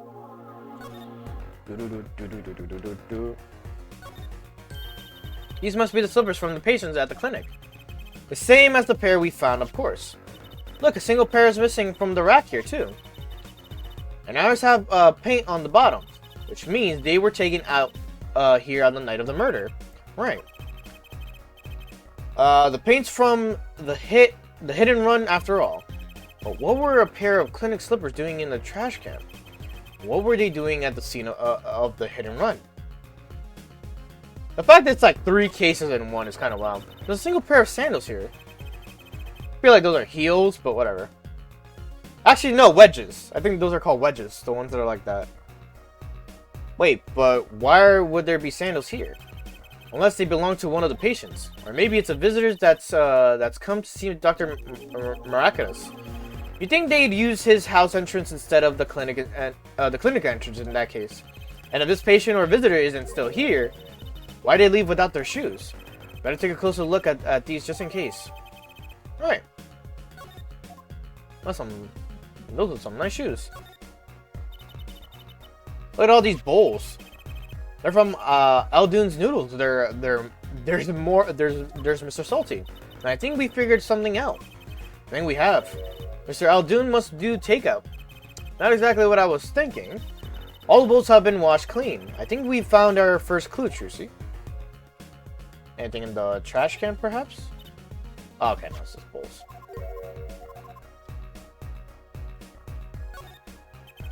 The clinic reception desk. No one's here, of course. There's a small sign on the counter. Please pay your bill. Remember, we're the ones holding the scalpel. Brutal, but effective.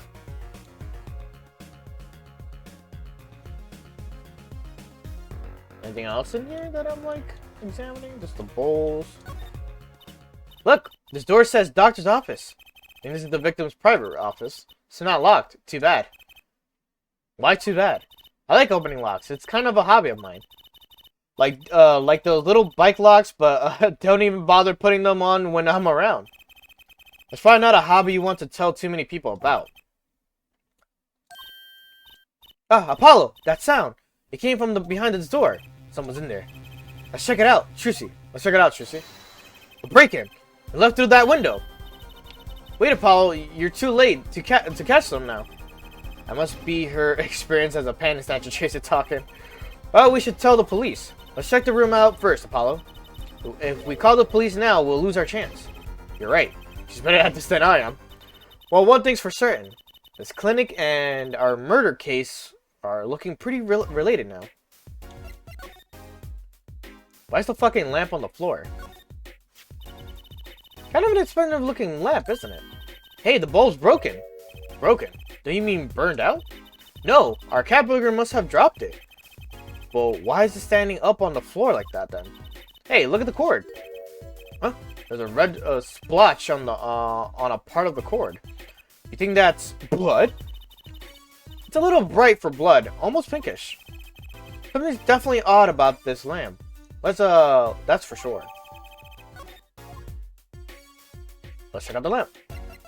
Got some information off of it.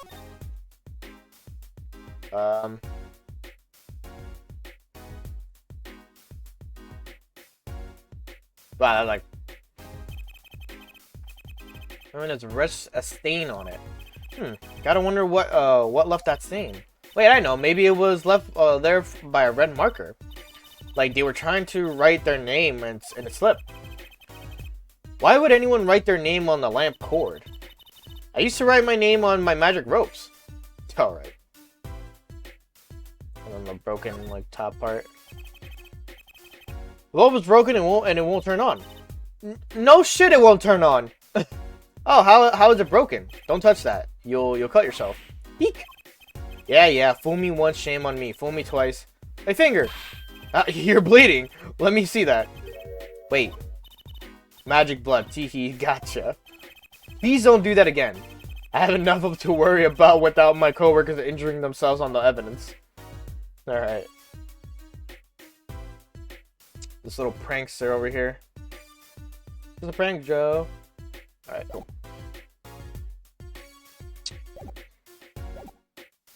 Okay. What a cute little safe. Looks like a 4-digit lock.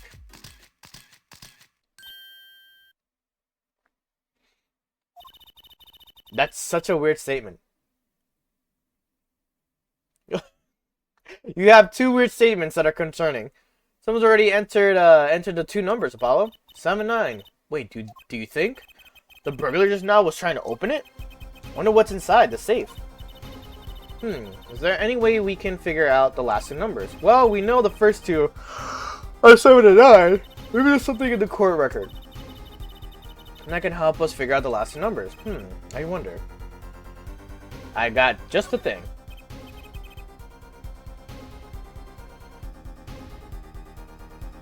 Yesterday was concerning?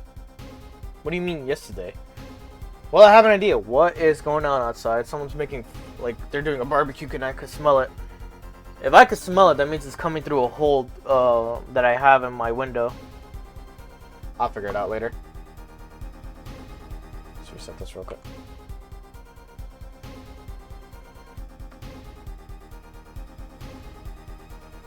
Aren't you always tweaking? That's nothing new. You're like the professional tweaker that always tweaks. You know who you are? You're Tweaks from fucking South Park. That's who you are. You just tweak. Like, all the time.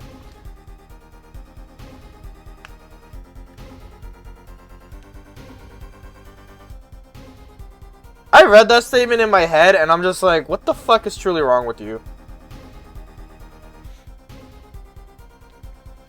Well, I have an idea. I knew it, Apollo. What is it? Well, all we have to know is the buttons have been pressed. We just find out the next two numbers are... Motherfucker, use it. Nah. When you press the buttons, you'd have to touch them. With your finger, right? It would leave a print.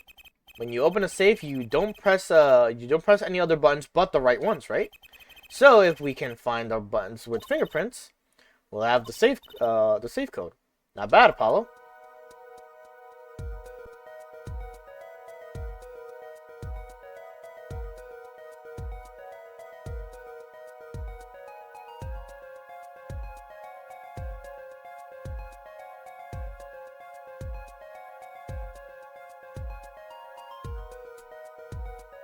I am more confused than anything.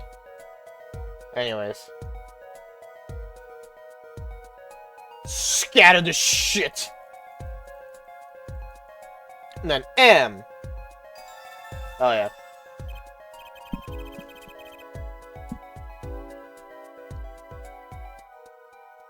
Look, you can see the oily finger residue clearly.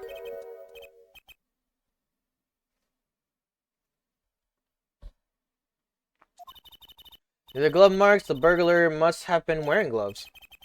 Well, we might not be able to identify the burglar, but we can open the safe. Let's give it a shot. 7, 9. Color incorrect, alright.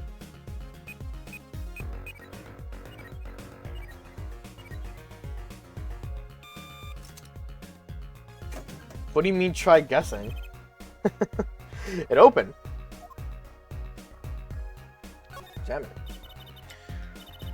Looks like a medical chart. There's an X-ray in here with it. An X-ray. Can't make heads or tails of it. And I can't read the chart either. It's all medical speak. But the names are easy enough to read. Like, look, by patient it says Waki Kitaki. So this is Waki or our client's chart, huh? Why would the one chart be here in the safe? Let's see, the physician's signature says Pal Miraculous.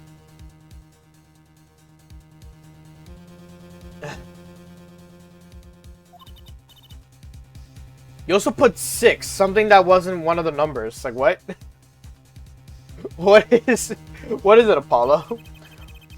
Look here where it says who filed the chart. Let's see. Nurse Alita, oh. Is Waki's fiance. That's one Ida too many, Apollo. Never mind that, what's her name doing here? How should I know? Though I guess it means she's on staff at the clinic. Odd that she neglected to mention this before now. I'm sure she had her reasons. So Alita Tilia, worked at the Miraculous Clinic, and she had access to Walkie-Talkie's medical chart. You got the I and the Y wrong, Apollo. I'd be very interested to find out what this chart says. Who could help us decipher this?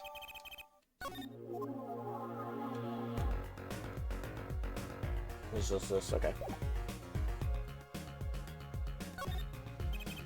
Books and papers are scattered around the room. Wow, what a mess! This is worse than Daddy's room.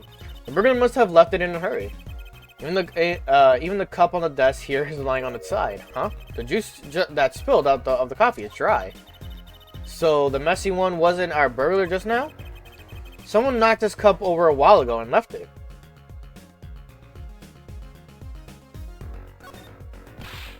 Well, what are those? Well, it's covered with beakers. Eek, something's moving inside that one. You look, Apollo. Hey, look yourself. You can't. Oh, it's a goldfish. Wow, they're all fish, so many kinds. Whoever designed this had a sixth sense of humor.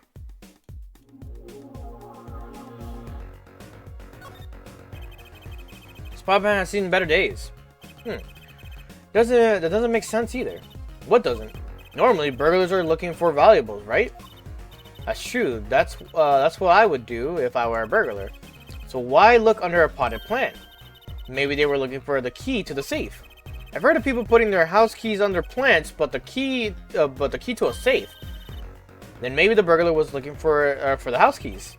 This is getting nowhere fast. They were looking for a code.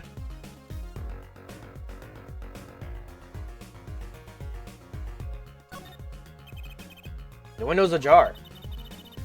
That must be how our burglar escaped. I wonder who it was. Maybe it was just a burglar who happened to pick here. Yeah, but there's a patrol car sitting out front. If I were a burglar, I'd come back to the next day at least. I'd give it a month to myself. Whoever broke in obviously needed to break in today. All right. I think we can now leave.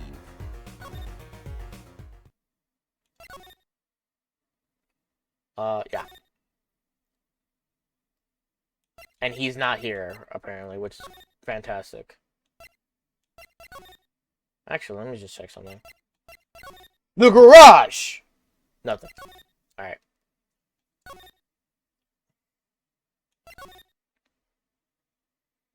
You know, we have the thing, so why is he not here, actually? Give me a second. Alden's house has seen better days. Okay. Better noodles. Okay. He's not here. Just visit around for a while.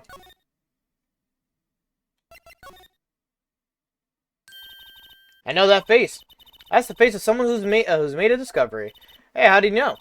You can't fool someone trained in the ways of science. Next, you'll have us analyze face prints. Let's ask the toughest guy to help us, Paulo.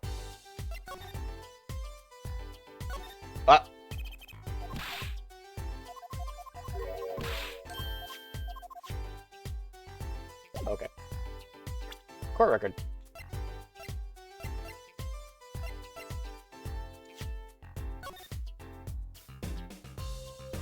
Oh shit, there's a fucking... I didn't even notice this. Hey, Apollo, you think this is... Huh? This could be a toe print. Maybe we can get a print off of this. Let's try it. Oh.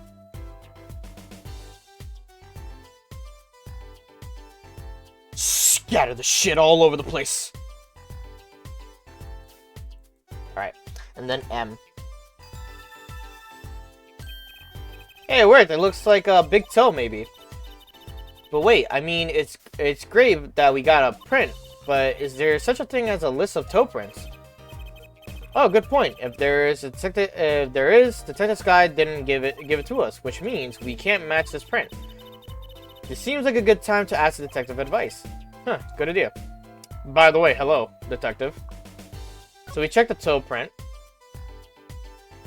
The shoes are very flat, or you can see the little like part that like lifts. All right. All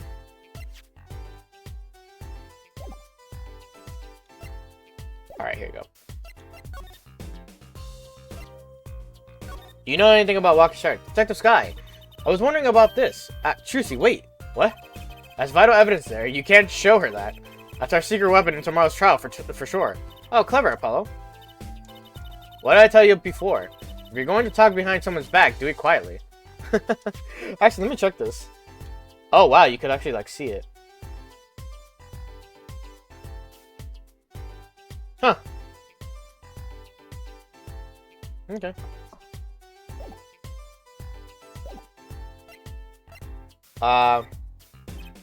Hey, could you take a look at this lamp? The bulb's broken. Right, strange, isn't it? Really? I break bulbs all the time.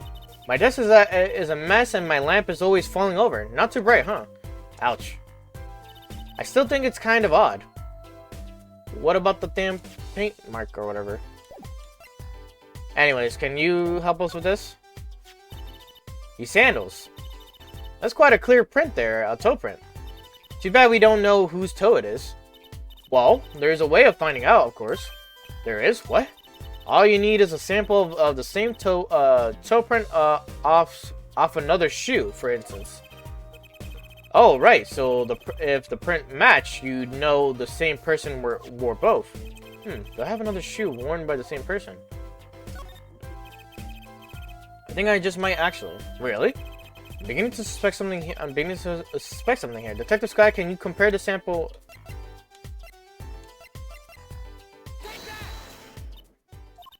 I did say toe print sample, didn't I? Where exactly is the toe in the print on? Oops, stormy skies ahead.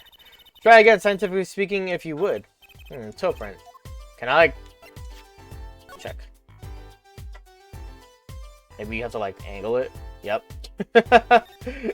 I'm like, wait, let me see if you can angle it.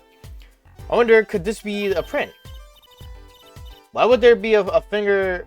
Why would there be a finger... Oh, you mean a toe print. Good call, Apollo. Bet we can analyze it just like a regular print.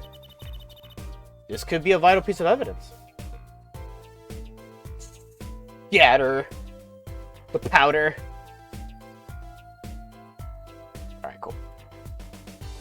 There you go. Hey, it worked.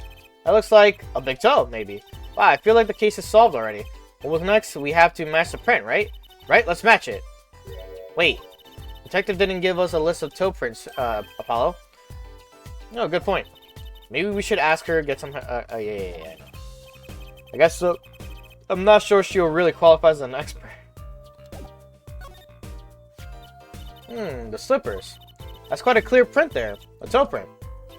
Too bad we don't know whose toe it is. Well, there is a way of finding out, of course. There is. What? All you need is the sample of the same toe print off another shoe, for instance. Oh, I guess we're doing this whole thing then. All right, so the print master. Yes, Apollo, you do.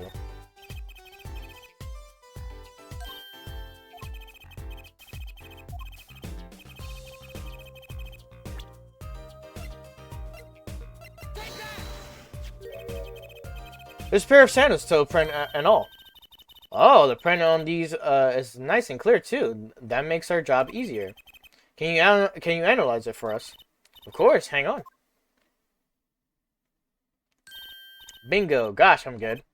Hey, we were the ones who found the prints. Perfect match. The same person wore these sandals and slippers. I was afraid of that. All you have to do is find out who these sandals belong to. Or do you already know? I can't say, not yet. Well, that's one big step closer to the truth. All right, so we got that out the way. We don't have anything else, right? Yeah. Yeah, we got everything here. Okay.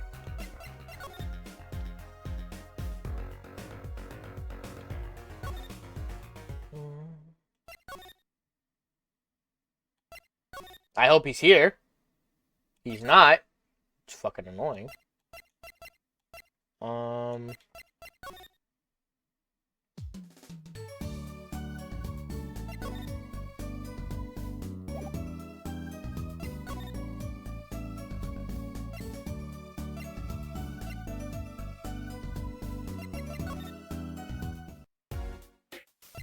What's good, boy? I fucks with this fit. I fucks with his casual fit. 100%. Let me see something. You happen to know what these are. Cool.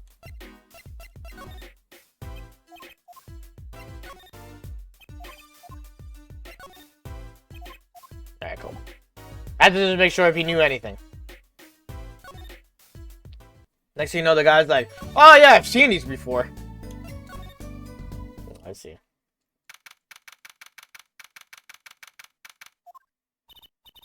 Well, time of decision is upon us. Which one of our 2 jailbirds do we want to talk to? Excuse me. Both detainees are currently in questioning and to corroborate their accounts. Mr. Glenn, walkie both of them. I pitied the questioner. I guess we'll be back then. There is something I'm missing, and I don't know what.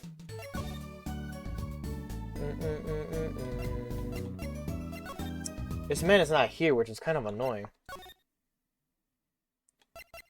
I don't know why, but I may need to check this out.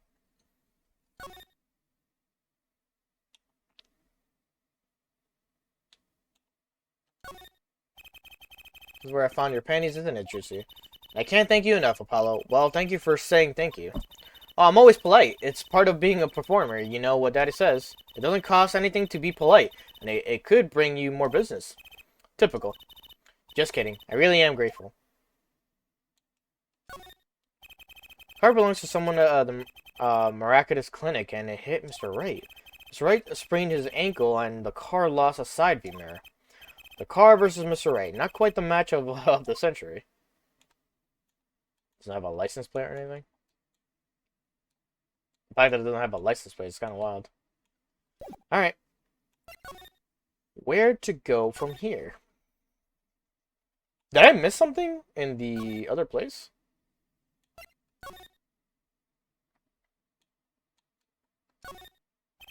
Police car is parked in front of the Maracas Clinic. It's empty. The police must be inside investigating. I feel like I missed something then if I'm not getting anything out of this.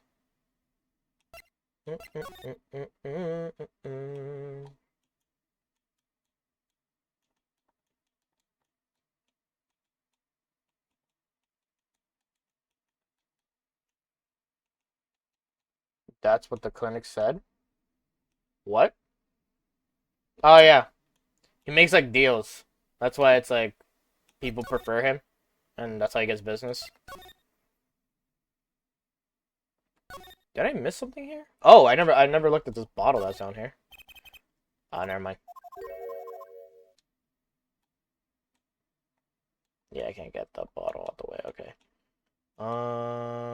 We checked the plant falling over. Did I miss something here? That's a cool animation.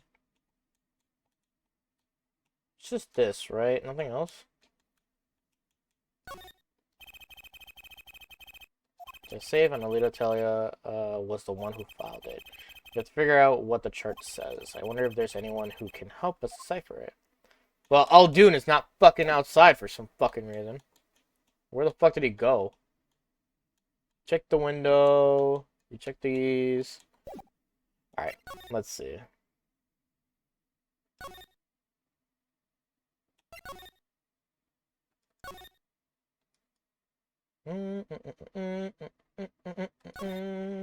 Why is there a bowl on the floor?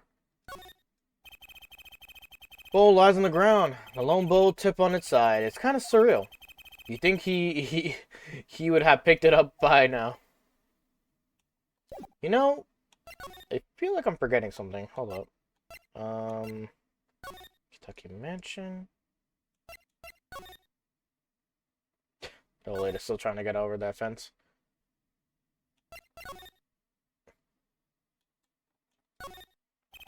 Several colors of paint have been splashed across the gate. Most of it's pretty much dry, too. This is going to be one heck of a cleanup job. Okay, so nothing about that is said. Cool, cool. Alright, move.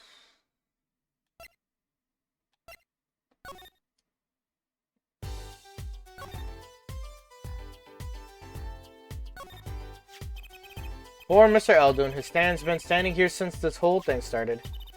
Almost it almost looks at home here in the park now. I think it should be made into a playhouse for children. I think its owner would disagree.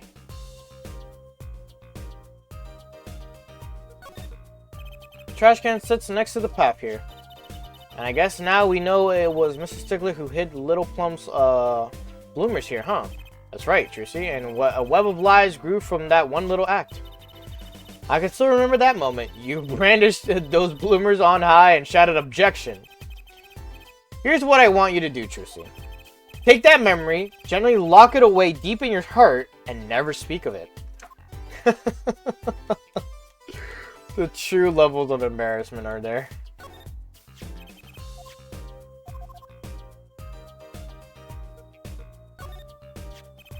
Okay, so repeat that.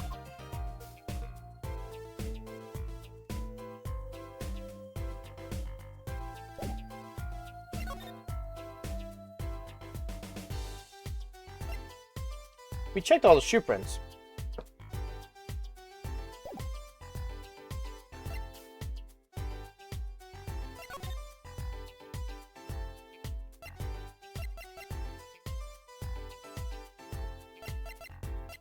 The thing is, we have a damn stain on this one, but she didn't talk about the stain. She just talked about the broken bulb itself.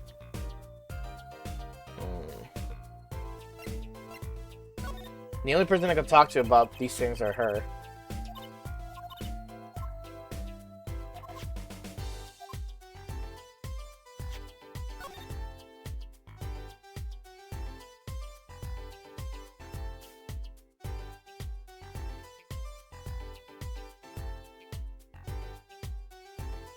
What's that paint little mark there?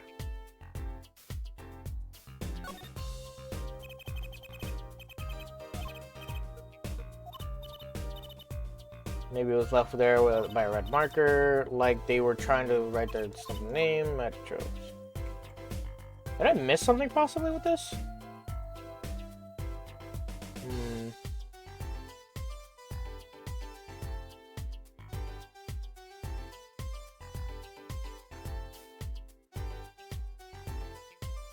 Just a broken light that's right there. I got nothing with this one. We checked the... No, I never checked the pistol itself. See if there's anything crazy or weird here. I know the prints have been wiped off, but you never know. Alright. Trying to see if anything pops up. It says 2 rounds were fired.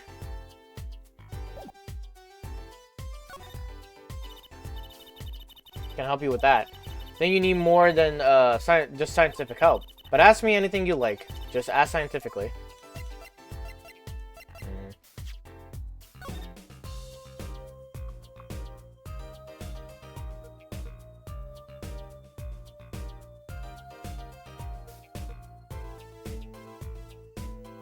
I like this 3D model viewer thing that they've been doing.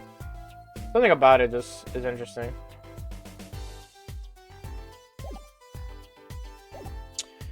I don't know. I don't know where to go from here. Like, I am now stuck.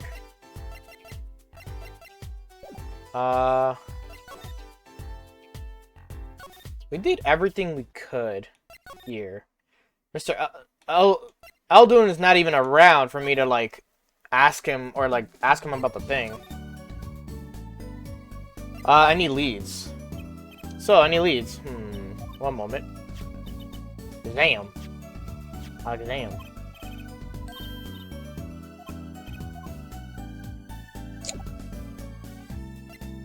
Is she saying that I have to check the phone? The only thing I could check would be the time, though. Kind of odd, though. What is? I mean, if you wanted to know the time, you would just have to do the phone itself. Hey, you're right. Thanks, finally some respect. And I'll tell you, the owner of the phone is them. Kind of figured they were a little spacey already. Oh, good point. Excuse me, sorry. Nothing here, nothing here.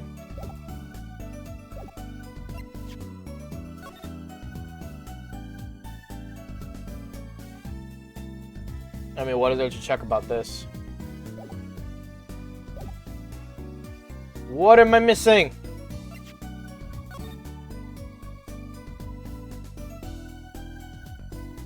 You know it has paint on the back of it. That's so that we can tell the location of it.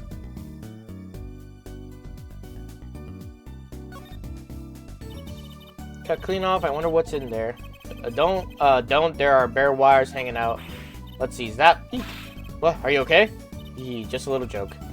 Don't scare me like that. You mean don't shock you? Is that?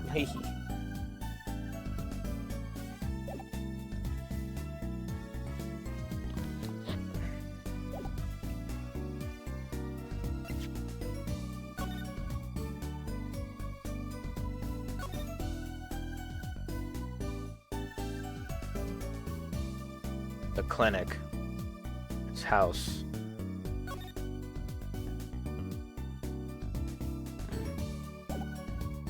I actually don't know where to go from here. I'm just like, what the fuck do I do? The only people we could talk to is Sky, Phoenix, and Chusey. Well, I got nothing.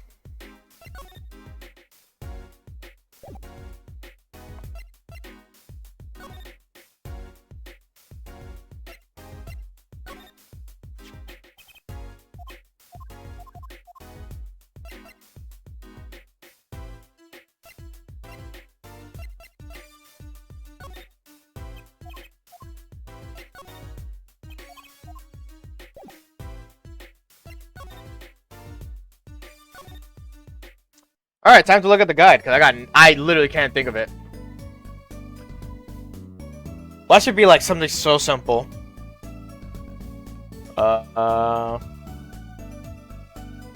Examine the door, office. Oh! Wait, what? Oh my fucking god. Okay. Hey, guess what? Real quick. We missed something in a obvious spot. It just shows what the item is that you recover from it, but fucking am I annoyed that it doesn't really clarify. Move.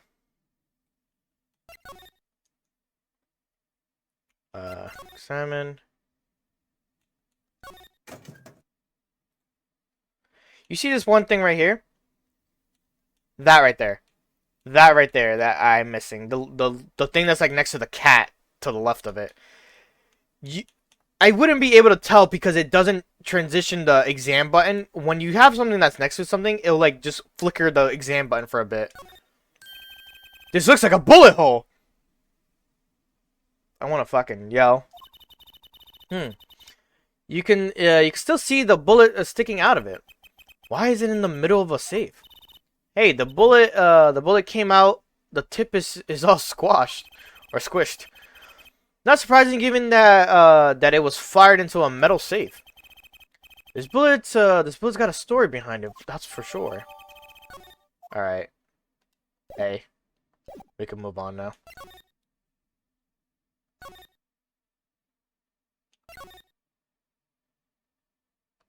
I swear if he's here.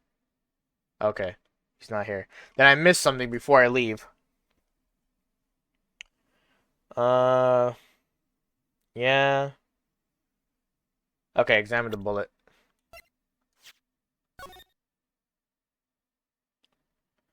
Oh. Wow, it's all mushed. That was one tough safe. You know, it looks kind of yummy. Huh? Like ice cream. Caramel. You certainly have an active imagination, Trucy.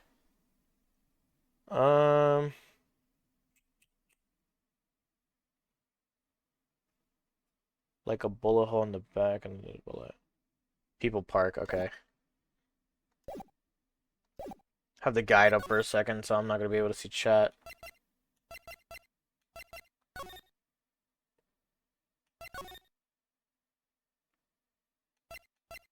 Oh, because if you give her the bullet, she'll be like, oh, I could examine that for you. Hit the sky. I was wondering about this. Oh, never mind.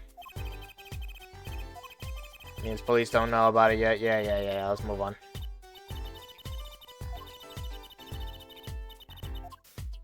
Over here, just in case. Got one right here. 7 years ago. Guilty. Okay, here you go. Now we have something. We gotta go back to the detention center. See, a guide is nice just to guide you to where you have to go. Because the game won't fucking guide you or tell you where the fuck to go, and then you're lost for like a good hour being like, where the fuck do I go? Granted also that I didn't examine the bullet myself, but hear me out. The exam button didn't change, so I couldn't literally fucking see it. See, you see that? When it does that, like on the bottom right, it will like flicker that there's something indicating there. These two are kind of a little bit close to each other, so it just like does that right away. Then it does that. That's how I could tell if there's another item in the thing, or like there was just something else there. But I guess it was too close where the exam button was stuck on it.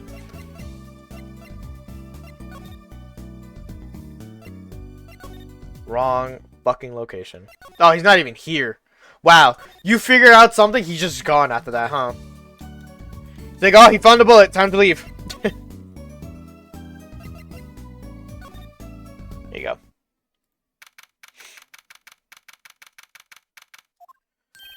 Don't cry, Angel. Daddy's back, and Daddy's... Oh. You again. You always having to announce your entrances like that? Man, my old man, he, man. I'm all in a funk, and it's all his fault. One can only assume that his father tried to teach him a lesson, and failed, clearly. You two got your work cut out for you. Straight up. Of course I don't, care if they lock me up. I'm ready to go. Some days I wonder why I do what I do. Guilty verdict. Hey man, you won't see me bugging about 1 or 2 guilty charges. But what if you're found guilty of murder? Hey, it's all experience. You feel me, shorty? Like a badge of honor. They don't give the death penalty, do they? You didn't really do it, did you? Maybe I did, maybe I didn't. If I learned one thing today, it's that silence speaks louder than words. Your father. Man, my old man is whack disappointing. That's what he is. Heard he wants to leave the mob. Over my dead body. I spent my life trying to keep it real, being an OG and never stepping down. Now my old man wants to go soft. Fine, let him. Just leave me out of it. Day I got out of the clink. That's the day Alita and I start the next generation of the Kitake family. Please don't talk as though it's assumed you're going to jail for my sake. Hey, do you know who these shoes belong to, by any chance? Lucky, you don't happen to recognize these, do you? Hey, sure I do. I was the one who bought them for her. For Miss Telia? Yeah, a birthday present. She's got mad little... She's got mad little feet. Mad. So cute, man. So these sandals are hers. Yeah, I kind of had a feeling. What's up with the funky vibes? Alright.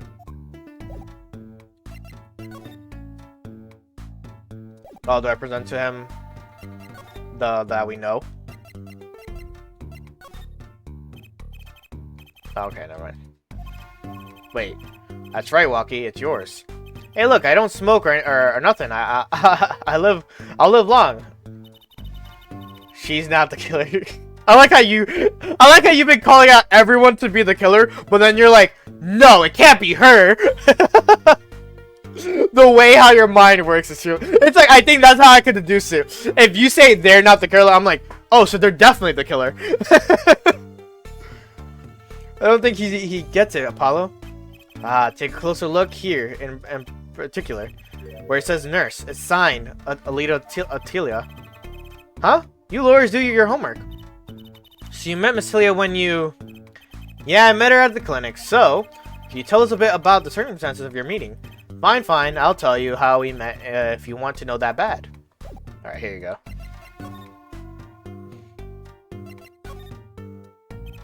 I have my assistant Sly here. He will tell me if you're the murderer or not. Sly, what is your verdict? Oh, they're not the murderer. Arrest him! What do you mean, arrest him? Well, if Sly says he's not the murderer, that means they're the murderer. He always gets it wrong. About half a year ago, I was shot during a little turf war with another family.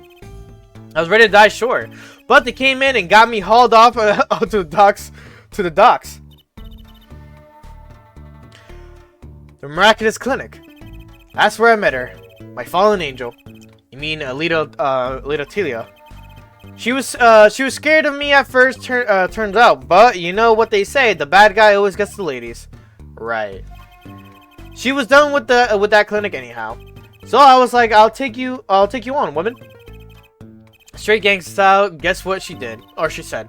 What did she say? Come on, give it some thought. You said it real quiet, like on the down low. Know what I'm saying? I'll leave if you'll marry me. So that was the proposal. You know it, an oath of love right there in the hospital room. Just like that, the op was done, and we were out of there. See you later. Bye. About that op. Yeah, it didn't go so well after all, did it? I know about the report. I know it's still in me. This health checkup was the boss's idea, you said. Yeah, can you imagine?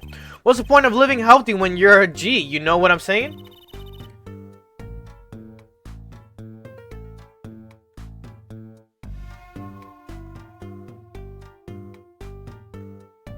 She said that to him. What? But didn't you learn about the bullet at that checkup? Yeah. That's when I knew the doctor had to pay.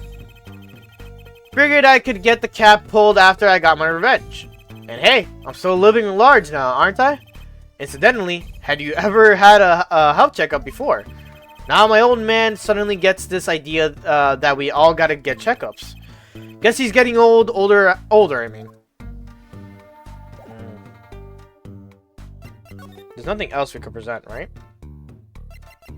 We know about that, we know about this. Okay. Once we're done here...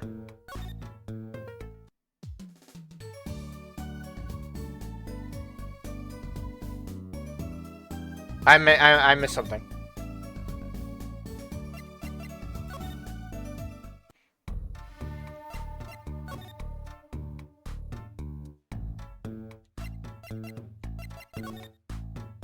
Oh, no, wait, wrong one.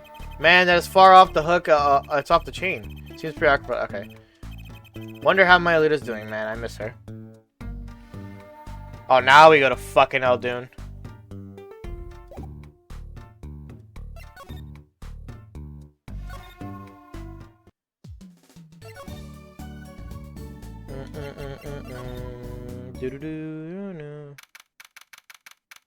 That's one time. Miss Eldoon, we've been looking all over for you. Wait, what?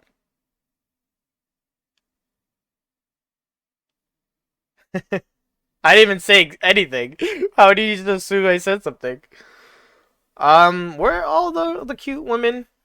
The murderers? I don't want to say all of them. There are a few. There are a few, that were not, murderers. The women. It just so happened to be one of their biggest plot holes in this game. In the series. What's the matter, Trucidel? Apollo, show him what we found. Nothing like an expert advice. I suppose he is a doctor still. Mr. Eldoon, is everything okay? I'm just so happy. I just thought my doctor days were gone for good. Mr. Eldoon.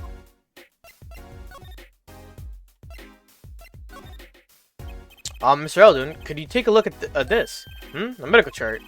Hey, you shouldn't go around taking these from clinics. Why the sudden silence, Mr. Eldoon? What? What's going on here? That's what we want to know. That chart belongs to my client. He's on trial on suspicion of murder. On trial? That's crazy. You can't put him on trial. He's ABD. ABD? All but dead. He's knocking on the pearly gates and someone's about to answer. Can you tell us why? Oh shit. Well, he's gone all professional now. He's gone doctor mode. Well, permit me to speak as a surgeon. You listen up good now, son. No way. It's like he's a completely different person.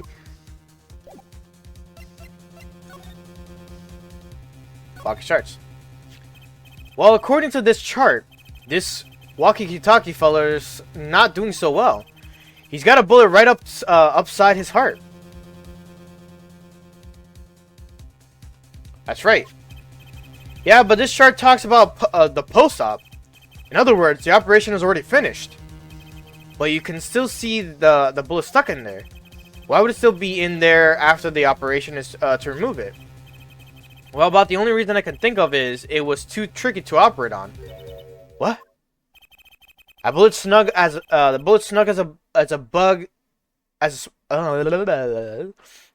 as a bug there next to the aorta, which is connected to the heart. Heck, the scrap of metal's just surrounded by blood vessels. Kind of a miracle. 2 millimeters to each side, and there to be some serious bleeding going on in there. Not something your average doc would be eager to fiddle with. You mean... It took a miracle to get that bullet stuck where it is. It'd take more than a miracle to take it out. It'd take a magician. I'm only up to making rabbits disappear. I haven't learned bullets yet. Poor Trucy. Of course, with the heart pumping and lungs working, that bullet's on the move. I give him another half a year, tops. But Walkie's operation was already half a year ago. That's why I'm saying you're out of time. This kid shouldn't be on trial. He should be on the operating table. Great. Just great. Miraculous dilemma. How could Dr. Miraculous do such a terrible thing? How could he just leave that bullet in there? I got a pretty good idea of how he felt. In emergency operation, he's got the kid's chest open on the table. Then he finds that bullet. That's the spare right there. Trucy doll. That's the spare right there, Trucy doll. Cold despair, Jesus. Despair. But the only thing he could do is sew the boy back up. He wasn't exactly in the situation to go admitting he couldn't take it out. The Katakis. You bet. The kid's their only son, I hear. So he skips the operation and Walkie's back on the streets living his life. Of course, it's only a matter of time before his heart hemorrhages and he drops cold. How awful. And which doctor would they take? Oh my God! And which doctor would they take him to? Miraculous?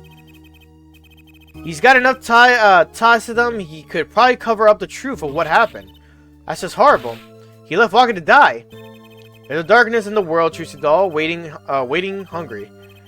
Compared to it, these gangs' turf wars are like kid games. When you're up against real evil, well, it don't matter if you're weak or strong. It'll take you all the same. You were a surgeon, right, Mr. Eldoon? You could operate on Walkie, couldn't you? I wish. What? I'm afraid there ain't nobody in the country that could. Maybe not even in the world.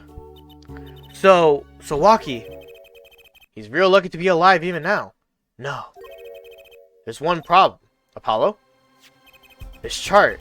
Look at the nurse. Look at the nurse section. Alita Telia. That's right. This operation was how they met. Yeah, the problem is she knew. She knew about Walkie's condition, guaranteed. Why didn't she ever tell him?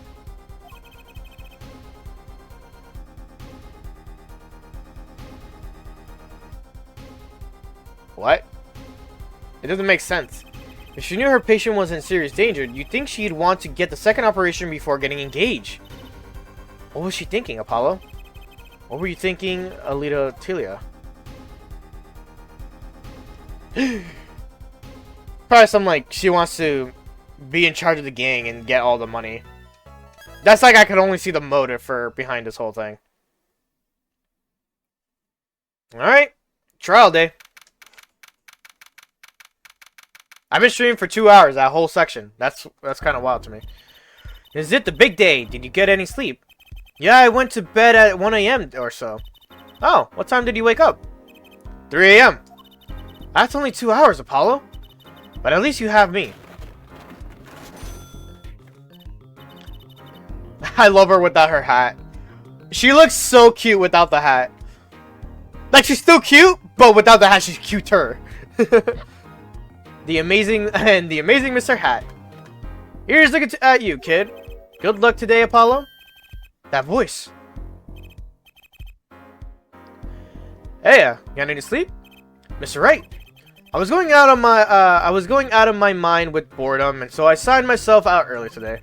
Somehow that place makes fake piano playing at the Indochine pasta joint some joint seem almost fun.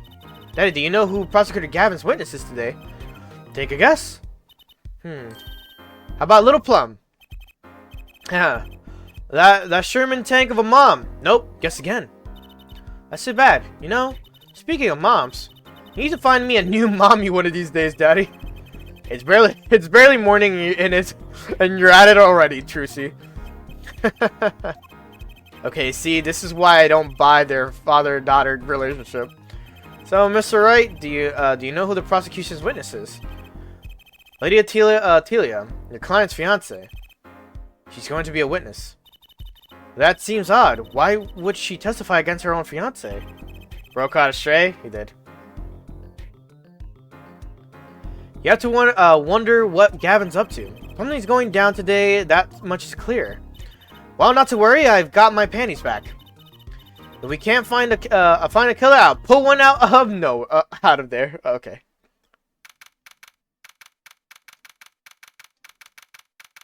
Let's get the show on the road! Court is now in session for the trial of Walkie-Talkie. Defense is ready, Your Honor. Prosecution is warmed up and it's a sold-out house. Very well, to recap. While yesterday's witness seemed more guilty than any other party, guilty of panty snatching, we did find out one thing for certain. There were 3 people in the park at the time of the murder. The witness, the victim, and the defendant. Correct, Herr Judge. And today I'd like to do something a little new age. I'd like to look at this horrible crime from the outside. The outside. The acquisition of the murder weapon, the preparation for the act. Our poor defendant told all, you see. His betrothed. His betrothed? His fiancée, Herr Judge. His partner for life with no chance of, for parole.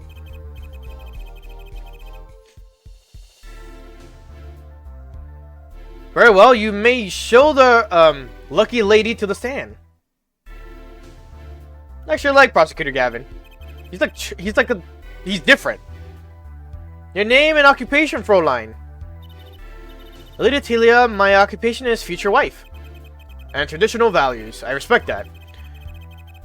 Too many brides these days can't even weave baskets blindfolded underwater. Yet you're here today as a witness for the prosecution. To be honest, I didn't want to testify at first. But I couldn't hide the truth. Honestly, another admirable trait. Fräulein, it is true that on the day of the crime, the defendant Walkie-Talkie confessed his plans. His plans for murder. Yes. The witness will please give her testimony to the court.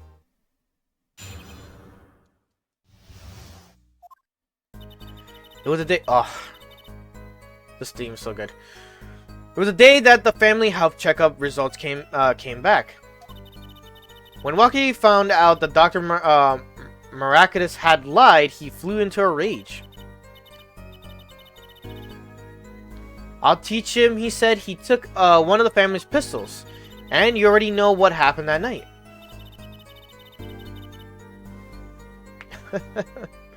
I just don't see how anyone but Walkie could have done it. What's the random switch up all of a sudden? So the pistol did belong to the family then. Yes, with regards to this, an investigation is underway at the Kentucky mansion. charged of the possession of illegal firearms. And the bullet that took the victim's life, was it? Fired from the pistol the defendant procured. Yes, this has been proven. How can you prove something like that? Bullets carry marks from the barrel that fired them, called rifling marks. Rifling marks? Think of them as being a gun's fingerprint, left on every bullet it fires. And when did you first hear about Waki's plan? It was the day of the murder. I should have stopped him. I just didn't think he would actually do it. Very well. Defense may begin the cross-examination. You only have 4 statements, right? It was the day that the family health checkup results came back. When Waki found out Dr. Marcus had lied, he flew into a rage. That must have been quite frightening. He was furious. He ripped his report up into shreds. Incidentally, I had to request another copy of file as whatever. It was some chore, but one I performed without complaint. Waki's at an age where he's hard to control when he loses his temper. Of course, that little bit is instability is so cute. Great, now he sounds like a psychopath. Hold up. Oh, I can't check the court record. Okay. I'll teach him. He said he took one of the family's pistols. So, is it easy to take a pistol out from the house? Not really. I think there's a system in place to limit access. But Waki's a special case, being the next in line. Perhaps his treatment was a bit too special, Ja. Well, maybe he is a bit spoiled. Wait, give me a second. I wanted to see something. How old is she? She's 21. 19. I see the line of work here. Here he got amazing presents for his birthdays. Last year it was a switchblade made out of a chewing gum and a chocolate gravestone. Sounds like he has a taste for sweets and and danger.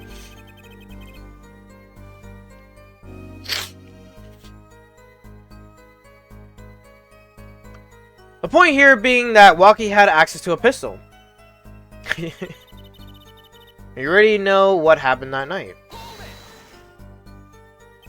What happened? Meaning the murder. I tried to stop him, I really did. But Waki wouldn't listen. Our defendant was nothing if not determined, it seems. Last thing you should do is blame yourself, miss. I just don't see how anyone but Waki could have done it.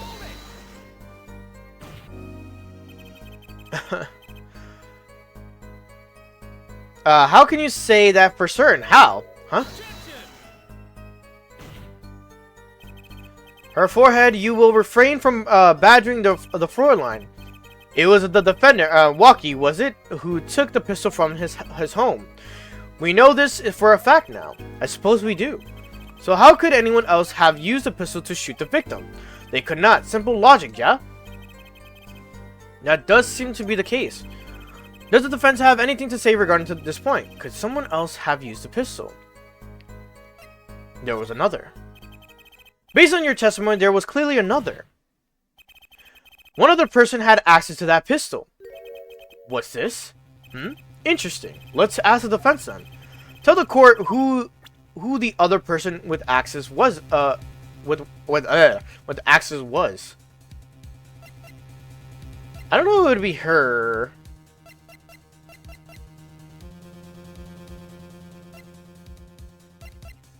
I don't know if I should say it's her, but let me. Now it's like I'm concerned a bit. Okay, yeah.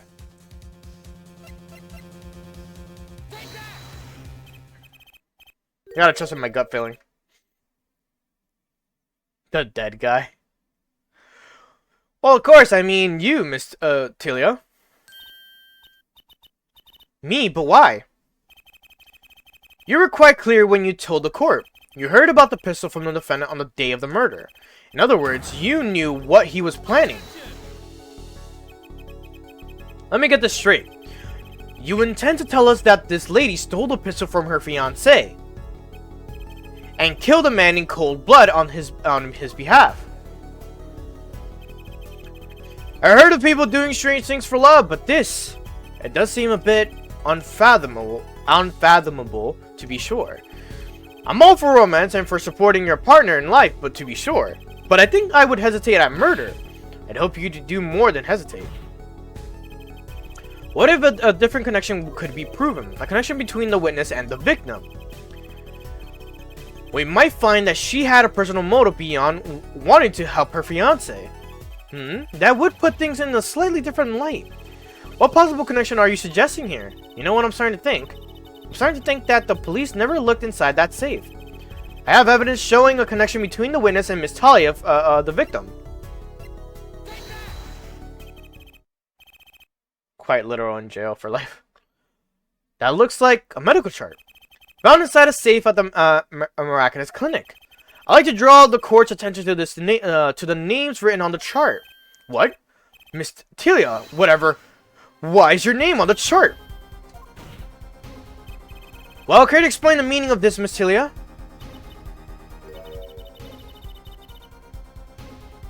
Miss Tiala. It could be that.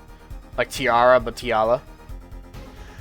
I'm not sure what you mean by meaning, Mr. Justice. Oh, she got all firm. Our warm little fiancé just froze over. I was on staff at the clinic until half a year ago. It was boring, so I quit. That's all.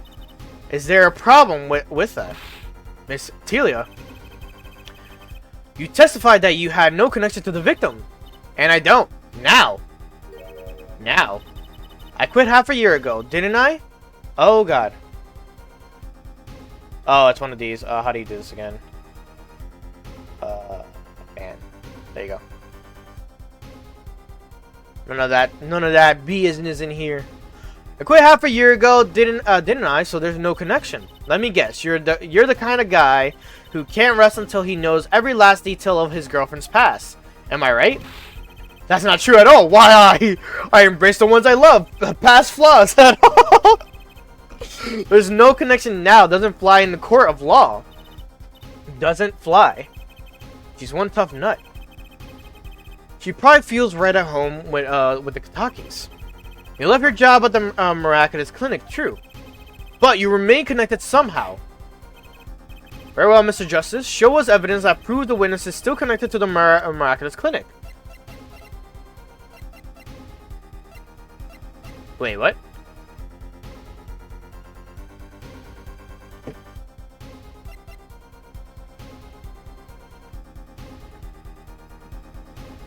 Wait, what? Oh. I hate that they call this sandals when they're not sandals. These sandals were found in the Miraculous Clinic lobby. They're yours, aren't they? Well, who knows? I'm sure there are lots of people who, with those sandals. So sorry, Fraulein, but your act isn't working. Your moment of hesitation just now cost you. What's with you? I thought you were on my side. Perhaps you are unaware that toes leave toe prints. A simple analysis of these sandals will reveal all. Well, now we see your true colors. I was wrong to cooperate with you from the beginning. I just wanted you to help get Waki back on the straight and narrow. This court thinks you need to worry less about Waki and more about yourself. It sounds as though we need to hear a bit more about your story. Your sandals were found in the entrance to the clinic, which means you went there on the day of the murder. Well, there's a little point in denying it. Very well, the witness will tell us about this visit. Why did you go to the Miraculous Clinic that day?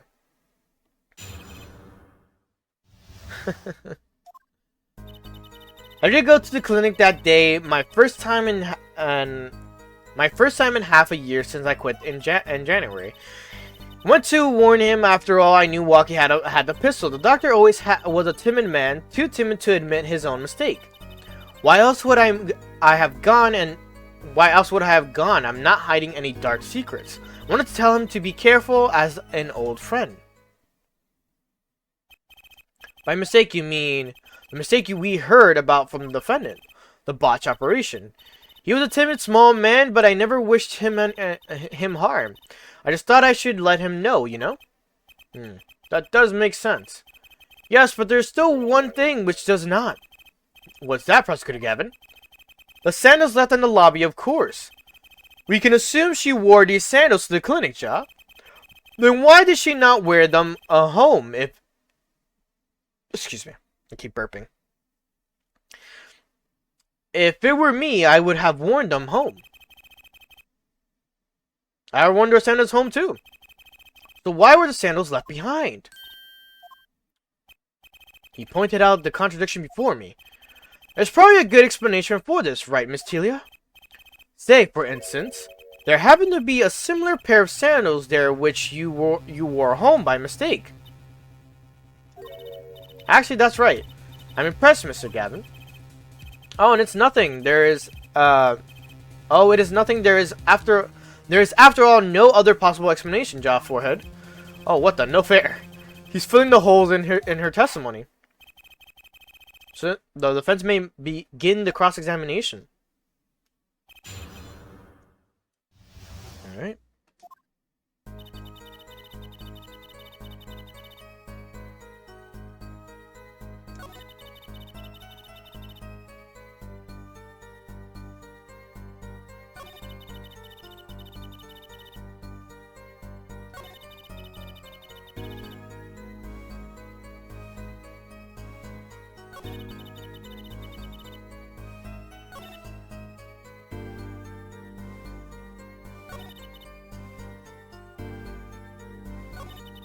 Trying to see a habit.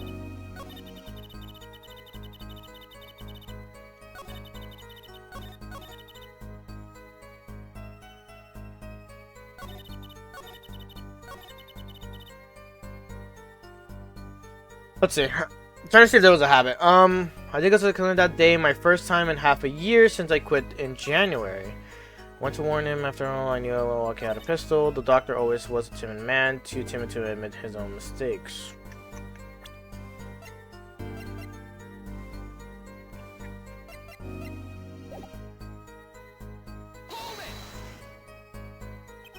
You mean that act of malpractice on Walkie, correct? If he had just told Walkie the truth in the beginning, none of this would have happened. True, that operation was the start of this whole affair. Of course, if he told him, he might have been erased by the Kitakis much earlier. Disturbing thought. We know that the Arrakis clinic had ties to the Kitaki family. You probably couldn't have gone to the police even if you wanted to. That's why I knew I had to warn him. Why else would I have gone? I'm not hiding any dark secrets. No dark secrets, eh? What? Look at me however you want, Mr. Justice. You won't find a thing. She's hiding something, I know it. Must have some evidence that proves it too. You're free to think whatever you like. I went to the clinic that with only one thought in mind.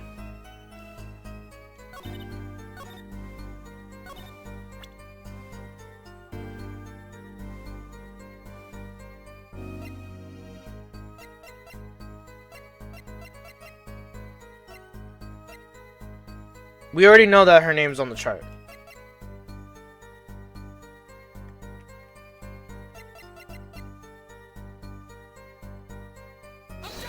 No, yeah, I already knew. I was like, that's not gonna work.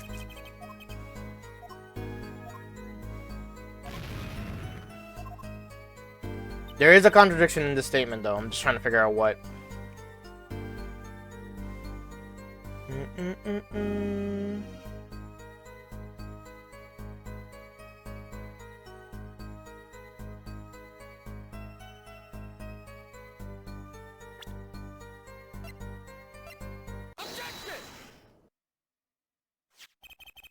The chart was found inside a safe in the doctor's office. Yes. Why would this one chart be in that safe? Miss Telia, you know why it was, don't you? Mind filling me in? Dr. Maracus didn't have the leisure of making mistakes. That's why we wrote up a false report and kept the truth locked away. Bad her doctor. And this is where you come in, Miss Tilia. The nurse who filed this chart was you, which means you know about Walky's failed operation. Interesting. You were in the same position as Dr. Miraculous. Kind of makes it hard to claim no connection, doesn't it? You're bold for a novice, I'll give you that. Mr. Justice, you must know I was only a nurse. The doctor is responsible for the chart's contents. The chart business seems to be quite important. Please amend your testimony accordingly. Too bad, little attorney. Oh. Something she did. I didn't see it. My bracelet's reacting again. What is it, Apollo? I felt my bracelet vibrate just now. Your bracelet. Just like yesterday, like you said. When a witness is unsure of something, their nervous habit gives them away. But I can't see anything, Apollo. Huh? What's my bracelet reacting to? Wait, maybe. Yes, it has to be it. What has to be it? Your senses, Apollo. They must be sharper than mine. Huh? I can't see it, but you can sense it. I don't know about that, Trucy. I don't have some kind of special power or anything. Listen to me, Apollo. There's a weak point somewhere in Miss Tilia's testimony. We don't know what her nervous habit is. Well, then what do we do? You have to perceive it yourself, Apollo, when you're with your eyes and your senses. And it's up to me and my bracelet. I don't know why, but the bracelet helps. Somehow touching it helps me focus. Let's give it a shot and bring down that testimony. Why would I go to the clinic now for a half a year old chart?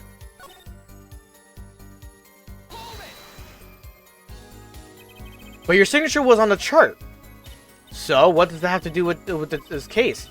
If there was something in that chart to make me look bad, I would have dealt with it. The only one responsible for the chart is the presiding doctor, Dr. Miraculous. She's hiding something. I can smell it, and I bet she's got a habit that gives it away. Just have to focus to find her nervous habit. Maybe it's time to give the bracelet a rub.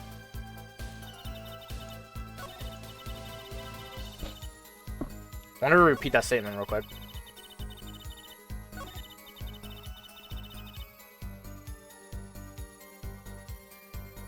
Nothing changes. She doesn't change her hand stance. She doesn't change the way she's looking at you. She doesn't change her smile. Nothing. I got the thing.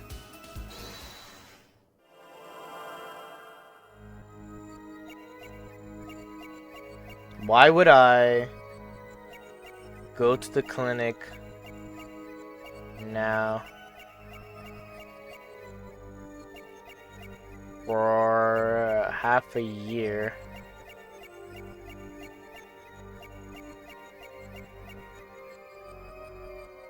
Here again.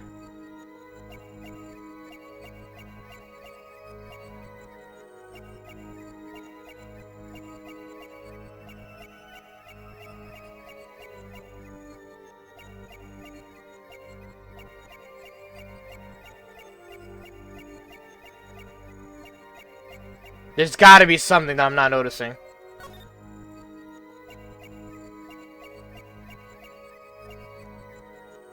I can move with this, I didn't know that.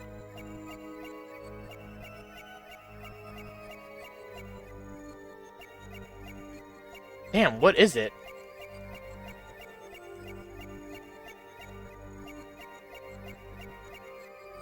Actually, I want to figure this out myself before going to the guide.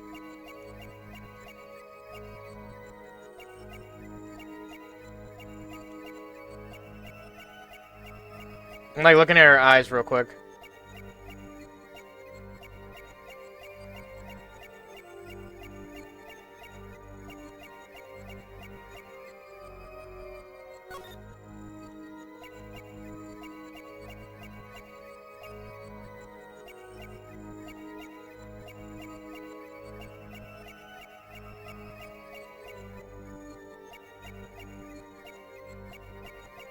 I got nothing.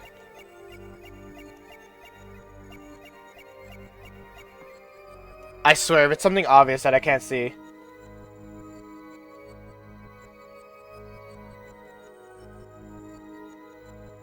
Perceive her ring. What? The ring?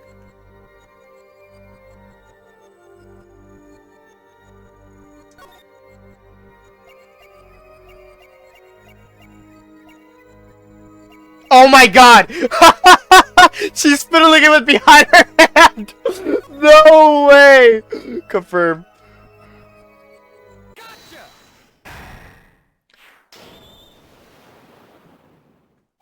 That's a slight thing! But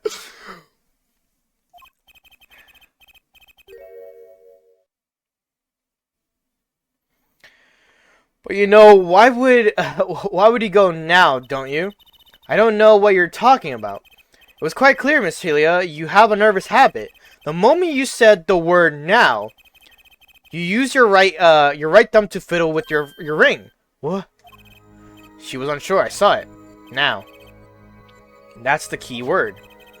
The chart wasn't a part of your past. It was a clear and present threat. That's ridiculous. Why if that were the case? I would have had 6 months to do something about it. Indeed. Huh? Which means something happened quite recently. Something to make that chart a problem for you now. I've got her on the ropes now, I can feel it. Time to strike the killing blow with evidence. Miss Telia, there's no use trying to hide it. Chart became a threat to you because of this.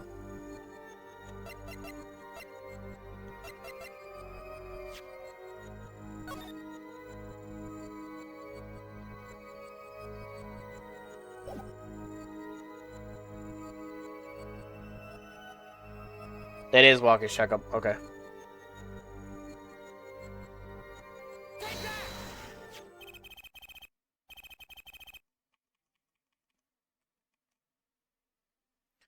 The health checkup report belonging to the defendant.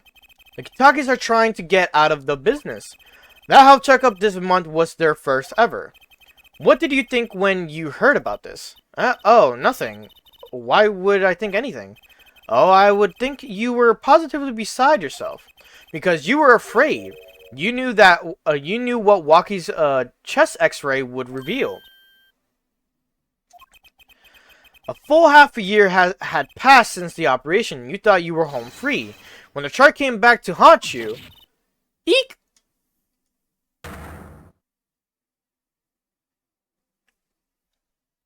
Do-do-doom, do-do-doom, do-do-do-do-do-doom. I like that they kind of fucked with that song to be in that moment. That's all, Your Honor. What just happened? Did the witness just admit to lying? I sensed it. There was a great aura emanating. I can't say this word. Emanating. I got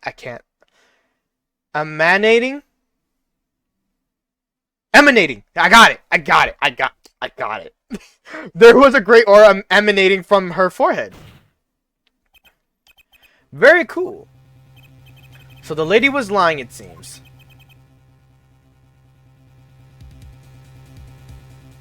That's correct. She said she had no connection to the Miraculous Clinic.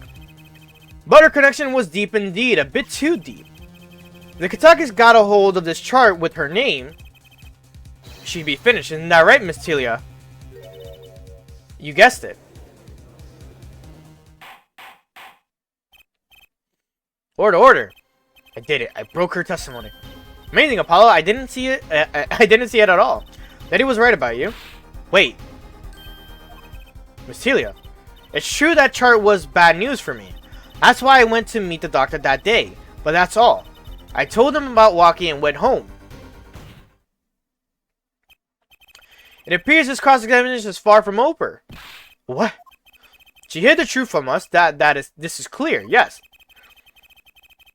Yet, it is not clear that this truth has anything to do with the case at hand. Well, the witness will add this to her testimony, and we'll have a bit more cross-examination. I was so close. You're still close. Keep on her, Apollo. Not that happening at all, I warned him and left. You lie! I already knew off the bat. I was like, this is about the bullet. You say nothing happened in the doctor's office. I disagree. Take a look at this. What's that? It looks like a squashed up ball of clay. Kind of like you, actually. This bullet was found in the Miraculous Clinic office. Something did happen in that office, Miss Telia. I almost called her Talia.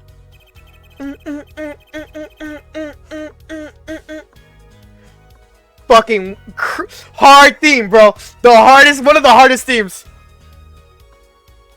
Enough of this joking around. The police investigated that clinic. I think so. But this was stuck inside the doctor's safe. Inside the safe. I guess the police didn't check that far. But there's a problem. How can you say that bullet was fired on that day? Weren't you the one who explained rifle marks to us? The pistol was taken from the Kitaki mansion that day. If the marks on the bullet match the murder weapon, then that proves the firearm was discharged in the office on the day of the murder. Not bad, her forehead. Bailiff, have this bullet analyzed immediately. Aren't we gonna mention that the gun was shot twice in that day? 30 minutes later, a report arrives. The rifle marks on both bullets are identical. I swear, they're like, how can you prove that it was shot by the same gun? I'm gonna be like, bro. Well, it seems as though the bullet in the safe was fired from the murder weapon. Perhaps the defense would like to state their position. The bullet in that safe proves one fact. The pistol was fired in that office on that day. And at the time the firing, at the time of the firing, the safe was open. The safe which contained the top secret chart. The top secret chart. Wait, what? Oh, yeah. Yeah, that's right. Do you think someone was threatening Dr. Miraculous in order to open the safe? Only one person was in a position to do such a thing. Our witness, Alita Telia.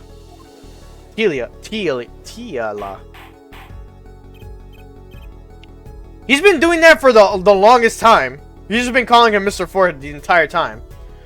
Order. For Justice, where are you... Mr. Justice, where are you going with this? Are you accusing the witness? Alita Telia knew about Waki Kitaki's botched operation. She got engaged to him without telling him about it. As long as that bullet remained in his chest, his days were numbered. What if she married him and then the bullet finally reached its destination? What? That reminds me. Apparently the Kitakis have been asserting themselves in unlawful business practices. They're making quite a great deal of money, a fortune if you will. Nefarious. So she planned to marry him just to get her hands on this fortune.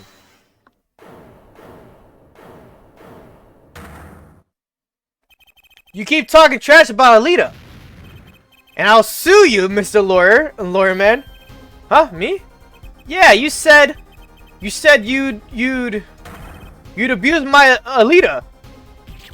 I think you mean accuse. Same difference. Well, you can't have her. She's mine. It was me. I shot that doctor. Me. He left me to die, so I left him to die too. There in that park. Waki, just cool down for a second. You keep your hands off my Alita, or I'll... He ha ha ha. Miss Telia, I'm sorry, it's been so long since I laughed so hard. Something funny. Waki, wake up and smell reality. Alita baby. The signature on the chart, the engagement. I mean, come on, it's so obvious. Even for a brainless, spoiled brat such as yourself. Alita. Your honesty is like a breath of foul air, Fräulein. Hey, I wasn't getting out of this clean anyway. So, the family fortune is what you're really after. That's right. I wanted the money. No way, that's whack. I ain't trying to hear that. Shouldn't have done the wedding earlier. Oh well. By the way, can I ask you a question? Who, me? I believe you said you were going to abuse me. Accuse. Of what crime, might I ask? Huh?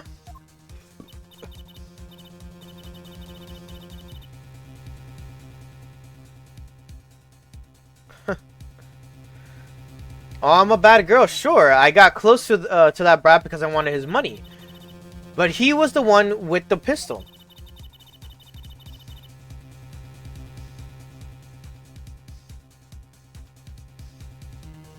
They do not sound the same. There's a clear letter that literally makes them sound different. They could rhyme, but there's a clear letter in those two words that literally make them different. And their meaning behind it makes it different. He could have fired it into the safe after I already left the clinic. What?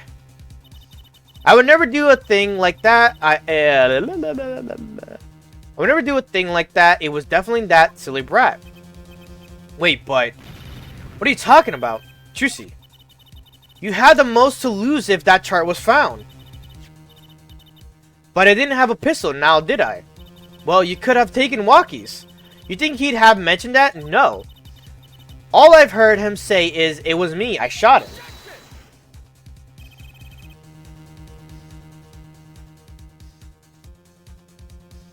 I think I might be bro. Who the fuck is bro? That's only because he's trying to protect you. Sorry to intrude in this lovely conversation. Well, the two of you are forgetting one critical point. What point? Certainly, the Fräulein wanted that chart. You assume she threatened the doctor into opening that safe, but then, wouldn't she have taken the chart?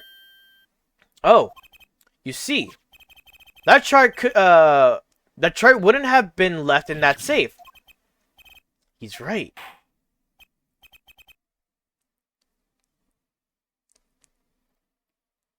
I forgot. Yeah, seems like it. Miss Telia. Yes? It is clear to this court that you are not a very good fiancé. Oh, I'm flattered. That wasn't a compliment, but whatever. Perhaps it's time you told us the truth. Tell us about yourself, including your actions and whereabouts on that day.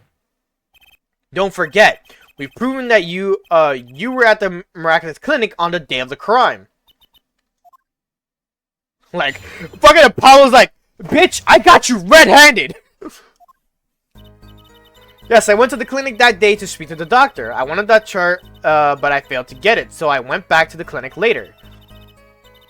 In any case, I didn't shoot him. You didn't even have. You don't even have proof I stole that pistol, do you? And that brat was spotted in the park at the moment of the crime. Frankly, I don't think it matters if Dr. Miraculous was shot in the temple or not. Where was he shot from? The right side of the temple? The left side? I don't remember. You went back later. The chart was dangerous, you understand. I needed to get rid of it, that's why I went that day. But you couldn't get the chart then, could you? And later that night, Dr. Miraculous was shot. I heard about the shooting, waited a day, but then I had to go back. No easy feat with the cops all over the place. Ah, that was you! Apollo, that sound, it came from behind this door. Someone's in there. A break-in. They left through that window. So you were the burglar. That was you two? If only I had one more minute. Then I could have opened the safe and gotten the chart. What? That's trespassing and brazen at that. Oh, I like how she's just straight up admitting everything. She's like, bitch, I don't care anymore. Oh, is this a trial for trespassing now? Besides, you can't blame a girl for wanting to protect herself. They are gangsters, you know. In any case, Mr. Justice, you're a cross-examination. Admitting that little crime to avoid the big one, huh? Alright, let's see. Yes, I went to the clinic that day to speak to the doctor. I wanted that chart, but I failed to get it, so I went back to the clinic later. Hold up. Later. When I heard what happened, well, I was too scared to do anything that day. So I waited until the day after, the 16th, was it? Of course, you and that meddling kid had to get in my way. Well, why did Dr. Miraculous keep that chart around? It was clearly dangerous for him. He could have burned it. Because he's a coward. The chart was his insurance. My signature on that chart, to be more specific. That made sure I couldn't betray him. In any case, I didn't shoot him. You don't even have proof I stole that pistol, do you? But you could have stolen it. Could have. Is this some new definition of proof? Well, ask Walkie. He'll tell us. Might I remind you, this is a cross-examination. You might want to keep your basis theories to yourself.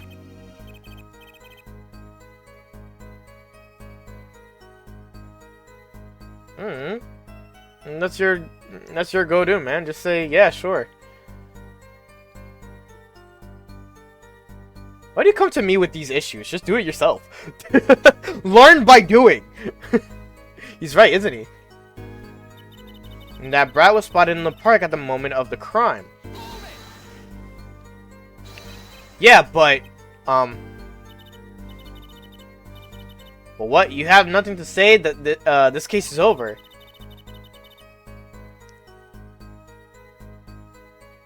I'm like the worst person to ask for anything. You ask me something, I'm gonna literally just be like, whatever, do whatever you want. I'll lead you to nothing bad, but it's like, still, I'll just be like, if it's nothing that is like too concerning or bad, I'll just be like, go for it. If it's bad, I'll probably be like, you probably shouldn't do that, therefore divert from it.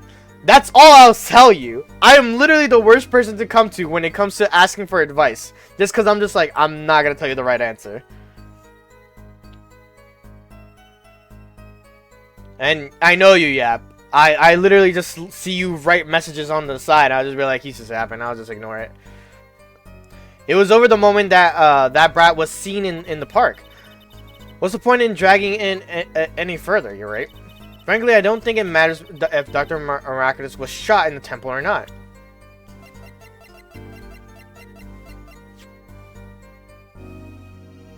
The right temple. So you had to turn right.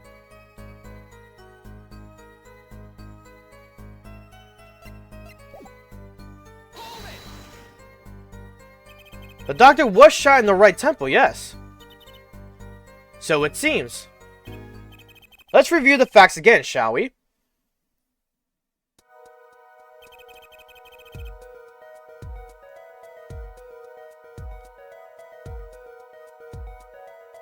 I mean, the thing about it is,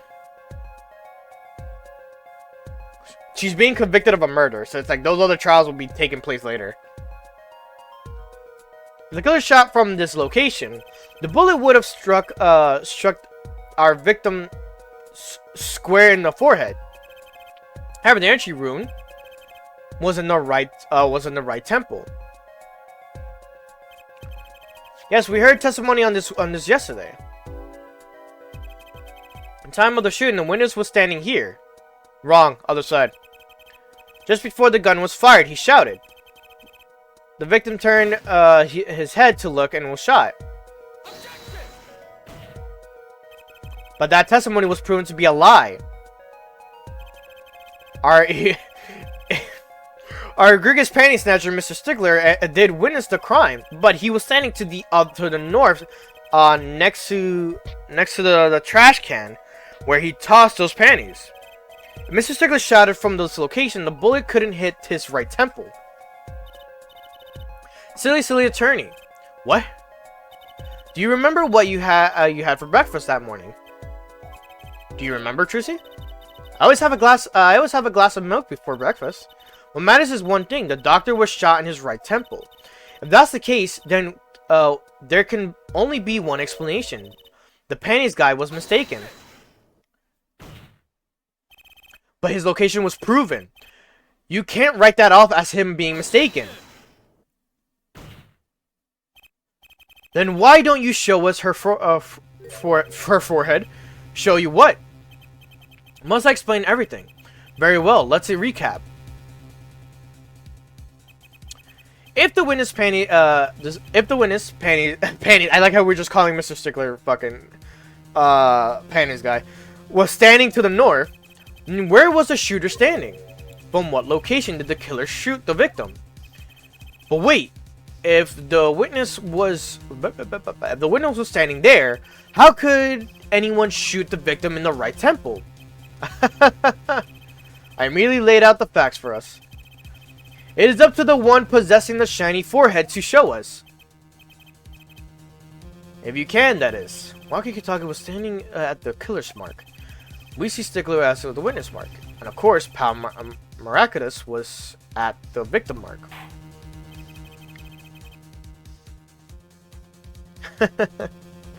Let's hear what the defense has to say. Where was the killer standing when someplace else and shot the victim? As the facts stand now, we can't explain the crime without contradicting ourselves at some point. But I know why. The real killer shot from an entirely different location. What are you talking about? I don't see any other place. Apparently, Mr. Just does. Let's hear it. Where in the park did the killer shoot the victim from? It's time to raise the roof and the stakes. Eh? Penalties are such a frightening things, don't you think? But what if they were a bit more terrifying? Alright, Gavin, we know you're a rocker. Like so. Double penalty! Her forehead wishes to take us in a new direction. Then he must be ready for the challenges ahead. He increased the penalty. What are you on about? Challenge accepted. It's justice time. Are you sure, Apollo? The key is the witness in Mr. Stickler's testimony. If we believe that, and we know where he stood, and the victim turned when he shouted, there's only one place the killer could have been. I'm here. Let's do a quick save. There you go. This is where the killer shot from. I hadn't thought of that. None of us did, Your Honor. And this explains the wound in the right temple. How? I hadn't thought of that. That hurts. Let me just real quick.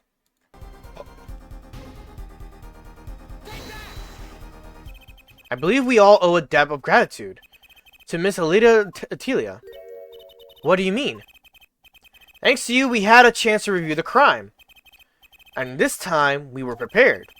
We know that, that Wesley Stickler was telling the truth. We should have listened to him from the beginning. Wesley Stickler was standing next to the trash can when he saw the two men.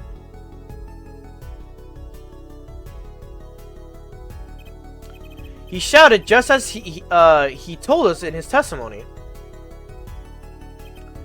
And the victim turned to look in his direction.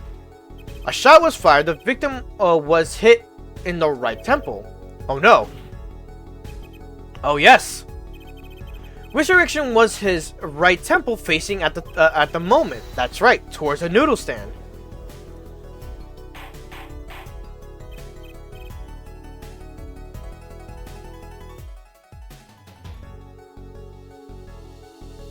Oh wait, what? Oh, I said reduce. My bad. I was thinking about that word. Increase? Or did you repeat reduce again? Order. So you're saying the killer was inside the noodle stand. Let's think about this a bit more, shall we? You say the killer was inside the noodle stand, which would mean the victim, Dr. Marcus, came to the park, wheeling his own murder in the cart behind him. This is the most ridiculous thing I've ever heard. I think you'd notice if you were pulling someone along. There's something we should worry about before that. Why was he pulling the noodle stand in the first place? Let's deal with our problems one at a time, shall we? Someone was hiding in the stand. We have not come this far to talk about possibilities. Let's talk about proof, baby. Show us evidence that proves someone was in that stand. Can I prove that? You want evidence that someone... Well, I've got it.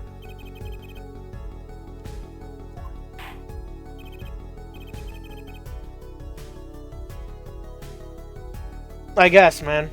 Just don't tell me anything that's not, that should not be told. Too much info could be too much info at times. Intriguing, especially if it's on a stream that shows chat.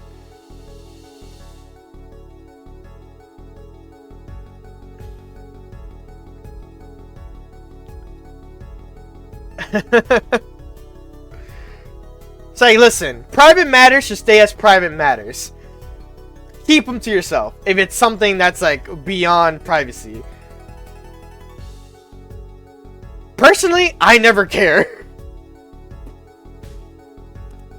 What's good, baby? Maybe I should have said Peaches. I should call you Peaches better. I go by first things always, but I meant to say Peaches. And thank you for giving me your subscription with Prime. I appreciate it always. Where was I? Sorry. They didn't know you're like that? I'm not. I'm really not.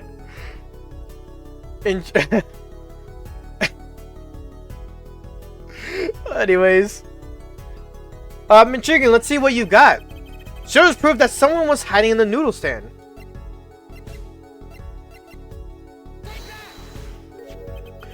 The Miraculous Clinic and they're covered with paint. These slippers were found in the trash can near the crime scene. And a single slipper print was found at the scene, right next to the noodle stand. Oh, and Miss Telia, your toe print was found in the left slipper. Which knew the sandals were connected to the stand. I don't know how, but I did. I mean, it's pretty obvious that it was. In other words, this is proof you were inside the noodle stand. Let's go! A good song!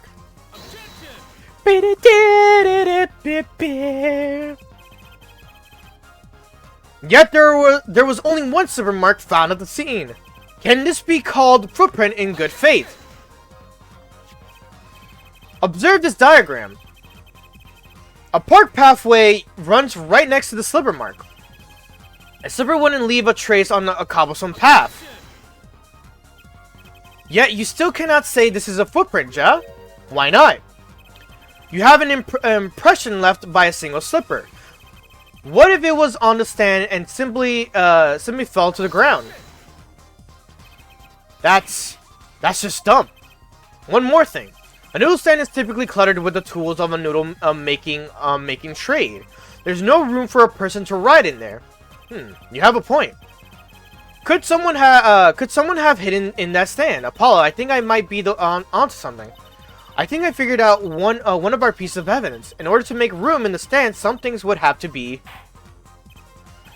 Well, Mr. Justice, do you have proof that someone could have hidden in the stand? I can prove one thing. Someone did scheme to clear the space in the scam. This is the noodle bowl from the stolen Alden's noodle stand. Yes, and what about it? We discovered a large quantity of those bowls yesterday in the lobby of the Miraculous Clinic. A large quantity of noodle bowls in the victim's clinic. Mr. Eldoon was very clear about those bowls. Eldoon is such a real name. It's just noodle backwards. That's the funniest shit ever. Well, I don't care who did it without that stand, I'm finished. All my noodle bowls were in there too. Yet the bowls were removed. That night, there was space inside the noodle stand. Space created at the Miraculous Clinic, no less. Right around the time that you were there, Miss Alita Telia. Stop!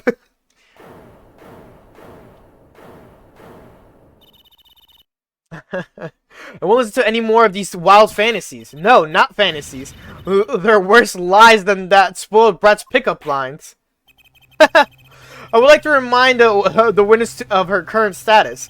This court does not consider you entirely innocent. Show me an innocent, I'll show you a fairy tale. In any case, the defense has somehow made its point. The witness had both a motive and opportunity to kill Dr. Miraculous. More fairy tales. This whole trial is a fairy tale. Then please pull us back down to reality, Miss Telia. Damn, the judge saying that was kind of cold. Holy shit. They're pulling back to reality! If you're saying these are fairy tales, that's wild! I'm giving you one last chance to explain yourself. This is it. That shit caught me off guard, too. I was like, oh, shit! Why was Dr. Miraculous pulling that stand that night? What was Atelier doing inside it? Time to get to the bottom of this case. Alright, Telia's explanation. That night, I went to ask Dr. Miraculous for the chart. I had no intention of ever letting that chart fall into the Kitaki family's hands. But Dr. Miraculous didn't understand. For some reason, he thought the Kitakis had sent me. So I gave up and went home. All I did was talk to him. You knew about the botch operation. So you tried to get rid of the chart. You saved yourself. I won't make excuses. And I did warn the good doctor. I gave him a chance. I told him that Brat got his health checkup report and that he was coming to settle the score. I see. Very well, Mr. Justice, begin your cross-examination. Yes, Your Honor. This is the last testimony. Either I perceive the truth or it's over. So it wants me to use the bangle. Ah, there you go. That night I went to ask Dr. Miraculous for the chart. I had no intention of ever letting that chart fall into the Kitaki family's hands. But Dr. Miraculous didn't understand. Yeah, she's guilty to the guillotine. She's been guilty from the start when we started this whole trial. He didn't understand. He wouldn't listen to a word I was saying. The moment he saw me, he started to tremble. I thought, what a sad excuse for a man. Please don't smile like that anymore, it's creepy. It was practically delusional. For some reason, he thought the Kitakis had sent me. So I gave up and went home. All I did was talk to him. If that was really all that happened, what were all those noodle bowls doing there? How should I know? There weren't any bowls when I went, I know that. I know that much. Why don't you let me be and go look for your killer someplace else, alright? Do I detect uncertainty there? This is my last chance. Apollo. Any word from your wrist? Yeah, actually. I felt it respond. I couldn't see a thing. It's up to you, Apollo. Time to perceive the truth. Here comes justice. I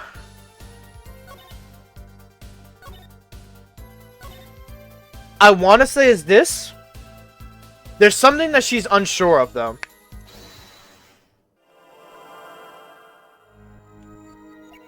So I gave up. Had to, like, look at her hands.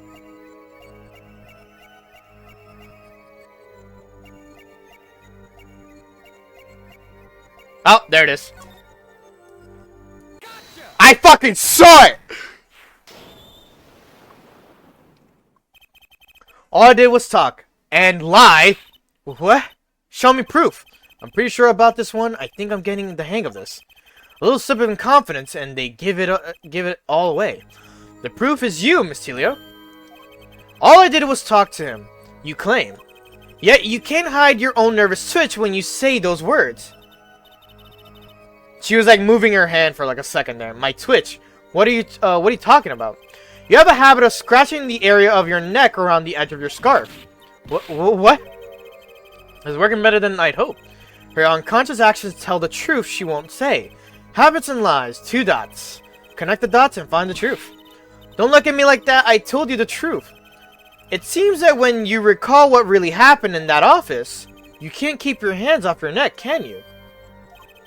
Seems that nervous habits are unconscious reactions that manifest when someone is trying to hide something. You can't hide behind your scarf, Miss Telia. Something happened between you and the victim in the Miraculous Clinic office. I got proof that shows exactly what happened. Is it the lamp? What's that? You're touching your scarf again. He's like, I can tell. There's something unusual about this lamp. The bulb is broken, and there's a red splotch on the cord. Seeing how you hide your neck, I think I can come up with a plausible explanation for the lamp's fate. Well, spit it out. This talking in circles nonsense is killing me. Very well. The answer is very simple, Miss Alita Tilia. Please remove your scarf. Eek! Caught her. I caught her. I caught her myself. I didn't need the guide. I caught her my fucking self. I saw the twitch and everything.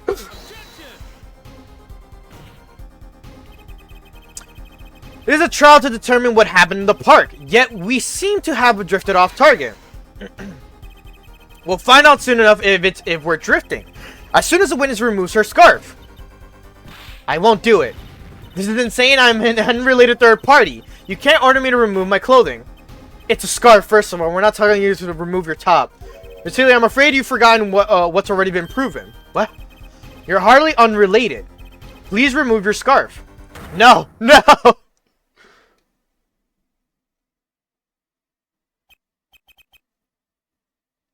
I knew it. So I was right, wasn't I, Miss Alita Tilia?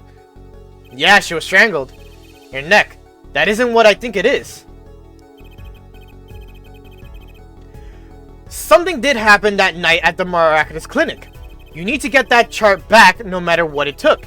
Even if you had to steal your fiancé's pistol to do it. But wait, looking at the this lamp and the witness's neck. It looks like the very opposite happened. Exactly. The victim in the clinic that night was this witness, specifically. You tried to threaten Dr. Miraculous and he attacked you. That's what happened that night at the Miraculous Clinic. There you go. How many feathers do you have in that, like, brooch or whatever the fuck that is? Order, order, order. Will someone please tell me what really happened? I told the truth already. I went to the clinic that night to warn Dr. Miraculous. Yeah? What a warning it was with the fucking gun. That gangster knows everything. He's coming for you. Looks like my clinic's seen its last patient. We have to get rid of that chart. Quick, open your safe. Give it to me. So you can save your own skin? What? I know what you're up to. You want in with that family. And if they see that chart, you're finished. Leaving me holding the short straw. But if I'm going down, I'll want some company. You. And what happened next? He jumped at me and knocked me to the floor. Then he took the cord. That cord. Damn. Fucking like twist that shit too. Palm Miraculous was serious, deadly serious. To write that down. He really tried to strangle me. I must have blacked out.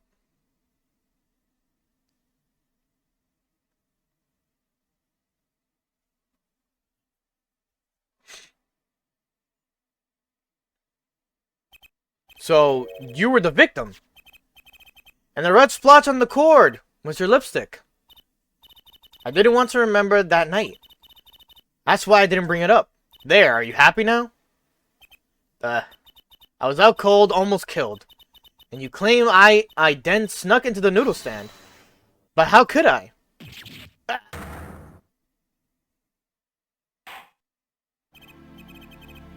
Well, one thing is clear. We now know that what really happened in the Miraculous Clinic. It would seem that our victim was not entirely without blame himself. I'm sorry. I get so nervous just thinking of it. It's hard to breathe. I've told you everything. Can I go home now? I really gotta increase that size of the panic. It's too small. Oh, I don't have the thingy on here. I thought I did. Where the emotes scatter around. You bear some responsibility for events that day, true. Yet if you were also a victim, this court would owe you some sympathy. Well, Mr. Justice, I believe this clears up the remaining questions for Miss Tilia. When did this happen? Suddenly, everyone's sympathizing with her. I don't know what to think anymore, Paulo. I mean, is that it? Do we know everything we need to know about Miss Tilia? Very well. Let's this finishes the cross-examination of this. Oh.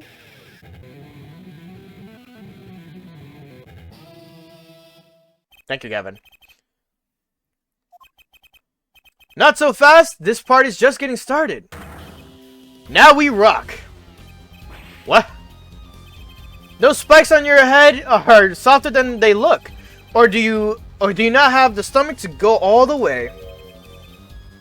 Shreds guitar, Prosecutor Gavin. Power Miraculous choked Attilia. I can't even say her name anymore. She fell unconscious, but what happened next? He's right. There's more we don't know. But she was choked hard enough to leave that mark. She would have been out for a while. Even still, what if it was her in that noodle stand? Alita Tilia, there you go. Half dead, Dr. Miraculous pulling that stand. And a bullet fired from inside the noodle stand. What if it's all true? We might have already figured out what truly happened that night. Miss Alita Tilia, as you can see, we're not through with you just yet. You really want to blame me for this murder, don't you? You too, Prosecutor Gavin. Me? Fräulein, I only wish to know the truth.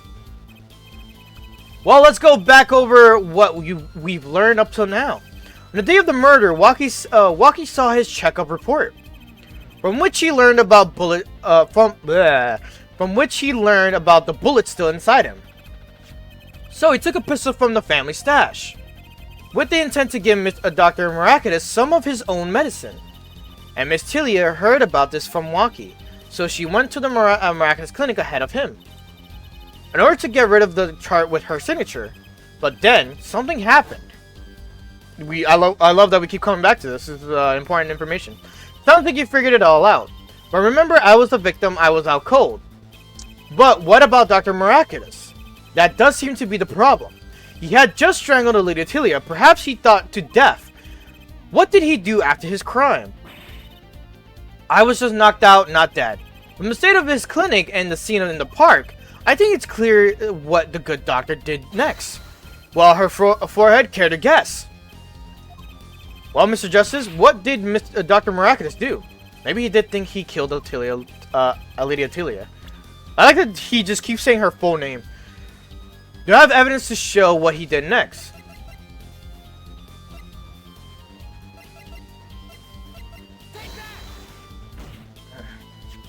As his next move, Dr. Miraculous stole Guy Eldune's noodle stand. What? Killing me disturbed him that much? So much he randomly stole a noodle stand? It wasn't so random. Remember all the bowls in the clinic's foyer? Foyer? Bowls that belong inside the stand, I think it's pretty obvious, don't you? The stand was at the clinic. However, the question is, why did he remove the bowls? Maybe because the stand was heavy. Or he wanted to put something in the stand in their place. Ah, wait, you don't mean? I do. Dr. Miraculous did replace those bowls with something.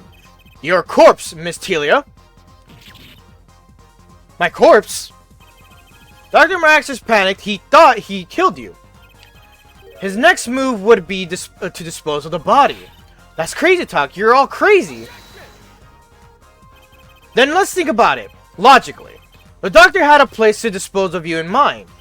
But on his way there, who should he run into but the defendant, Waki Kitake? I guess your logic. What's this, Prosecutor Gavin? The park is a dead end.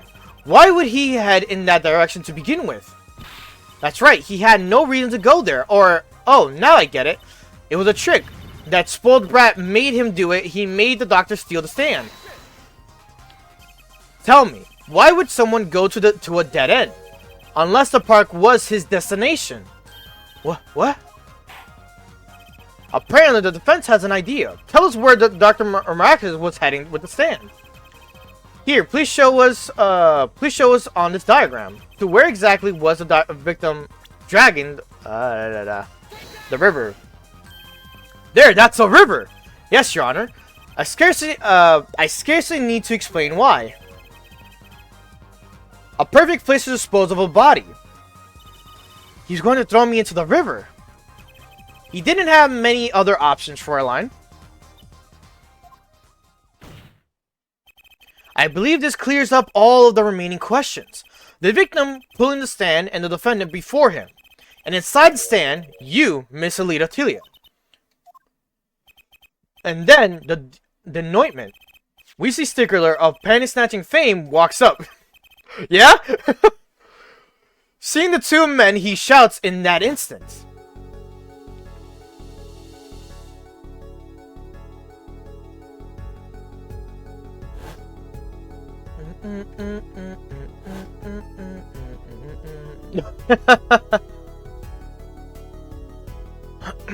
So, I shot him. You were the only one who could have stolen Walky's pistol. It had to be you. Well, Miss Celia? Nice work. You mean I'm right? I mean you've done a fine job dreaming up a story. To get that spoiled brat off the hook. You're the one who's dreaming. Apollo's backed up everything he said with facts. If you're so sure he's making it up, give us another reason. Why was Dr. Maracas pulling the stand through the park? Who knows? But there's one gaping hole in your logic. I think Mr. Gavin knows whereof I speak. Whereof what? I can't believe she's still trying to deny this. This is true, Prosecutor Gavin. Must I always be the one to point out her forehead's errors? Like maybe there really is something. I believe the Fräulein speaks of her doctor's car. His car. That's right. The Maracas clinic has that big garage. In which sat a green sports car, was it? Why would he steal the stand in the first place? If he wanted to carry a body, he would have used his car. So we find our victim without a probable cause to steal the stand, and our defense without a case. I have an idea. You know that green car? I bet it wouldn't run if it was broken. What an excellent counter-argument, Fräulein. Too bad you're quite wrong. Huh? Don't tell me you've forgotten what happened to your daddy. Daddy. That's right. That night. The car that hit Mr. Wright was the green sports car. Ah, yes, I nearly forgotten about it. Afterward, he drove back to the garage and ran, whatever. That's right. So why didn't he use his beloved sports car, I know. A glaring contradiction to be sure. More glaring than your forehead. No. No! Why are you coming out of this man's forehead? Order. Well, Mr. Justice. Why didn't Dr. Maracas use his car to carry the body? Is that a groan of surrender I hear? Now's a good time to review all you know. Everything you've learned over the last 2 days. Everything I've learned. Mr. Justice, this contradiction casts doubt on your entire case. This is truly your last chance. The defense will explain to us what happened that night. Someone else stole the stand. The car didn't run. He carried the body in the car. In the cart. No! Fuck! Motherfucker! Everything we've proven up until now. The car wasn't broken. Mere adaptability and face the impossible odds, yet it does not explain why the the prosecutor trying to tell me something. Perhaps we need to ask you again. Thank you for giving me a second chance. Someone else stole the stand. That doesn't make sense.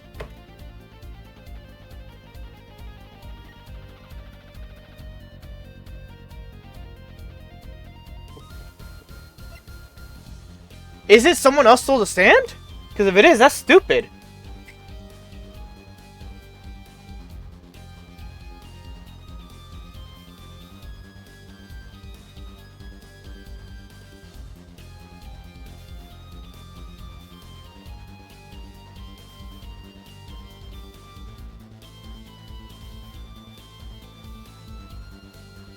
Oh! The car didn't run. I have an idea. It's all coming together. Wow, this is why Gavin said everything you learned. Alright. That night, Dr. Maracas couldn't use his car. Huh? Now you're making even less sense than usual. Not according to my information, Miss Telia. Put one and one together, and the explanation is simple. If it's so simple, perhaps you can show us some evidence. Show us proof why the car wouldn't run that night. Let's see now. Panties again!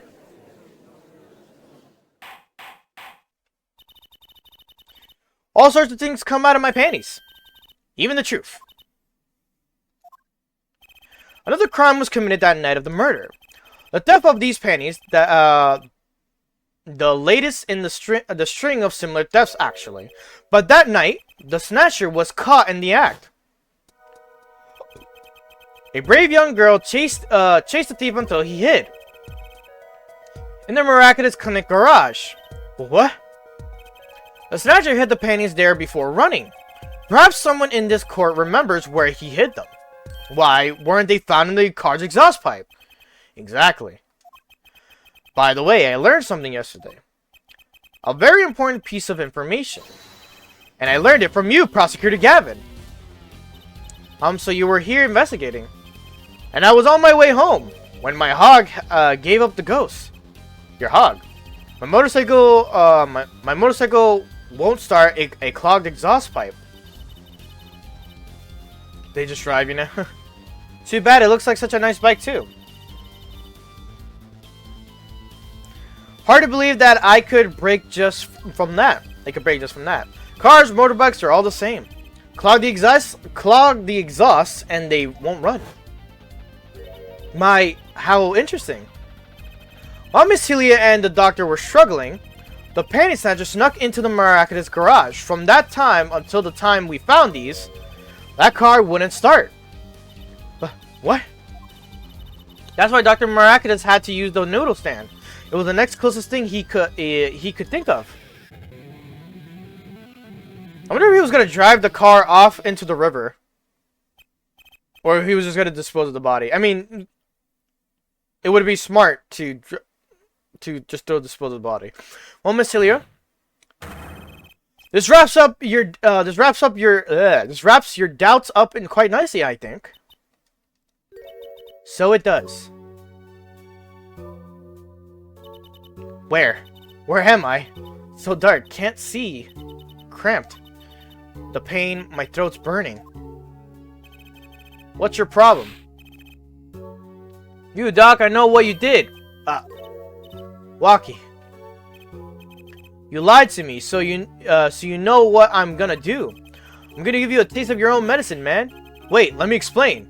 Fine, I'll give you your last request. Listen, you're being tricked, but not how you think. It's not just me. No! He ruined everything. I have to stop him. She says I want you to. Shots fired.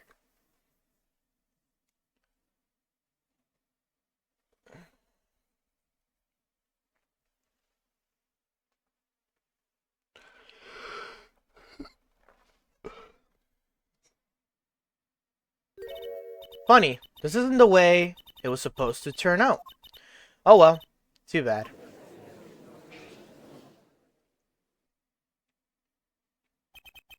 There's still one mystery. How did you manage to disappear from the stand? In the silence after the shot, I heard the witness running. I believe we heard as much from Wesley Stickler. He went to use the public phone to inform the police, which is when I made my escape. Which is when you left the slipper print. Dr. Miraculous didn't bother taking my slippers off. I threw them out after I stepped in that paint, though. That was your mistake. No, my biggest mistake was coming to you for help, Mr. Justice. Huh? I believed in you. You and your anything agency. If anyone would get Waki declared guilty, it was you.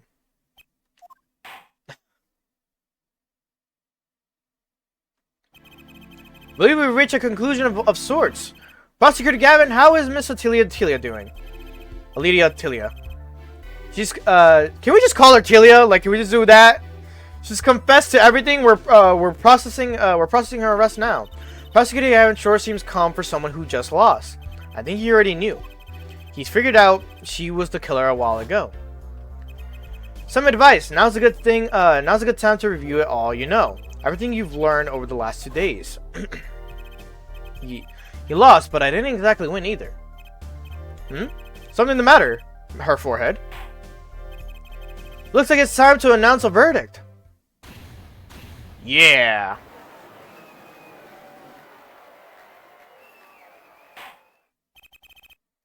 Court is adjourned.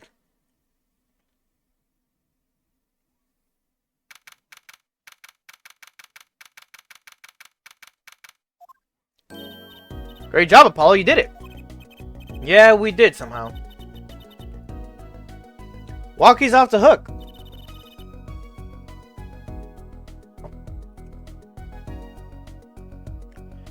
Free to become a gangster he always wanted to be. And he has you to thank. Hey, attorney man, you're gonna pay for what you did to my Alita, Holmes. Or to blame, I guess. You give my Alita back. Stupid pointy-headed attorney with a death wish. Enough, Walkie. Oh, shut the father. Ah, Mr. Kitaki. It's high time you open your eyes, Walkie. What do you know, old man? I think it's about time you open yours. Giving up the life trying to become some kind of businessman? Don't talk about what you don't understand, Walkie. I'm afraid the guard is going to throw them both out. If not in jail, wouldn't that be a happy ending? Hey, maybe we can help them out. You know why Mr. Kitaki needs to make so much money. Maybe we should tell Walkie. Oh, Walkie, Apollo has something to tell you. Huh? I do? Way to put me on the spot. Eh? What's that? Show him a reason why, Apollo.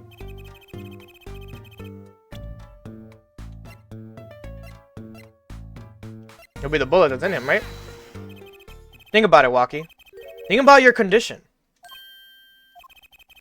I talked with your mother, Little Plum, yesterday. It pays, but we need a lot of money right now. Clean money, that is. She doesn't mean... You aren't really... Are you? I searched the globe, and I found one. A doctor who can take that bullet out of you, Walkie. But it's an expensive procedure. Man, but you got plenty of money already, don't you? I won't use it. It was a gangster life that did this to you, Walkie. I want to help you, and I want to do it clean.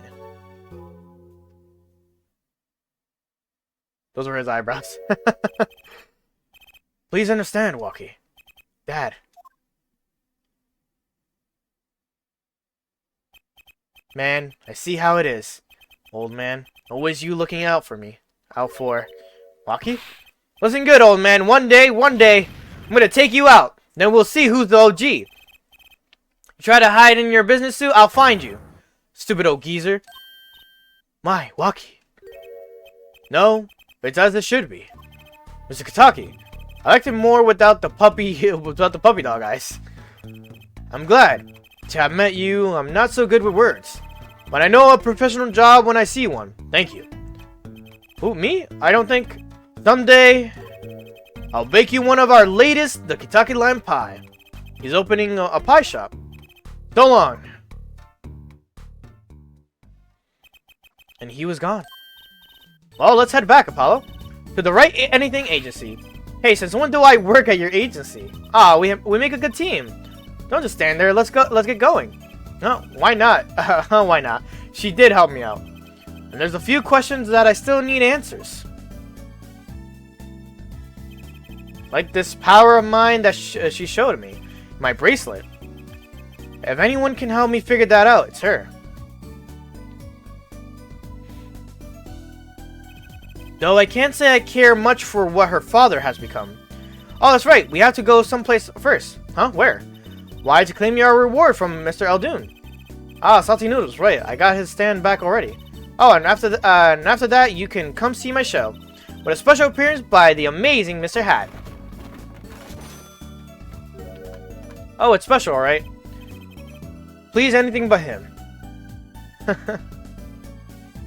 The end. Alright, we finished that episode. Brand new episode has been added. Turnabout Serenade. Yep.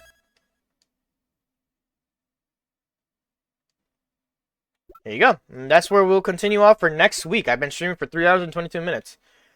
That's normally longer than I go for. But then again, we were a bit lost, so there's that. Let's see here. Yeah, episode 3. We got this episode and then episode 4. I think those are the last 2 out of all the episodes.